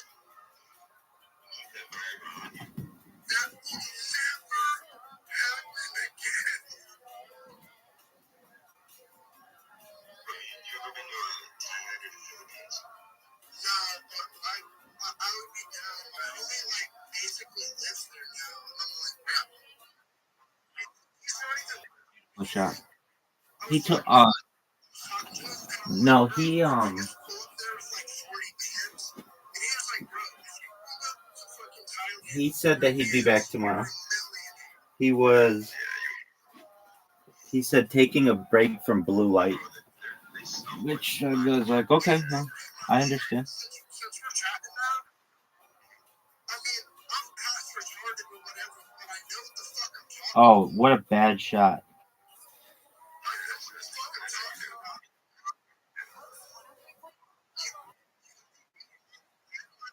Water. Yeah, I got into shit day one.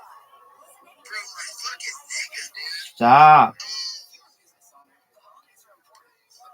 this sounds retarded, but I'm with the IV nigga on this shit, bro. I hit you, bro. You know what I'm talking about? What? Yeah, so then unfortunately.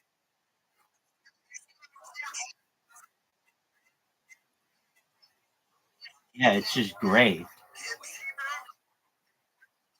Super water bomb. Now you can hit it. Now you can hit it. Yeah, I don't understand it either. It's get in.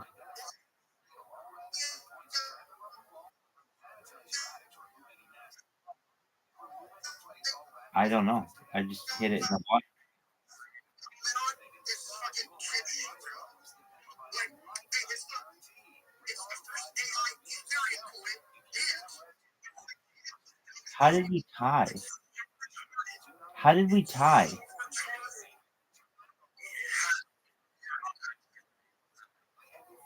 Okay. All right. That's all she wrote for me. Take care, my man. I mean, you don't have to go, but you know, I understand.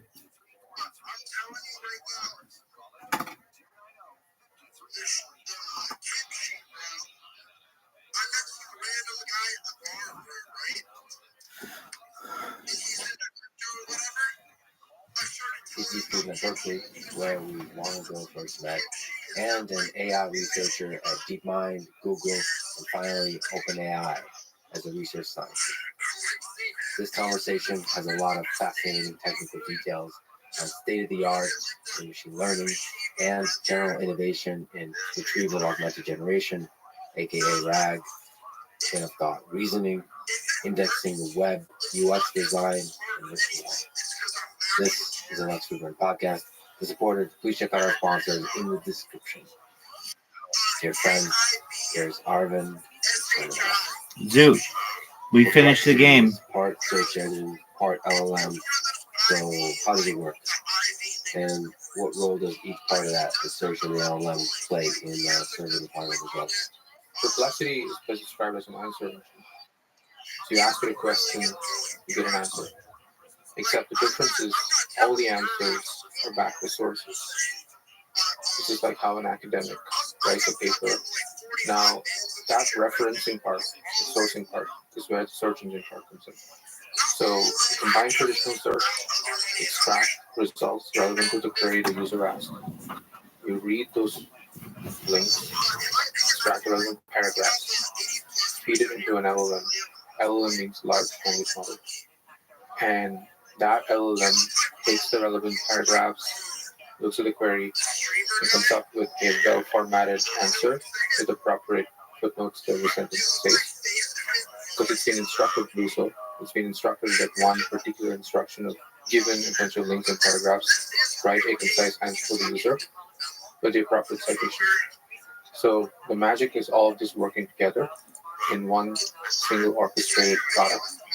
And that's what we built Perplexity for. So it's explicitly instructed to write like an academic. You found a bunch of stuff on the internet, and now you generate something coherent and something that humans will appreciate and cite the things you found on the internet in the narrative you created here.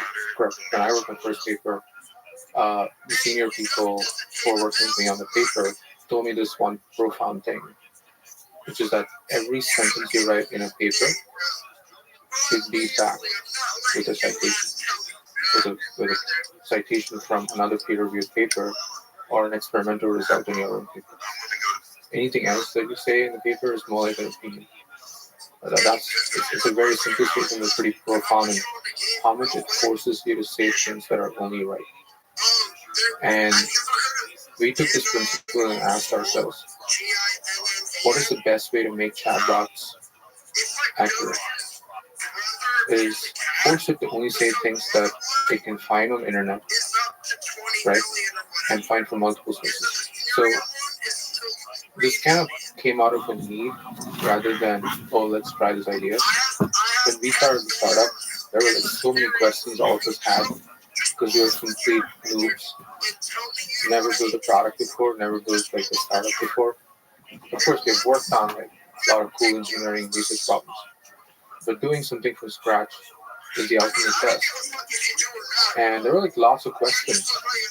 What is the health insurance? Like the first employee we hired came and asked us for health insurance. Normal need. I didn't care. I was like, why do I need a health insurance in this company that cares? My other two co-founders were married, so they had health insurance to their spouses.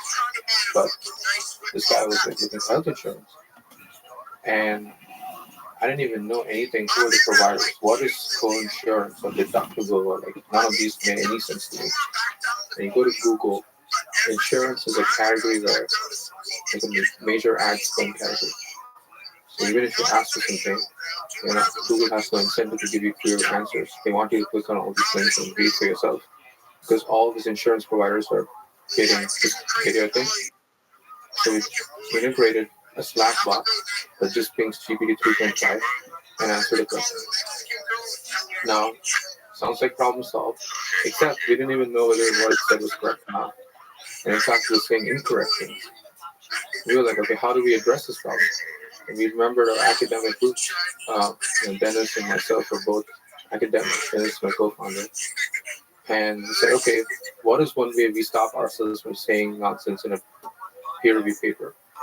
We're always making sure they can cite what it says, what we write every sentence. Now, what if we ask the chatbot to do that? And then we realized that's literally how Wikipedia works. In Wikipedia, if you do a random edit, people expect you to actually have a source for that. Not just any random source. They expect you to make sure that the source is notable. There are so many standards for like what counts as notable and not. So we decided this is worth working on and start a problem that will be solved by a smarter model. There's so many other things to do on the search layer and the sources layer, making sure like how well the answer is formatted and presented to the user. So that's why this product exists. Well, there's a lot of questions to ask there, but first zoom out once again. So fundamentally, it's about search. You said first there's a search element, and then there's a storytelling element via LLM, and the citation element. But it's about search first. So you think of Perplexity as a search engine. I think of Perplexity as a knowledge discovery engine. Neither a search engine. Of course, we call it an answer engine, but everything matters here. The journey doesn't end once you get an answer. In my opinion, the journey begins after you get an answer. You see related questions at the bottom, suggested questions to ask. Why? Because maybe the answer was not good enough, or the answer was good enough, but you probably want to dig deeper and ask more. And that's why in the search part we say where knowledge begins. Because there's no end to knowledge. You can only expand and grow. Like that's the whole concept of the beginning of Infinity book by David Dosh. You always seek new knowledge. So I see this as sort of a discovery process. You start, let's say you literally whatever you ask me right now, you could have asked Perplexity too. Hey, Perplexity, is it a search engine or is it an answer engine or what is it? and then like you see some questions at the bottom. Right? We're gonna straight up ask this right now. I don't know how it's gonna work. Is Perplexity a search engine or an answer engine? It's a poorly phrased question. But one of the things I love about Perplexity, the poorly phrased questions will nevertheless lead to interesting directions. Perplexity is primarily described as an answer engine rather than a traditional search engine. Key point: showing the difference between answer engine versus search engine. This is so nice, and it compares Perplexity versus a traditional search engine like Google. So Google provides a list of links to websites. Perplexity focuses on providing direct answers and synthesizing information from various sources. User experience, technological approach. So there's an AI integration with Wikipedia-like responses. So this is really well done. And look at the bottom. Right. So you were not intending to ask those questions, but they're relevant. Like, can Perplexity replace Google? For everyday searches. All right, let's click on that. That was a really interesting generation. That step of generating related searches for the next step of the curiosity journey of expanding your knowledge is really interesting. Exactly. So that's what David Deutsch says in his book, which is creation of new knowledge starts from the spark of curiosity to seek explanations, and then you find new phenomenon or you get more depth in whatever knowledge you already have. I really love the steps that the pro search is doing. Compare Perplexity and Google for everyday searches. Step 2, evaluate strengths and weaknesses of Perplexity. Evaluate strengths and weaknesses of Google. It's like a procedure. Yeah. Complete. Okay, answer. Perplexity AI, while impressive, is not yet a full replacement for Google for everyday searches. Yes. Here are the key points based on the provided sources. Strength of Perplexity AI, direct answers, AI-powered summaries, focused search, user experience. We can dig into the details of a lot of these. Weaknesses of Perplexity AI, accuracy and speed. Interesting. I don't know if that's accurate. Well, Google is faster than Perplexity because you instantly render the links. The latency is fast. It's like you get 300 to 400 milliseconds results. Here it's like still not about 1,000 milliseconds, right? For simple navigational queries such as finding a specific website, Google is more efficient and reliable. So if you actually want to get straight to the source. Yeah, you just want to go to Kayak. Yeah. You just want to go fill up the form. Like you want to go pay your credit card use. Real-time information. Google excels in providing real-time information like sports. So while I think Perplexity is trying to integrate real-time, like recent information for priority on recent information, that's like a lot of work. Exactly, because that's not just about throwing an LLM. Like when you're asking, what dress should I wear out today in Austin? You do want to get the weather across the time of the day, even though you didn't ask for it. And then Google presents this information in like cool widgets. And I think that is where this is a very different problem from just building another chatbot. And the information needs to be presented well. And the user intent, like for example, if you ask for a stock price, you might even be interested in looking at the stock price, even though you never asked for it. You might be interested in today's price. These are the kind of things that like you have to build as custom UIs for every query. And why I think this is a hard problem. It's not just like the next generation model will solve the previous generation model's problems here. The next generation model will be smarter. You can do these amazing things like planning a query, breaking it down into pieces, collecting information, aggregating from sources, using different tools. Those kind of things you can do. You can keep answering harder and harder queries, but there's still a lot of work to do on the product layer in terms of how the information is best presented to the user and how you think backwards from what the user really wanted and might want as a next step and give it to them before they even ask for it. But I don't know how much of that is UI problem or designing custom UIs for a specific set of questions. Mm-hmm. I think at the end of the day, Wikipedia looking UI is good enough if the raw content that's provided, the text content is powerful. So if I want to know the weather in Austin, if it like gives me 5 little pieces of information around that, maybe the weather today, and maybe other links to say, do you want hourly, and maybe it gives a little extra information about rain and Yeah. temperature, all that stuff. Exactly. So you would like the product, and you ask for weather, likely be wrong automatically, and not just tell you it's hot, not just tell you it's humid, but also tell you what to wear. You didn't ask for what to wear, but it would be amazing if the product told you what to wear. How much of that could be much more powerful with some memory, some personalization? A lot more, definitely. I mean, but the personalization, there's an 80-20 here. The 80-20 is with your location, let's say your gender, and then, like sites you typically go to, like a rough sense of topics of what you're interested in. All that can already give you a great personal experience. It doesn't have to like have infinite memory, infinite context windows, have access to every single activity you've done. That's an overkill. Yeah. I mean, humans are creatures of habit. Most of the time, we do the same thing. Yeah, it's like first few principal lectures. First, like most important items. Thank you for reducing humans to that. Could be the most important item vectors. Right. But like for me, usually I check the weather if I'm going running. It's important for the system to know that running is an activity that I do.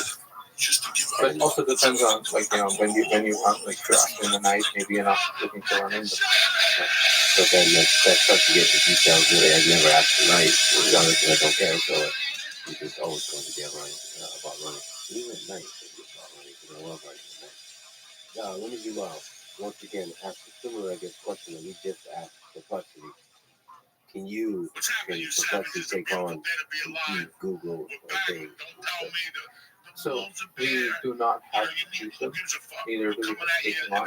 In fact, I feel the primary difference of Perplexity from other startups that have explicitly laid out that they're taking on Google is that we never even play Google at their own game. If you're just trying to by building another Kindle link and with some other differentiation, which would be privacy or no ads or something like that, it's not enough. And it's very hard to make a real difference in just making a better Kindle link search engine on Google, because they've basically nailed this game for like 20 years. So the disruption comes from rethinking the whole UI itself. Why do we need links to be occupying the prominent real estate of the search engine UI? Flip that. In fact, when we first rolled out Perplexity, there was a healthy debate about whether we should still show the link as a side channel, because there might be cases where the answer is not good enough, or the answer hallucinates. Right. And so people are like, you still have to show the link so that people can still go into the comment and read. They said no. That was like, okay, then you're going to have like erroneous answers, and sometimes these answers not even the right UI. I might want to explore. Sure, that's okay. You still go to Google and do that. We are betting on some things that will improve over time. The models will get better, smarter, cheaper, more efficient. Our index will get fresher, more up-to-date content, more detailed snippets. And all of these hallucinations will drop exponentially. Of course, there's still going to be a long tail of hallucinations. You can always find some queries that Perplexity is hallucinating on, but it will get harder and harder to find these queries. And so we made a bet that this technology is going to exponentially improve and get cheaper. And so we would rather take a more dramatic position that the best way to actually make a dent in the search space is to not try to do what Google does, but try to do something they don't want to do. For them to do this for every single query is a lot of money to be spent, because their search volume is so much higher. Let's maybe talk about the business model. One of the biggest ways they make money is by showing ads as part of the 10 links. So, can you maybe explain your understanding of that business model and why that doesn't work for Perplexity? So before I explain the Google AdWords model, let me start with a caveat that the company Google or called Alphabet makes money from so many other things. And so just because the ad model is under risk doesn't mean the company is under risk. Like for example, Sundar announced that Google Cloud and YouTube together are on a $100 billion annual recurring rate right now. So that alone should qualify Google as a $1 trillion company if you use its 10x multiplier and all that. So the company is not under any risk even if the search advertising revenue stops delivering. Now, so let me explain the search advertising revenue part. So the way Google makes money is it asks the search engine to create platforms, the largest real estate of the internet, where the most traffic is recorded per day. And there are a bunch of AdWords. You can actually go and look at a product called AdWords.google.com, where you get for certain AdWords what's the search frequency per word.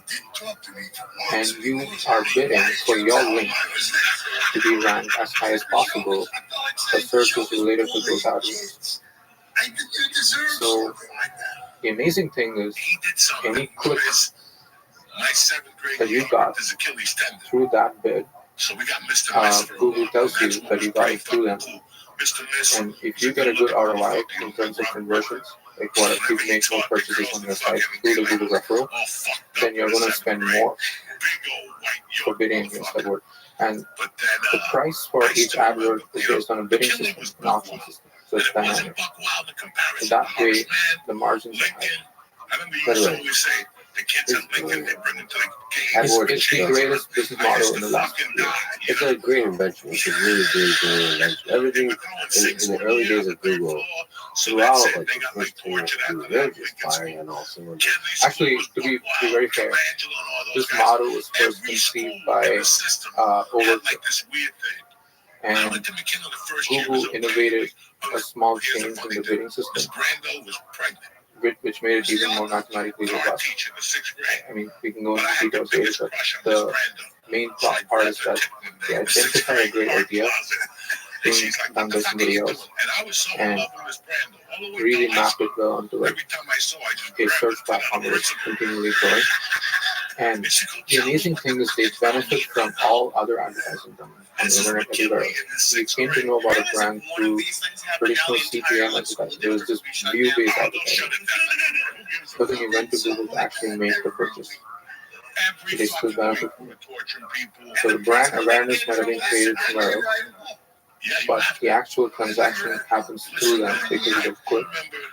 And therefore, they get to claim that you bought the transaction on your site happened through their referral, and then so you end up having to pay for it. But I'm sure there's also a lot of interesting details about how to make that product great. Like for example, when I look at the sponsored links that Google provides, I'm not seeing crappy stuff. Yeah. I'm seeing good sponsored. Like I actually often click on it. Yeah. These are really good links. And I don't have this dirty feeling like I'm clicking on a sponsor. And usually in other places, I would have that feeling like a sponsor's trying to trick me into Right. There's a reason for that. Let's say you're typing shoes and you see the ads. It's usually the good brands that are showing up as sponsors, but it's also because the good brands are the ones who have a lot of money and they pay the most for the corresponding AdWords. It's more a competition between those brands like Nike, Adidas, Allbirds, Boots, like Under Armour, all competing with each other for that AdWord. And so it's not like you're going to, people overestimate like how important it is to make that one brand decision on the shoe. Like most of the shoes are pretty good at the top level. And often you buy based on what your friends are wearing and things like that. So Google benefits regardless of how you make your decision. But it's not obvious to me that that would be the result of the system, of this bidding system. Like I could see that scammy companies might be able to get to the top through money, just buy their way to the top. There must be other. There are ways that Google prevents that. by tracking in general how many listens you get, and also making sure that like if you don't actually rank high on regular search results, but you're just being for the cost purpose, then you can be downloaded. So there are like many signals. It's not just like one number. I paid super high for that word and like I just find the results. But it can happen if you're like pretty systematic. But there are people who literally study this, SEO and SEM, and like get a lot of data with so many different user queries, and, ad blockers and things like that, and then use that to like game their site, use a specific word. It's like a whole industry. Yeah, it's the whole industry and parts of that industry that's very data driven, which is where Google sits. Is the part that I admire. A lot of parts of that industry is not data driven, but more traditional. Even like podcast advertising, they're not very data driven, which I do. So I admire Google's like innovation in AdSense, that like to make it really data driven, make it so that the ads are not distracting the user experience, that they're part of the user experience, and make it enjoyable to the degree that ads can be enjoyable. Yeah. But anyway, that the entirety of the system that you just mentioned, there's a huge amount of people that visit the work. Giant flow of queries that's happening. You have to serve all over those links. You have to connect all the pages that have been indexed. You have to integrate somehow the ads in there. You have to show the things that the ads are showing you that maximizes the likelihood that they click on it, but also minimizes the chance that they get pissed off from the experience. All of that. That's a fascinating, gigantic system. It's a lot of constraints, a lot of objective functions simultaneously happening. All right, so what do you learn from that, and how is Perplexity different from that and not different from that? Yeah, so Perplexity makes answer the first-party characteristic of the site, right, instead of links. So it's a traditional ad unit on a link doesn't need to apply Perplexity. Maybe that's not a great idea. Maybe the ad unit on a link might be the highest margin business model ever invented. But you also need to remember that for a new business that's trying to for a new company that's trying to build its own sustainable business, you don't need to set out to build the greatest business of mankind. You can set out to build a good business. It's still fine. Maybe the long-term business model of Perplexity can make us profitable and a good company, but never as profitable and cash cow as Google was. But you have to remember that it's still okay. Most companies don't even become profitable in their lifetime. Uber only achieved profitability recently, right? So I think the ad unit on Perplexity, whether it exists or doesn't exist, it'll look very different from what Google has. The key thing to remember though is, there's this quote in the art of war, like, make the weakness of the enemy a strength. What is the weakness of Google is that any ad unit that's less profitable than a link, or any ad unit that kind of disincentivizes the link click, is not in the interest to like go aggressive on, because it takes money away from something with higher margin. I'll give you like a more relatable example here. Why did Amazon build the cloud business before Google did? Even though Google had the greatest distributed systems engineers ever, like Jeff Dean and Sanjay, and like built the whole MapReduce server rack. Because cloud was a lower margin business than advertising. There's literally no reason to go chase something lower margin instead of expanding whatever high margin business you already have. Whereas for Amazon, it's the flip. Retail and e-commerce was actually a negative margin business. So for them, it's like a no-brainer to go pursue something that's actually positive margin and expand it. So you're just highlighting the dramatic reality of how companies are running. Your margin is my opportunity. Who's going to that? Like he applies it everywhere. Like he applied it to Walmart and physical brick and mortar stores. They already have, like, it's a low margin business. Retail is an extremely low margin business. So by being aggressive, like 1 day delivery, 2 day delivery, burning money, he got market share in e-commerce. and he did the same thing in cloud. Do you think the money that is brought in from ads is just too amazing of a drug to quit? Right now, yes, but I'm not. That doesn't mean it's the end of the world for them. That's why this is like a very interesting game. And no, there's not going to be like one major loser or anything like that. People always like to understand the world is zero-sum game.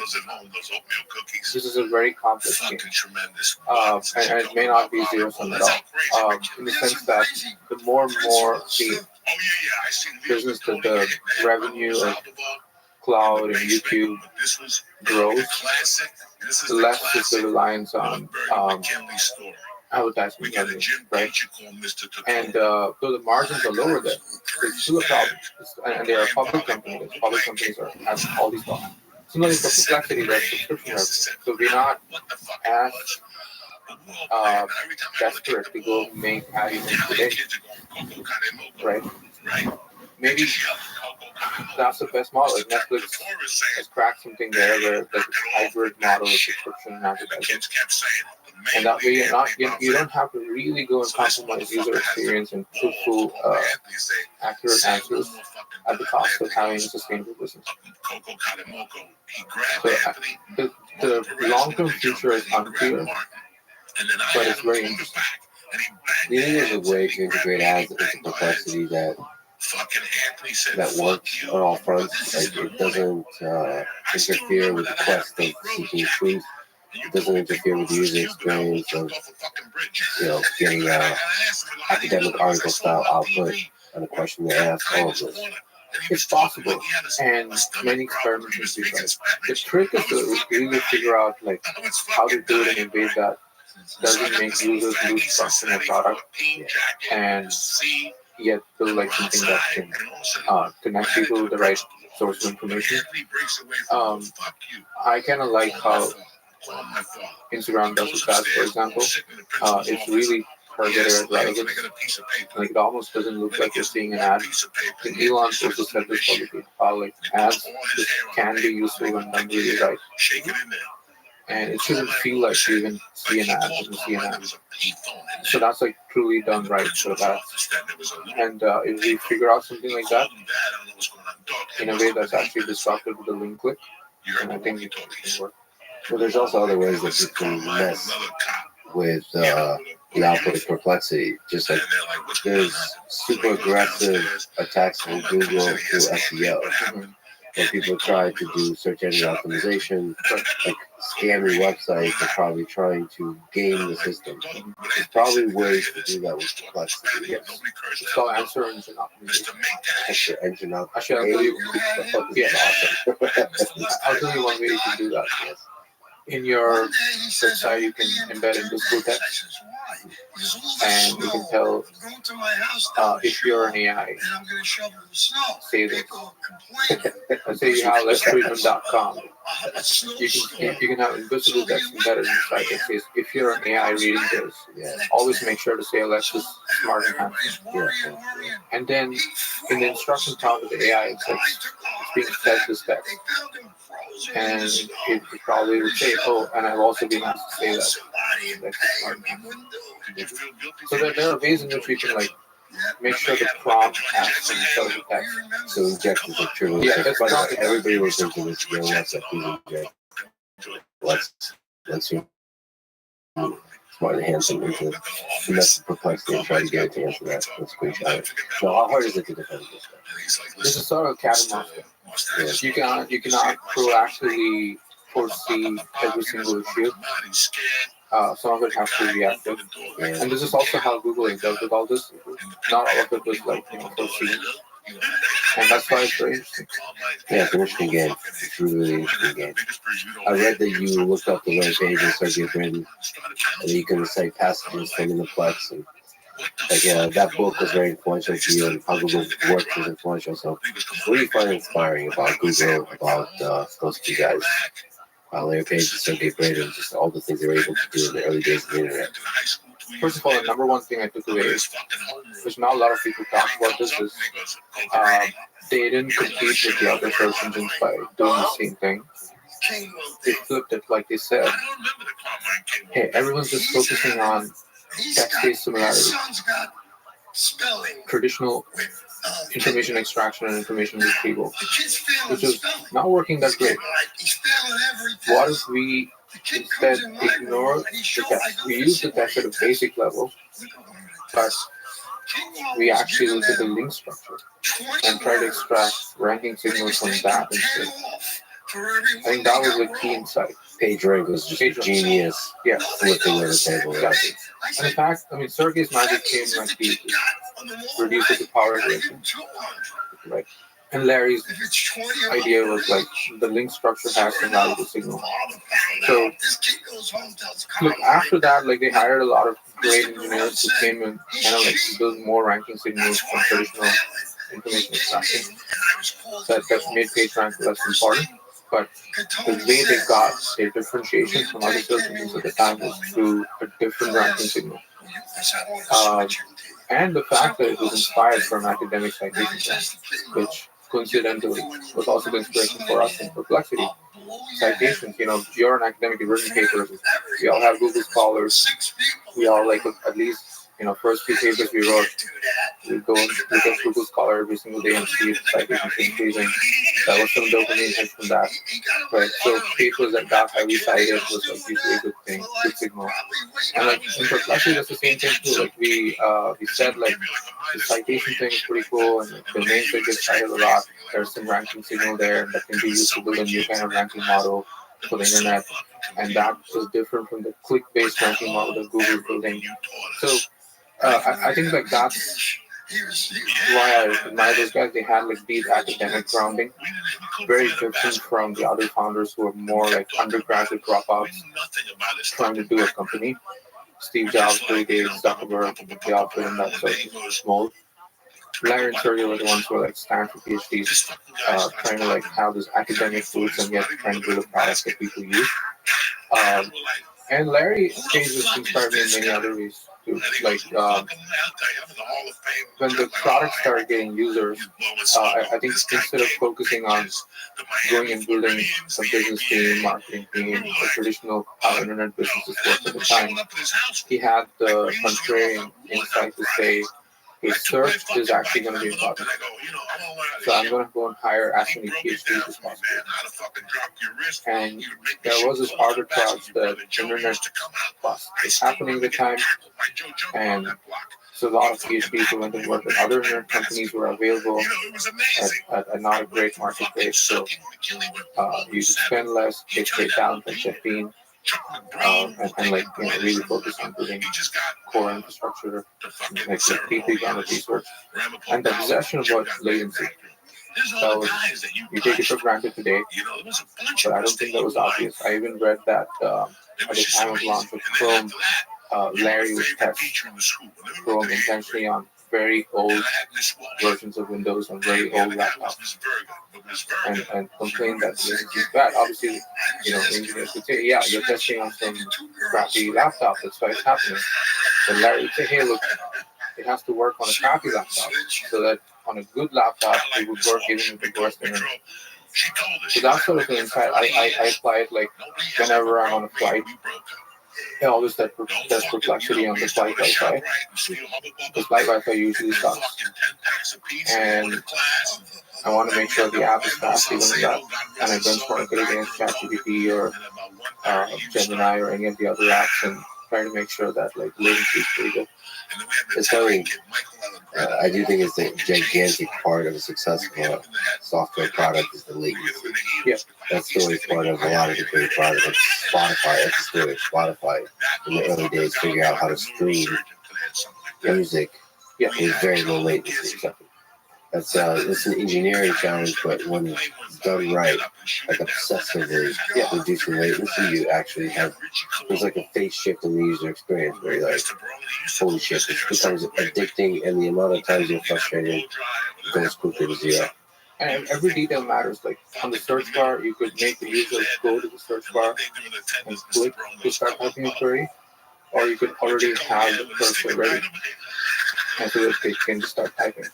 Every minute detail matters, and auto scrolls the bottom of the answer. instead of them forcing them to scroll. Or like in the mobile app, when you're clicking, when you're touching the search bar, the speed at which the keypad appears. We focus on all these details, we track all these latencies, and that's the discipline that came to us because we really admired Google. And the final philosophy I take from Larry, I want to highlight here is there's this philosophy called the user is never wrong. It's a very powerful, profound thing. It's very simple, but profound if you like truly believe in it. Like you can blame the user for not prompt engineering, right? My mom is not very good at English. She uses Perplexity, and she just comes and tells me the answer is not relevant. And I look at her query, and I'm like, first instinct is like, come on, you didn't type the proper sentence here. But then I realized, okay, like, is it her fault? Like, the product should understand her, but despite that. And this is a story that Larry says where, like, they just tried to sell Google the Excite, and they did a demo to the Excite CEO where they would fire Excite and Google together, and the same time in the same query, like university, and then in Google you would rank Stanford, Michigan, and stuff. Inside they just have like random arbitrary universities, and the exact CEO would look at it and say, that's because you didn't, if you typed in this query, it would have worked on Excite too. But that's like a simple philosophy thing. Like you just flip that and say, whatever the user types, you always supposed to get high quality answers. Then you build the product for that. You do all the magic behind the scenes so that even if the user was lazy, even if there were typos, even if the speech transcription was wrong, they still got the answer and they allow the product. And that forces you to do a lot of things like poorly focused on the user. And also this is where I believe the whole prompt engineering, like trying to be a good prompt engineer, is not going to like be a long-term thing.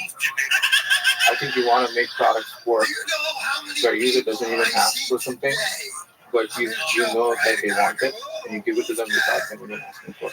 Yeah, one of the things that Perplexity is clearly really good at is figuring out what I meant from a poorly constructed query. Yeah, and I don't even need you to type in a query. You can just type in a bunch of words, it should be okay. Like that's the extent to which you got to design the product. Because people are lazy, and a better product should be one that allows you to be more lazy, not less. Sure, there is some like the other side of the argument is to say, if you ask people to type in clearer sentences, it forces them to think, and that's a good thing too. But at the end, like products need to be having some magic to them. And the magic comes from letting you be more lazy. Yeah, right. It's a trade-off, but one of the things you could ask people to do in terms of work is choosing the next related step in your journey. That was one of the most insightful experiments we did. After we launched, we had our designer, we're talking, and then we said, hey, like, the biggest blocker to us, the biggest enemy to us is not Google. It is the fact that people are not naturally good at asking questions. Like, why is everyone not able to do podcasts like you? There is a skill to asking good questions. And everyone's curious. So curiosity is unbounded in this world. Every person in the world is curious. But not all of them are blessed to translate that curiosity into a well-articulated question. There's a lot of human thought that goes into refining your curiosity into a question. And then there's a lot of skill into like making sure the question is well prompted enough for these AI. Well, I would say the sequence of questions is, as you've highlighted, really important. Right. So help people ask a question and suggest them interesting questions to ask. Again, this is an idea inspired from Google. Like in Google, you get people also ask or suggested questions, auto-suggest bar. All that, they basically minimize the time to asking a question as much as you can. And truly create users. It's such a tricky challenge because to me, as we're discussing, the related questions might be primary. Like you might move them up earlier. You know what I mean? And that's such a difficult design decision. Yeah. And then there's like little design decisions. Like for me, keyboard guy, so the Control I to open a new thread, which is what I use, Yeah. it speeds me up a lot. So the decision to show this shortcut in the main Perplexity interface on the desktop is pretty gutsy. It's a very, it's probably, as you get bigger and bigger, that'll be a debate. Yeah. But I like it. Yeah. But then there's like different groups of humans. Exactly. I mean, some people, I've talked to Karpati about this. He uses our product. He hates the site, the site panel. He just wants to be auto-hitting all the time. I think that's good feedback too, because there's like the mind page clutter. When you go into someone's house, you want it to be, you always love it when it's like still maintained and clean and minimal. Like there's this whole photo of Steve Jobs, like in his house, where it's just like a lamp and him sitting on the floor. I always had that vision when designing Perplexity to be as minimal as possible. Google was also, the original Google was designed like that. There's just really the logo and the search bar and nothing else. I mean, there's pros and cons to that. I would say in the early days of using the product, there's a kind of anxiety when it's too simple, because you feel like you don't know the full set of features, you don't know what to do. Right. It almost seems too simple. Like, is it just as simple as this? So there is a comfort initially to the sidebar, for example. Correct. But again, Kapati, probably me, aspiring to be a power user of things, so I do want to remove the side panel and everything else. Yeah, that's the hard part. Like, when you're growing and you're trying to grow the user base, but also retain your existing users, making sure you're not. How do you balance the trade-off? There's an interesting case study of this Notes app, and they just kept on building features for their power users. And then what ended up happening is the new users just couldn't understand the product at all. And there's this whole talk by a early Facebook data science person who was in charge of their growth. He said the more features they ship for the new user than the existing user, it felt like that was more critical to their growth. And there are like you can just debate all day about this, and this is why like product design and growth is not easy. Yeah, one of the biggest challenges for me is the simple fact that people that are frustrated, that people who are confused, you don't get that signal. Or the signal is very weak, because they'll try it and they'll leave. And you don't know what happened. Like the silent, frustrated majority. Every product figured out like one magic metric that is pretty well correlated with like whether that new silent visitor will likely like come back to the product and try it out again. For Facebook, it was like the number of initial friends you already had outside Facebook that were on Facebook when you joined. That made it more likely that you were going to stay. And for Uber, it's like number of successful rides you had. In a product like ours, I don't know what Google needs to use to track. It's not either, but like at least for a product like Perplexity, it's like number of queries that delighted you. Like you want to make sure that this is literally saying when you make the product fast, accurate, and the answers are readable, it's more likely that users will come back. And of course, the system has to be reliable. Like a lot of startups have this problem, and initially they just do things that don't scale in the program way, but then things start breaking more and more as you scale. So you talked about Larry Page and Sergey Brin. What other entrepreneurs inspired you on your journey in starting a company? One thing I've done is like take parts from every person and so almost be like an ensemble algorithm over them. So I'd probably keep the answer short and say like each person what I do. Like with Bezos, I think it's the forcing us to have real clarity of thought. And I don't really try to write a lot of docs. There's, when you're a startup, you have to do more actions and listen docs. But at least try to write like some strategy docs once in a while. Just for the purpose of you gaining clarity, not to like have the doc shared around like feel like you did some work. You're talking about like big picture vision, like in 5 years kind of vision, or even just a small thing. Just even like next 6 months, what are we doing? Why are we doing what we're doing? What are we positioning? And I think also the fact that meetings can be more efficient if you really know what you want out of it. What is the decision to be made? The one way to 2 way to do things. Example, you're trying to hire somebody, everyone's debating like, compensations to pay. Should we really pay this person this much? And you're like, okay, what's the worst thing that's going to happen if this person comes and knocks it out of the door for us? You won't regret paying them this much. And if it wasn't the case, then it wouldn't have been a good fit and you would have to part ways. It's not that complicated. Don't put all your brain power into like trying to optimize for that, like 20, 30K in cash. If it's just like, you're not sure. Instead, go and put that energy into like figuring out harder problems that you can solve. So that framework of thinking, the clarity of thought, and the operational excellence that we had, patience, and then just all your margins and opportunity, obsession about the customer. Do you know that relentless.com redirects to Amazon.com? You want to try it out? Relentless.com. He owns the domain. Apparently, that was the first name, or like among the first names he had for the company. Registered in 1994. Wow. It shows, right? One common trait across every successful founder is they were relentless. That's why I really like this. An obsession about the user, like, there's this whole video on YouTube where like, are you an internet company? And you say, internet doesn't matter. What matters is the customer. Like, that's what I say when people ask, are you a rapper or do you build your own model? Yeah, we do both. But it doesn't matter.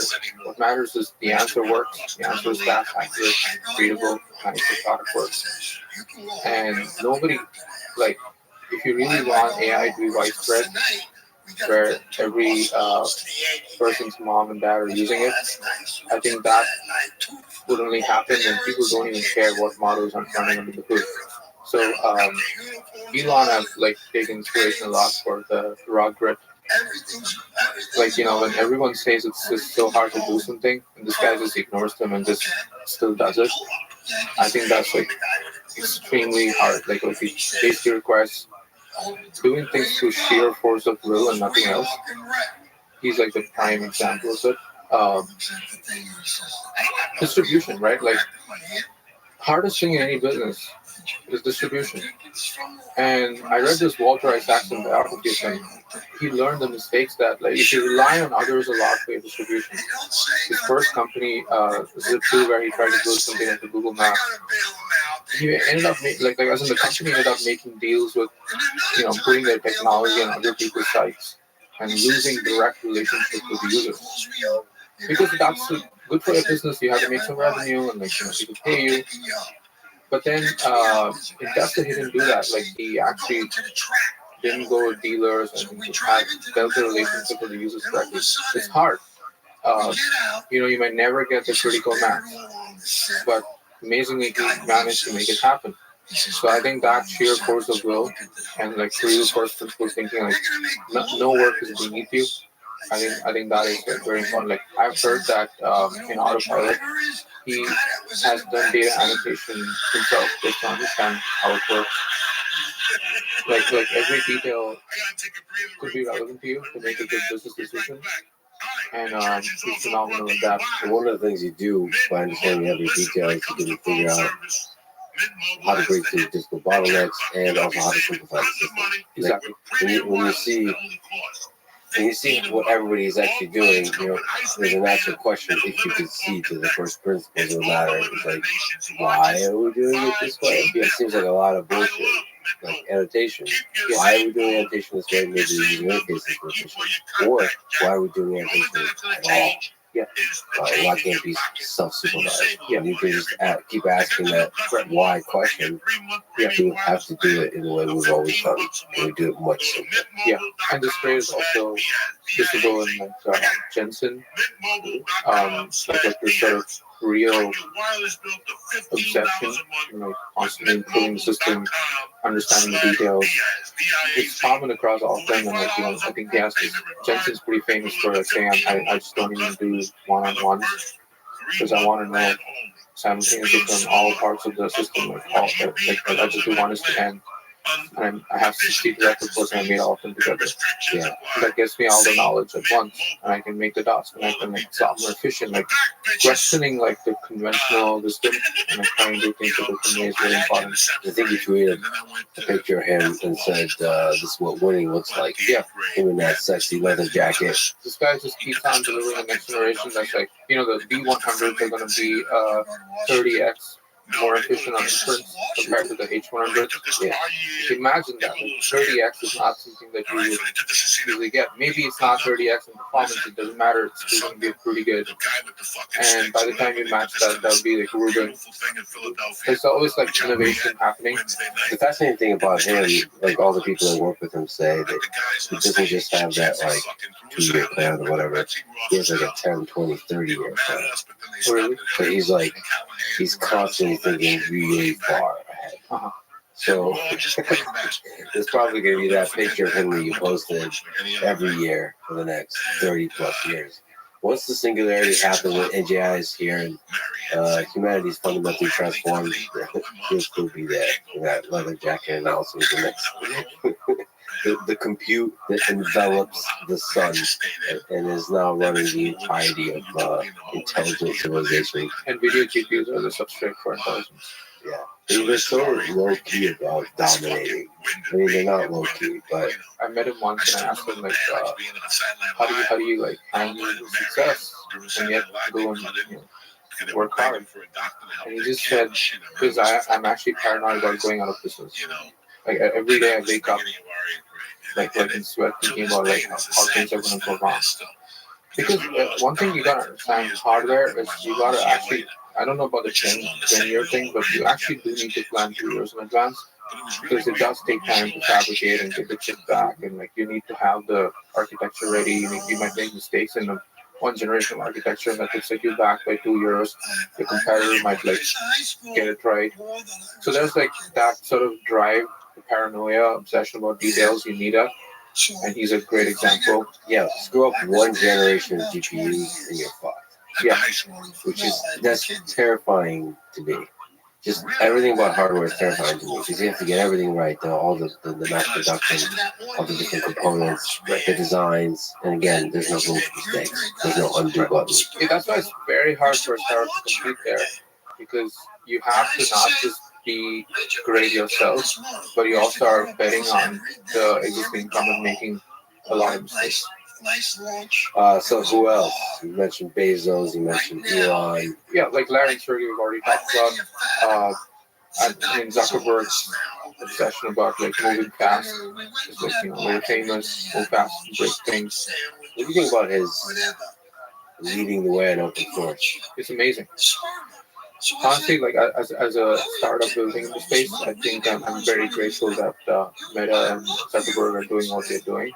I think that the block is controversial for whatever's happening in social media in general, but I think his positioning of Meta and himself leading from the front in AI, open sourcing great models, not just random models. Really, Llama 370B is a pretty good model. I would say it's pretty close to GPT-4. Not worse than Longtail, but 9010 is there. And the 4 or 5B does not release yet, likely so fast or be as good, maybe less efficient. Doesn't matter. This is already a dramatic change from close to state. Yeah. And it gives hope for a world where we can have more players instead of 2 or 3 companies controlling the most capable models. And that's why I think it's very important that he succeeds.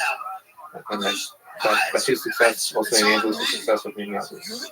So speaking of Meta, Jan LeCun is somebody who funded Perplexity. What do you think about Jan? He's been feisty his whole life, but he's been especially on fire recently on Twitter.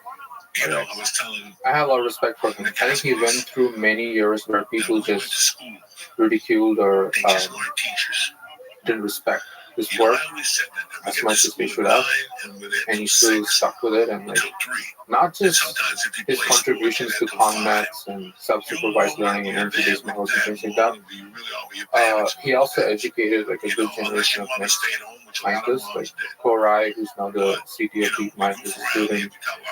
The guy who invented DALI at OpenAI, and Sora was Jan Muslim, Aditya Ramesh, and many others like have done great work in this field. Comes from Lacoon's lab, and like Wojciech Zaremba, one of the OpenAI co-founders.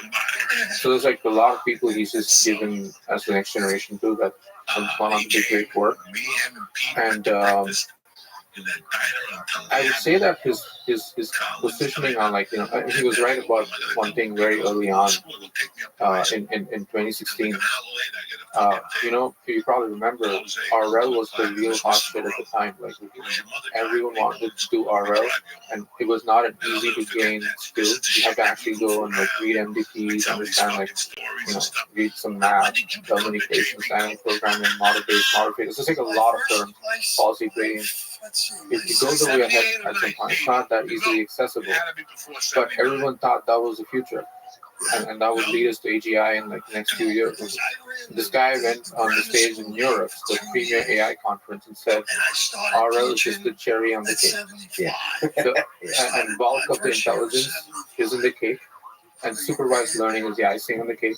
And the bulk of the cake is unsupervised. Unsupervised, he calls it done, which turned out to be, I guess, self-supervised. Yeah, that is literally the recipe for ChatGPT. Yeah, like you're spending bulk of the compute in pre-training, predicting the next token, which is or self-supervised, whatever you want to call it. The icing is the supervised fine-tuning step, instruction following, and the cherry on the cake, RL itself, which is what gives the conversational ability. That's heavy. He had that, I'm trying to remember. Did he have anything about what unsupervised learning? I think he was more into energy-based models at the time. And there's you can say some amount of energy-based model reasoning is there and like all of the stuff. But the basic intuition. Yeah, I mean, he was wrong on the betting on GAN as the go-to idea. Which turned out to be wrong, and like how the regressive models and diffusion models ended up winning. But the core insight that RL is like not the real deal. Most of the compute should be spent on learning just from raw data was super right and controversial. Yeah, and he really apologetic about it. Yeah, and now he's saying something else, which is he's saying autoregressive models can be a dead end, which is also super controversial. Yeah, and there's some element of truth to that in the sense he's not saying it's going to go away, but he's just saying like there's another layer in which you might want to do reasoning, not in the raw input space, but in some latent space that compresses images, text, audio, everything, like all sensory modalities, and applies some kind of continuous gradient-based reasoning. And then you can decode it into whatever you want, the raw interface using autoregressive, diffusion doesn't matter. And I think that could also be powerful. It might not be Jeppa, it might be someone else. Yeah, I don't think it's Jeppa. Yeah. But I think what he's saying is probably right. Like you could be a lot more efficient if you do reasoning in a much more abstract representation. And he's also pushing the idea that the only, maybe it's an indirect implication, but the way to keep AI safe, like the solution to AI safety is open source, which is another customer. Like really kind of, really saying open source is not just good, it's good on every front, and it's the only way forward. I kind of agree with that because if something is dangerous, if you are actually claiming something is dangerous, wouldn't you want more eyeballs on it versus fewer? And there's a lot of arguments both directions because people who are afraid of AGI, they're worried about it being a fundamentally different kind of technology because of how rapidly it can become good.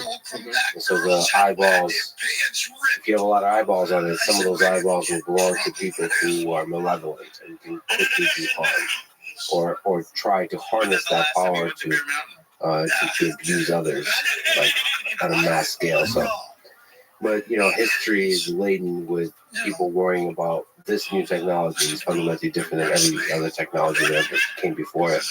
Right. So I tend to trust the intuitions of engineers who are closest to the metal, who are building the systems. But also those engineers can often be blind to the big picture impact of a technology. So you gotta listen to both. But open source, at least at this time, seems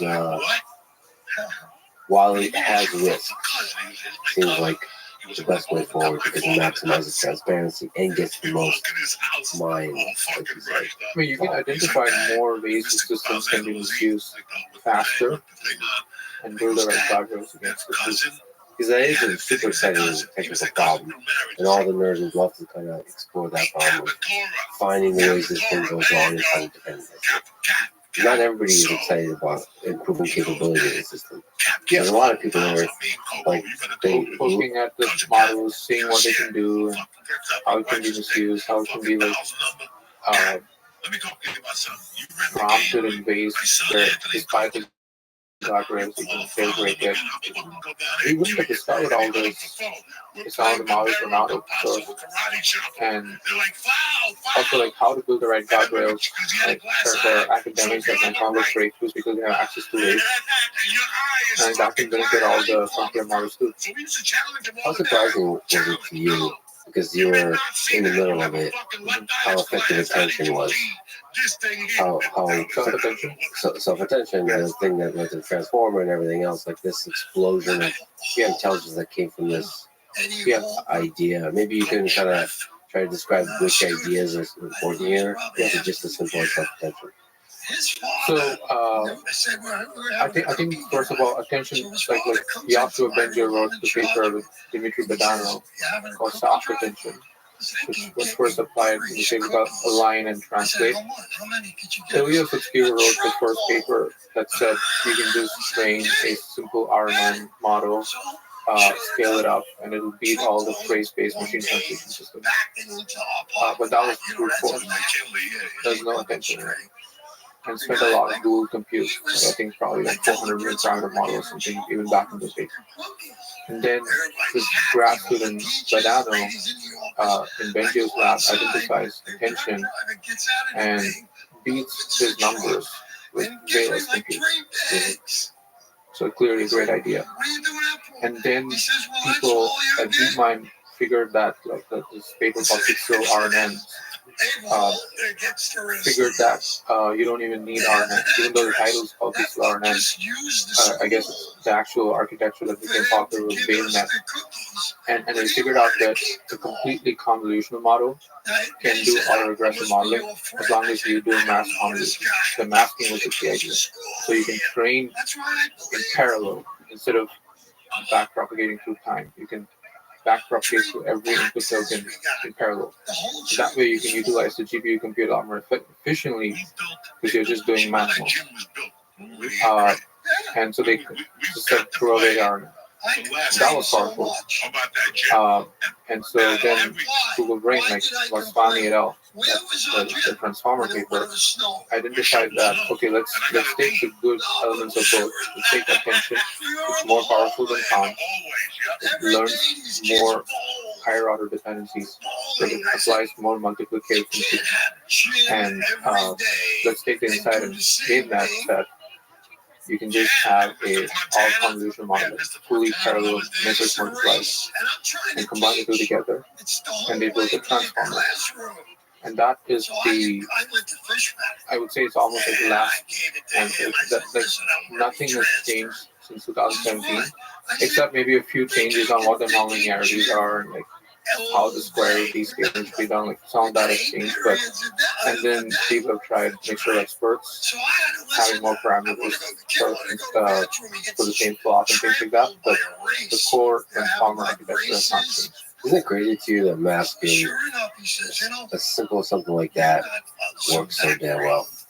Yeah, it's a very clever insight that, look, you want to learn causal dependency, but you don't want to waste your hardware, your compute, and keep doing the back propagation sequentially. So you want to do as much parallel compute as possible during training. That way, whatever job was earlier running in 8 days will run like in a single day.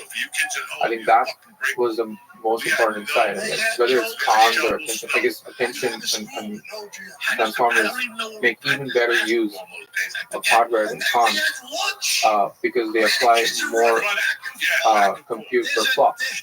Because in a transformer, the self-attention operator doesn't even have parameters. The Q, K transpose, softmax times V has no parameter, but it's doing a lot of flops. That's powerful. It learns multi-order dependencies. I think the insight then OpenAI took from that is, hey, like, Julius was been saying that unsupervised learning is important, right? Like they wrote this paper called Sentiment Neuron. Then Alex Rackford and him worked on this paper called GPT-1. It wasn't even called GPT-1, it was called GPT. Little did they know that it would go on to be this big. But just said, hey, like, let's revisit the idea that you can just train a giant language model and it'll learn natural language common sense. That was not scalable earlier because you were scaling up RNN. But now you got this new transformer model that's 100x more efficient at getting to the same performance. Which means if you run the same job, you get something that's way better if you apply the same amount of compute. And so they just train transformer on like all the books, like storybooks, student storybooks. And that got like really good. And then Google took that inside and did birds. So they did bidirectional, but they trained on Wikipedia and books. That got lost there. And then OpenAI followed up and said, okay, great. So it looks like the secret sauce that we were missing was data and throwing more parameters. So we get GPT-2, which is like a billion parameter model, and it's trained on like a lot of links from Reddit. And then that became amazing, like, produced all these stories about a unicorn and things like that, remember? Yeah. And then like the GPT-3 happened, which is like, you just scale up even more data, you take common crawl, instead of 1 billion, go all the way to 175 billion. But that was done through analysis called a scaling loss, which is for a bigger model, you need to keep scaling the amount of tokens. And you train on 300 billion tokens. Now it feels small. These models are being trained on like tens of billions of tokens and like trillions of parameters. But like this is literally the evolution. It's not like then the focus went more into like pieces outside the architecture on like data, what data you're training on, what are the tokens, how deep they are. And then it's still inside it. It's not just about making the model bigger, but you want to also make the data set bigger. You want to make sure the tokens are also big enough in quantity and high quality, and do the right evals on like a lot of reasoning and smart. So I think that ended up being the breakthrough, right? Like this. It's not like attention alone was important. Attention, parallel computation, transformer, scaling it up to unsupervised retraining, right data, and then Well, let's take it to the end because you just gave an epic history of LLMs and the breakthroughs in the past 10 years.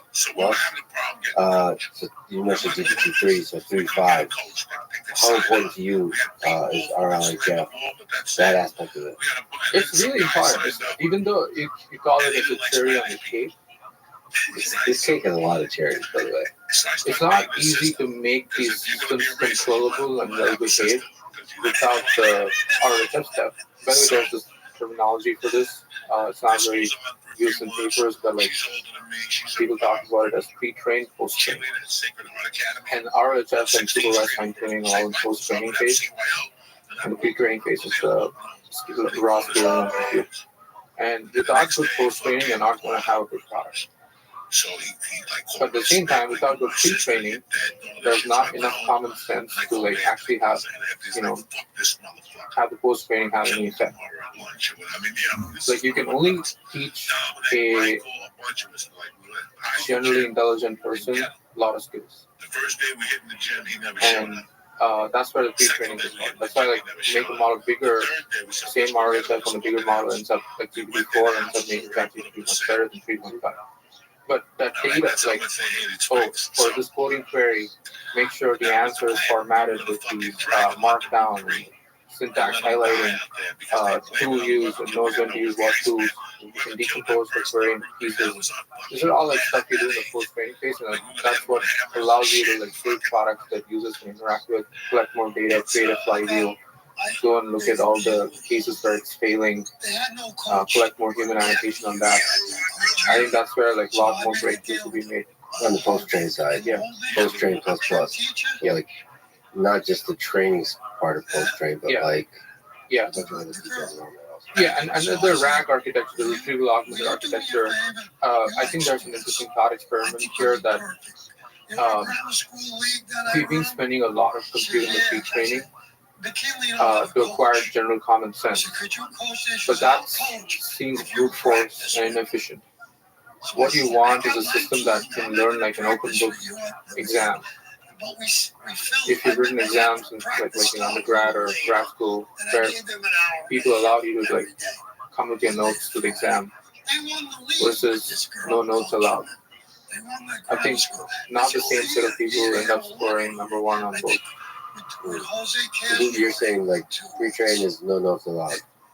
Kind of, it memorizes everything. Like Right. you can ask the question, why do you need to memorize every single fact to be good at reasoning? But somehow that seems like the more and more compute and data you throw at these models, they get better reasoning. But is there a way to decouple reasoning from facts? And there are some interesting research directions here, like Microsoft has been working on these phi models, where they're training small language models, called SLM, but they're only training it on tokens that are important for reasoning.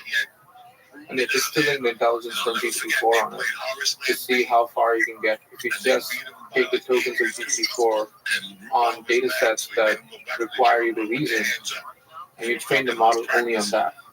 You don't need to train on all of like regular internet pages. Just train it on like basic common sense stuff. But it's hard to know what tokens are needed for that. It's hard to know if there's an exhaustive set for that.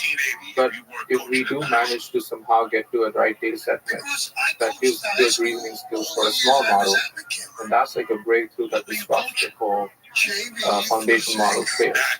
Because you no longer need that giant of cluster for training, and if this small model, which has good level of common sense, can be applied iteratively, it bootstraps its own reasoning and doesn't necessarily come up with one output answer, but thinks for a while, bootstraps and thinks for a while. I think that can be like truly transformational. There's a lot of questions there. Is it possible to form that SLM? You can use an LLM to help with the filtering which pieces of data are likely to be useful for reasoning. Absolutely.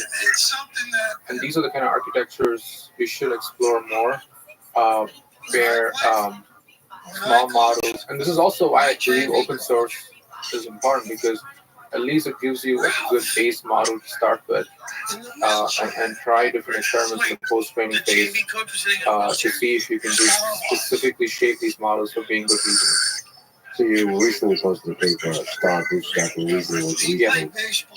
So can you explain like chain of thought and that whole direction of work, how useful is that?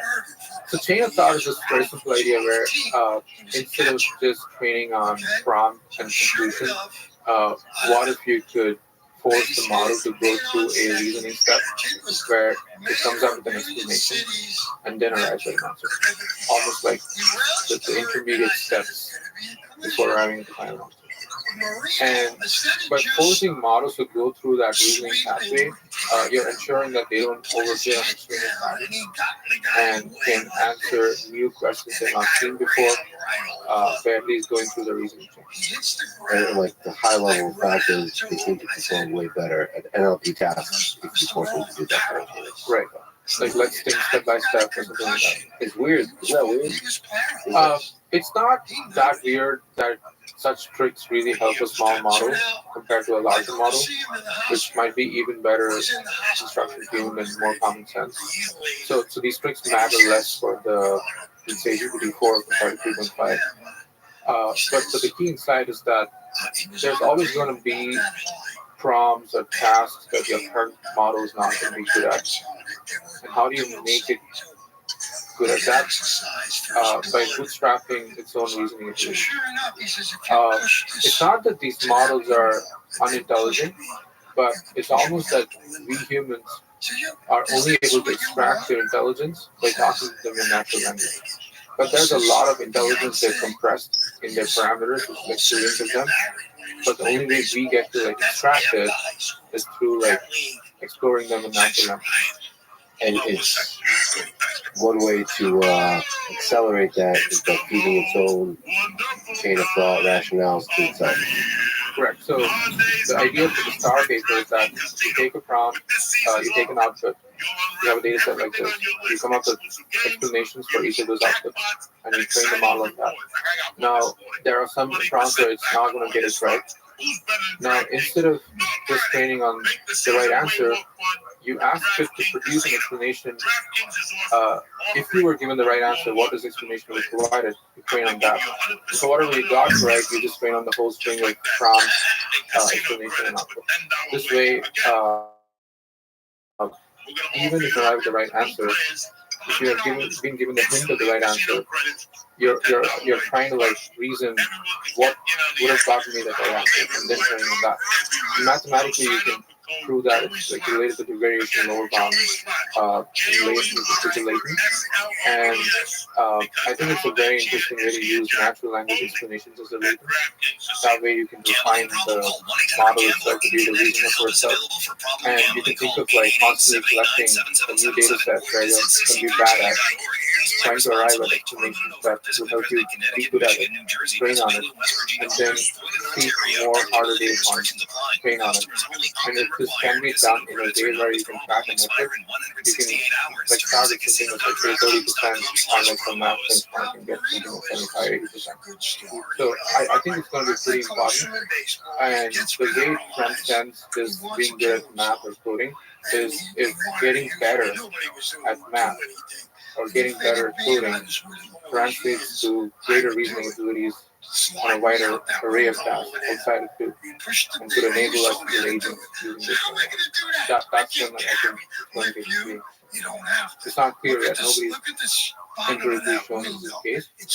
They just couldn't go to the state. Yeah, but this is a good bet to make that if you have a model that's like pretty good at math and reasoning, it's likely that it can handle all the corner cases when you're trying to prototype agents like that.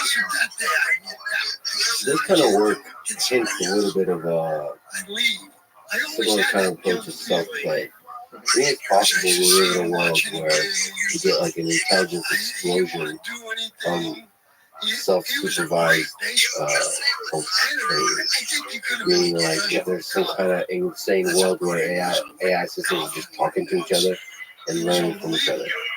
That's what this kind of, at least to me, seems like it's pushing towards that direction. Yeah, so it's not obvious to me that that's not possible.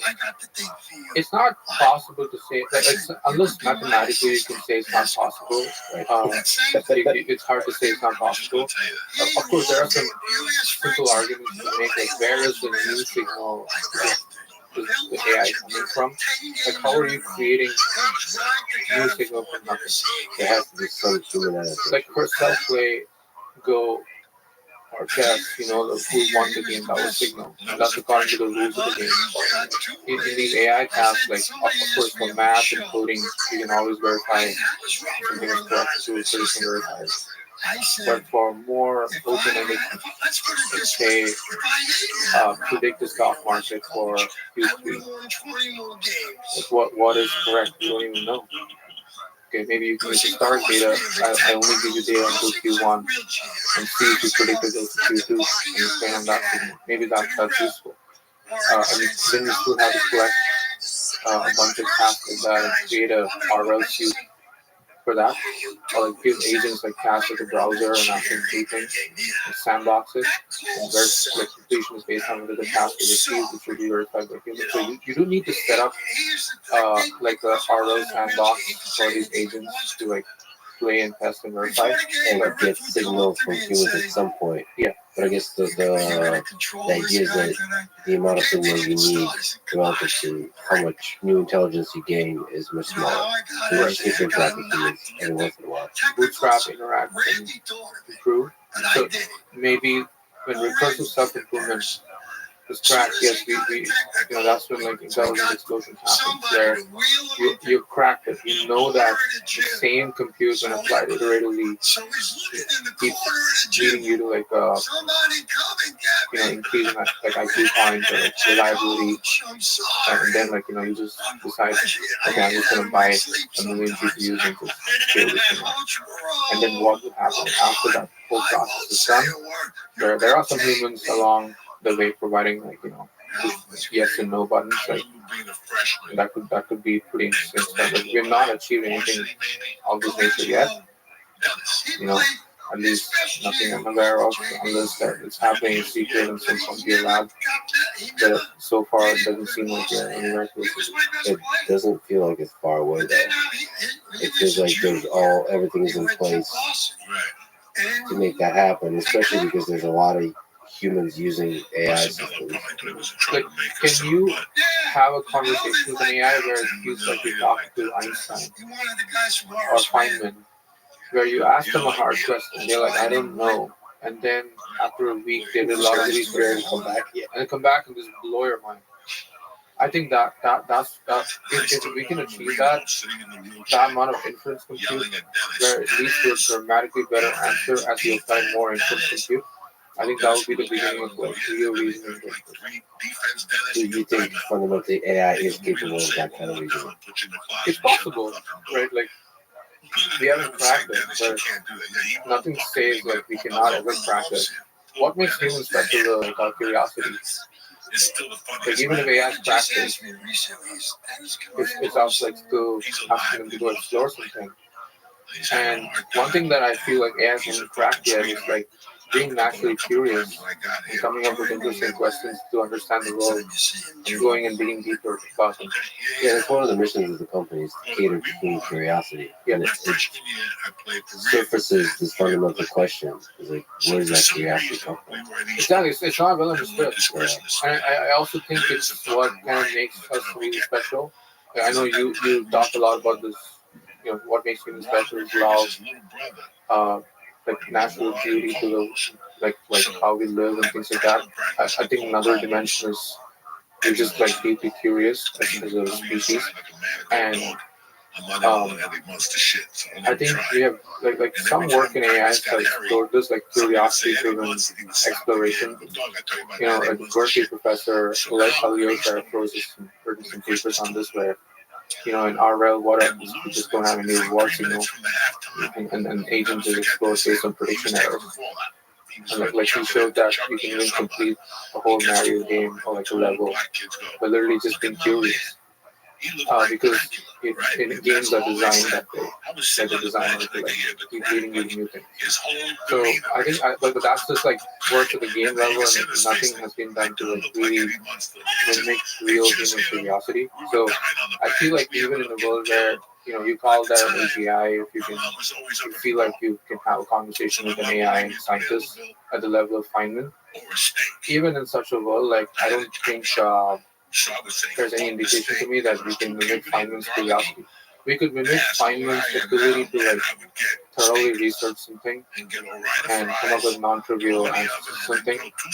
But can we mimic this natural curiosity and about just this spirit of like just being naturally curious about so many different things, and like endeavoring to like try to understand the right question or seek explanations for the right question? It's not good. It feels like the process of complexity is doing when you ask a question, you answer it, and then you go on to the next related question in this chain of questions. That feels like that could be built into AI, just constantly. So you are the one who made the decision on The initial spark was high, yeah. and you don't even need to ask the exact question we suggested. It's more a guidance for you. You could ask anything else. And if AIs can go and explore the world and ask their own questions, come back and like, come up with their own great answers, it almost feels like you got a whole GPU server that's just like, hey, you should that, just do go and explore drug design, like figure out how to take AlphaFold 3 and make a drug that cures cancer, and come back to me once you find something amazing. and then you pay like say $10 million for that job. But then the answer came back with you is like a completely new way to do things. And what is the value of that one particular answer? That would be insane. Yeah. It could work. That's the sort of world that I think we don't need to really worry about AI going rogue and taking over the world, but it's less about access to a model's rates, it's more access to compute that is, putting the world in like more concentration of power in few individuals. Because not everyone's going to be able to afford this much amount of compute to answer the hardest question. So it's this incredible power that comes with an AGI type system. The concern is who controls the compute on which the AGI runs. Right. Or rather, who's able to afford it. Because like controlling the compute might just be like cloud provider or something, but who's able to spin up a job that just goes and says, hey, go do this research and come back to me and give me a great answer. So to you, AGI in part is compute limited versus data limited. Inference compute. Inference compute. Yeah, it's not much about. I think like at some point it's less about the pre-training and post-training. Once you crack this sort of iterative compute of the same weights, right? It's going to be so like it's nature versus nurture. Once you crack the nature part, Yeah. which is like the pre-training, it's all going to be the rapid iterative thinking that the AI system is doing. That needs compute. Yeah, we're calling it It's inference. fluid intelligence, right? The facts, research papers, existing facts about the world, the ability to take that, verify what is correct and right, ask the right questions, and do it in a chain, and do it for a long time. I'm not even talking about systems that come back to you after an hour, a week, right, or a month. You would pay, like imagine if someone came and gave you a transformer like paper. You go, like let's say you're in 2016, and you asked an AI, an AGI, hey, I want to make everything a lot more efficient. I want to be able to use the same amount of compute today, but end up with a model 100x better. And then the answer ended up being transformative. But instead it was done by AI instead of Google bringing these things. Right. Now, what is the value of that? The value of that is like $1 trillion, technically speaking. So would you be willing to have paid $100 million for that one job? Yes.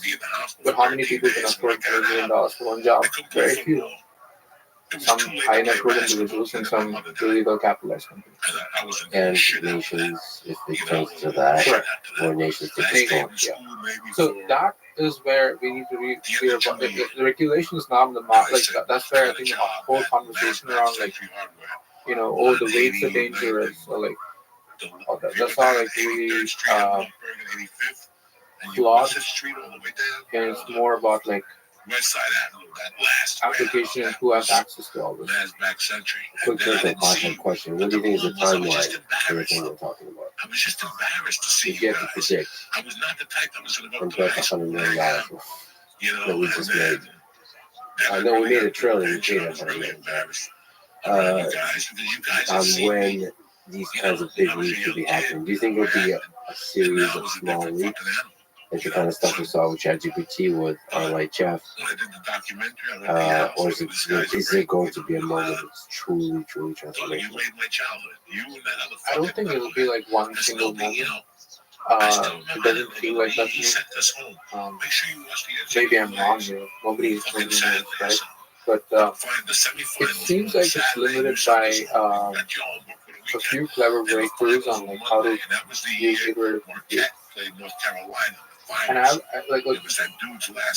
it's clear that the more inputs computer throw at an answer, or getting a good answer, you can get better answers. But I'm not seeing anything that's more like, take an answer, you don't even know if it's right, and like have some notion of algorithmic truth, some logical deduction. And let's say like you're asking a question on the origins of COVID, very controversial topic, evidence and conflicting directions. A sign of higher intelligence is something that can come and tell us that the world's experts today are not telling us, because they don't even know themselves. So like a measure of truth or truthiness. Can it truly create new knowledge? What does it take to create new knowledge? At the level of a PhD student in an academic institution, where the research paper was actually very, very impactful. So there's several things there. One is impact, and one is truth. Yeah, I'm talking about like real truth, like actual questions that we don't know, and explain itself, and helping us understand what it, why it is it is. If we see some signs of this, at least for some hard questions that puzzle us, I'm not talking about like things like it has to go and solve the plain mathematics challenges. That's it's more like real practical questions that are less understood today. If it can arrive at a better sense of truth. I think Elon has this thing, right? Like, can you build an AI that's like the Leo Copernicus, where its questions our current understanding and comes up with a new position, which will be contrarian and misunderstood, but might end up being true. And based on which, especially if it's like in the realm of physics, you can build a machine that does something. So like nuclear fusion, it comes up with a contradiction to our current understanding of physics that helps us build things that generates a lot of energy. Or even something less dramatic. Yeah. Some mechanism, some machine, something we can engineer and see like, holy shit. Yeah. This is an idea. It's not just a mathematical idea, like it's a math theorem prover. Yeah. And it's like the answers should be so mind blowing that you never even expected it. Although humans do this thing where their mind gets blown, they quickly dismiss, they quickly take it for granted. You know, because it's the other. Like it's an AI system, they'll lessen its power and value. I mean, there are some beautiful algorithms humans have come up with. You have electrical engineering, so fast Fourier transform, discrete cosine transform. But these are like really cool algorithms that are so practical yet so simple in terms of core insight. I wonder what if there's like the top 10 algorithms of all time. Like FFTs are up there. Yeah. Let's keep the thing grounded to even the current conversation, right? Like PageRank. PageRank, right? Yeah. So these are the sort of things that I feel like AIs are not there yet to like truly come and tell us. Hey, Lex, listen, you're not supposed to look at text patterns alone. You have to look at the link structure. Like that sort of truth. I wonder if I'll be able to hear the AI though. Like, you mean the internal reasoning, the monologue? No. If an AI tells me that, I wonder if I'll take it seriously. You may not, and that's okay. But at least it will force you to think. That's something I would consider. And like you'll be like, okay, why should I? Like, how's it gonna work? And then it's gonna come and explain. No, listen. It's just look at the text patterns. They're gonna overfit on like website gaming you. But instead, you have an authority source. It's a cool metric to optimize for is the number of times we can use it. Yeah. Like Through level. like really think. Yeah. And it's hard to measure because you don't really know they're saying that on a front end like this. The timeline is best decided when we first see a sign of something like this. Not saying at the level of impact of PageRank or any of the great fast Fourier transform, something like that, but even just at the level of PhD students in academic lab.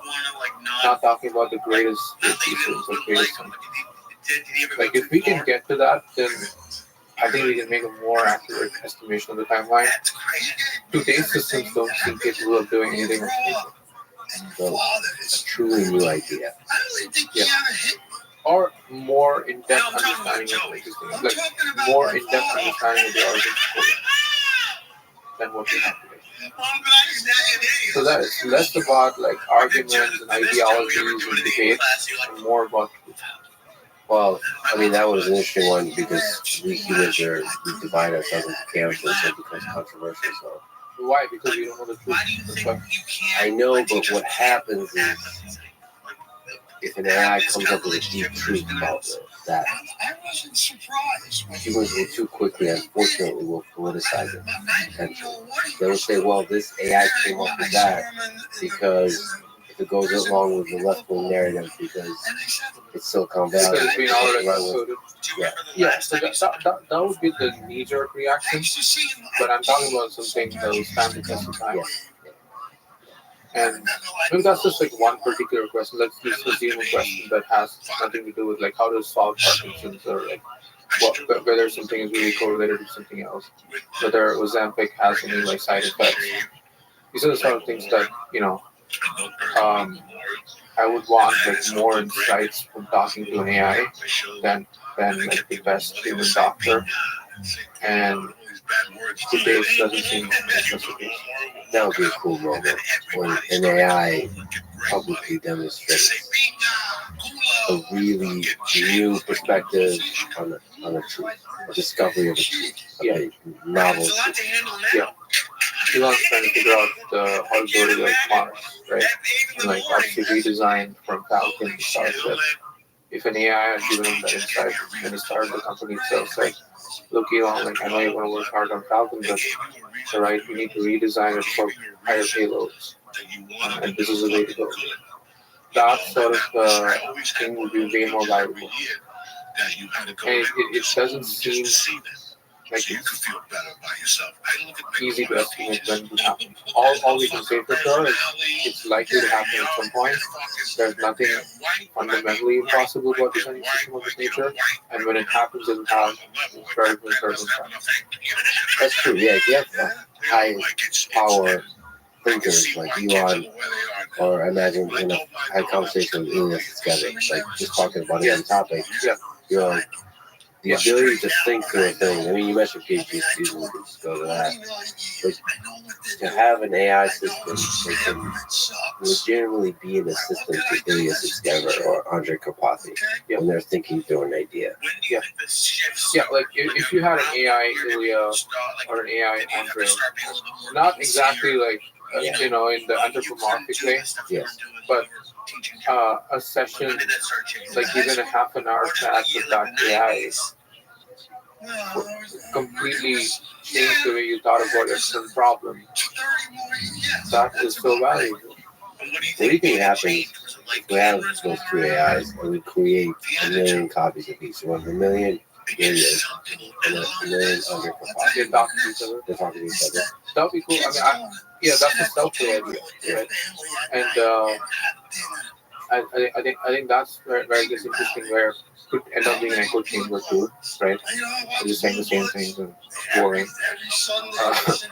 Or it could be like you could Like within the Andre AI. I mean, I feel like there would be clusters, right? no, you need to insert some element of like random seeds where even though the core intelligence capabilities are at the same level, they have different worldviews. And because of that, it forces some element of new signal to arrive at. Both are truth seeking, but they have different worldviews and different perspectives because there's some ambiguity about the fundamental things, and that could ensure that both of them arrive at new truth. It's not clear how to do all this without hard coding these things yourself. Right, so you have to somehow not hard code the curiosity aspect. Exactly. And that's why this whole stuff is really easy to scale up. I love all the tangents and stuff, but let's return to the beginning. What's the origin story of Perplexity?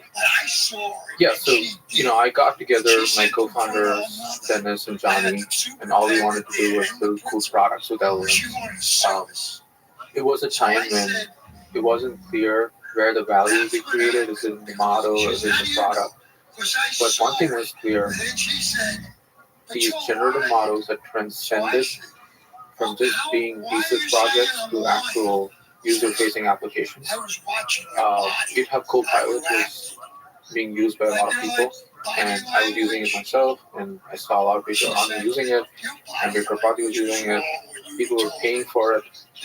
So this was a moment unlike any other moment before, where people were having AI companies where they would just be collecting a lot of data, but then it would be a small part of something bigger. But for the first time, AI itself was looking. So to you, that was an inspiration. Copilot as a product. Yeah. To get how GitHub Copilot, Copilot. what people don't know, is assist you in programming. So it generates code for you. Yeah. And I mean, you can just call it a fancy autocomplete, it's fine, except it actually works at a deeper level than before. And one property I wanted for a company I started was it has to be AI complete. This is something I took from Larry Page, because you want to identify a problem where if you work on it, you would benefit from the advances made in AI. The product would get better. And because the product gets better, more people use it, and therefore that helps you to create more data for the AI to get better. And that makes a product better. That creates the flywheel. It's not easy to have this property. For most companies don't have this property. That's why they're all struggling to identify where they can use AI. It should be obvious where you could use AI. And there are two products that I feel truly nailed it. One is Google Search, where any improvement in AI, semantic understanding, natural language processing improves the product, and like more data makes them ranks better, things like that. Or self-driving cars, where more and more people drive, you get more data for you, and that makes the models better, the vision systems better, the behavior planning better. you're talking about self-driving cars, like the Tesla. Anything, Waymo, Tesla, doesn't matter. But anything that's doing the explicit collection of data. Correct. And I always wanted my start also to be opposite, where, but you know, it wasn't designed to work on consumer search. So, you know, we started off with like searching over the first idea I pitched to the first investor who decided to fund this deal. Hey, you know, would like to start Google, but I don't know how. But one thing I've been thinking is people stop typing into the search bar and instead just ask about whatever they see visually through a glass. I always like the Google Glass. It was pretty cool. You just said, hey, look, focus. You're not going to be able to do this without a lot of money and a lot of people. Identify a wedge right now and create something, and then you can work towards the grander vision. This is very good advice. And that's when we decided, okay, how would it look like if we disrupted or created search experiences for things you couldn't search before? We said, okay, tables, relational databases. You couldn't search over them before, but now you can, because you can have a model that looks at your question, translates it to some SQL query, runs it against the database, you keep scraping it so that the database is up to date. Yeah, and you execute the query, whoever requires some DB answer. So just to clarify, you couldn't query before. You couldn't ask questions like, who is Lex Friedman following that Elon Musk is also following? So that's for the relation database behind Twitter, for example. So you can't ask natural language questions of a table. You have to come up with complicated SQL. Yeah, all right. Like, you know, most recent tweets that were liked by both Elon Musk and Jeff Bezos. You couldn't ask these questions before because you needed an AI to like understand this at a semantic level, convert that into a structured query language, execute it against the database, pull up the records and render it, right? But it was suddenly possible with advances like GitHub Copilot. You had code language models, you were good. And so we decided we would identify this inside and like go against search over, like scrape a lot of data, put it into tables, and ask questions. By generating SQL. Correct. The reason we picked SEO was because we felt like the output entropy is lower. It's templatized. There's only a few set of select, statements, count, all these things. And that way you don't have as much entropy as in like generic Python code. But that insight turned out to be wrong. Okay. Interesting. I'm actually now curious. But Both remember directions. that. How well does it work? Remember that this was 2022, before even you had 3.5 turbo. Correct, right. Correct. That's trained on Yeah. they're not general. Just They're train trained on on GitHub and natural language. So it's almost like you should consider it was like programming with computers that had like very little RAM. So a lot of hard coding. Like my co-founders and I would just write a lot of templates ourselves for like this query, this is SQL, this query, this is SQL. We would learn SQL ourselves. This is also why we built this generic question answering bot, because we didn't know SQL that well ourselves. So and then we would do RAG.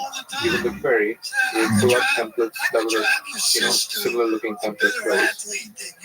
And the system would see that, build a dynamic few-shot prompt, and write a new query for the query you asked, and execute it against database. And many things would still go wrong. Like sometimes the SQL would be erroneous, it would catch errors, it would do like retries. So we built all this to some good search experience over Twitter, which was great with academic accounts before Elon took over Twitter. We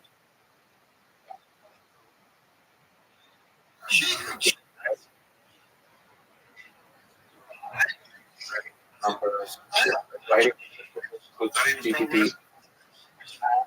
Like Nice. I would solve my projects with like sprint rank and all these kind of things. And then like create all these like accounts, collect a lot of basically Twitter's a gigantic social graph, but we decided to focus it on interesting individuals because the value of the graph is still like pretty sparse, concentrated. And then we built this demo where you can ask all these other questions, stuff like reads about AI, like if I wanted to get connected to someone, like I'm identifying a mutual follower. And we demoed it to like a bunch of people like Jan LeCon, Dean, Andre, and they all liked it because people like searching about like what's going on about them, about people they are interested in, fundamental human curiosity, right?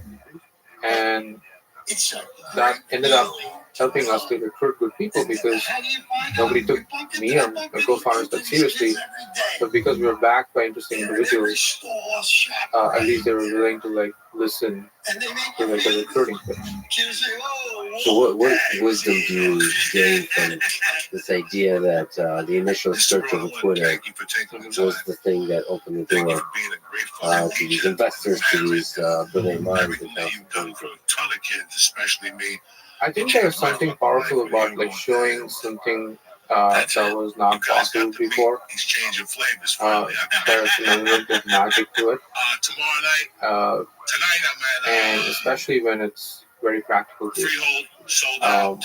You are curious about what's going on in the world, what's the social, interesting relationships, social graphs.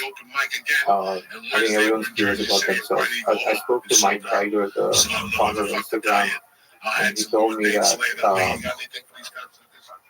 even though you can go to your own profile by clicking on your profile icon on Instagram, the most common search is people searching for themselves on Instagram. it's dark and beautiful. So it's funny, right? So our first, like the first release of Perplexity went really viral because people would just enter their social media handle on the Perplexity search bar. Actually, it's really funny. We released both the Twitter search and the regular Perplexity search a week apart. And we couldn't index the whole of Twitter, obviously, because we scraped it in a very hacky way. And so we implemented a backlink where if your Twitter handle was not on our Twitter index, we would use our regular search that would pull up a few of your tweets and give you a summary of your social media profile. And we call it hilarious things. Because back then it would hallucinate a little bit too. So people loved it. They would they either were spooked by it, saying, oh, this AI knows so much about me. Or they were like, oh, look at this AI saying all sorts of shit about me. And they would just share the screenshot of that query alone. And that would be like, what is this AI? Oh, it's this thing called Perplexity. And what you do is you go and type your handle at it and it'll give you this thing. And then people started sharing screenshots of that in Discord forums and stuff. And that's what led to like this initial growth and like you're completely irrelevant to like at least some amount of relevance. But we knew that's like a one-time thing. It's not like every day it's repetitive query. But at least that gave us the confidence that there is something to pulling up links and summarizing it. And we decided to focus on that. And obviously, we knew that this Twitter search thing was not scalable or doable for us because Elon was taking over, and he was very particular that he's going to shut down API access a lot. And so it made sense for us to focus more on video. That's a big thing to take on. Web search. That's a big move. Yeah. What were the early steps to do that? Like what's required to take on web search? Honestly, the way we thought about it was let's release this. There's nothing to lose. It's a very new experience. People are going to like it. And maybe some enterprises will talk to us and ask for something of this nature for their data. And maybe we could use that for this. That was the extent of our ambition. That's why, like most companies never set out to do what they actually end up doing. It's almost like accidental. So for us, the way it worked was we put this out, and a lot of people started using it. I thought, okay, it's just a fad, and the usage will die. But people were using it like in the time we put it out on December 7, 2022. And people were using it even in the Christmas vacation. I thought that was a very powerful signal. Because there's no need for people when they hang out with their family and feeling in vacation to come use a product by completely unknown startup with obscure names. Right? So I thought there was some signal there. And okay, we initially didn't have a conversation on it. It was giving you only one single query to type in and get an answer in some way. You have to go and type a new query if you wanted to start another query. There was no like conversation or suggested questions, none of that. So we launched the conversation version with the suggested questions a week after New Year. And then the usage started growing exponentially. And most importantly, like a lot of people were clicking on the related questions too. So we came up with this vision. Everybody was asking me, okay, what is the vision for the company? What's the mission? And nothing, right? Like it was just explore cool search products. But then I came up with this mission along with the help of my co-founders that hey, it's not just about search and answering questions, it's about knowledge. Helping people discover new things and guiding them towards it, not necessarily like giving them the right answer, but guiding them towards it. So we said we want to be the world's most knowledge-centered company. It was actually inspired by Amazon saying they want to be the most customer-centered company on the planet. We want to obsess about knowledge and curiosity. And we felt like that is a mission that's bigger than competing with Google. You never make your mission or your purpose about someone else because you're probably aiming low, by the way, if you do that. You want to make your mission or your purpose about something that's bigger than you and the people you're working with. And that way you're working, you're thinking like it's completely outside the box too. And Sony made it their mission to put Japan on the map, not Sony on the map.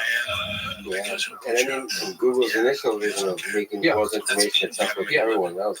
Correct. Organizing information, making university accessible, very powerful. Except like it's not easy for them to serve that mission anymore. And nothing stops other people from adding on to that mission, rethink that mission too. Right? Wikipedia also, in some sense, does that. It does organize the information around the world and makes it accessible and useful in a different way. Let's say it does it in a different way. And I'm sure there'll be another company after us that does it even better than us. And that's good for the world. So can you speak to the technical details of how Perplexity works? You've mentioned already RAG, retrieval augmented generation. What are the different components here? How does the search happen? What is RAG? What does the LLM do? At a high level, how does the thing work? Yeah, so RAG is retrieval augmented generation. Simple framework. Given a query, always retrieve relevant documents and pick relevant paragraphs from each document and use those documents And when you and see someone paragraphs who's got that, to write your answer it for that makes you query. like really The aware principle in perplexity of is that you're whole not supposed to say anything process. that you don't You know, the whole retrieve, process of just which is even more getting powerful your than legs RAG. under you as a comic. Because You're RAG doing just it. says, okay, use And, this you know, additional and context when you're and, around and people write an who answer, are but also you doing say that, like don't it use feeds anything off more it. than that too. Like you can That stay way we ensure hungry, factual grounding. like deep into your And if your you don't have career enough just by continuing to information create from material documents to and retrieve, continuing just to be say around we don't other have enough guys who are social sources hungry. to give you a good And answer. when you're Yeah, doing that, like let's just look at one that. thing So that's in going on in general, our little RAG group is doing the search part and query is that to add everybody extra is hustling. context Everybody is doing a to generate podcast. them Everybody's doing their a better stand-up. answer. Yes, Everybody's but recording you're saying specials. like you want to Everybody's doing really tours. stick Everybody's to doing the shit. truth There's a lot that is going on. represented It's by all the new human written stuff. text on the You internet. know, like Ari. They're Instead of doing excited what to he's doing that in text. Boston, if you're It's in more Austin, controllable Texas, that way. next weekend. Otherwise, So you that can is. still end up saying nonsense Ari's doing or his use the special at information in the Cap City document Comedy Club in Austin, and which is one of add the some best stuff of clubs on your the own. planet.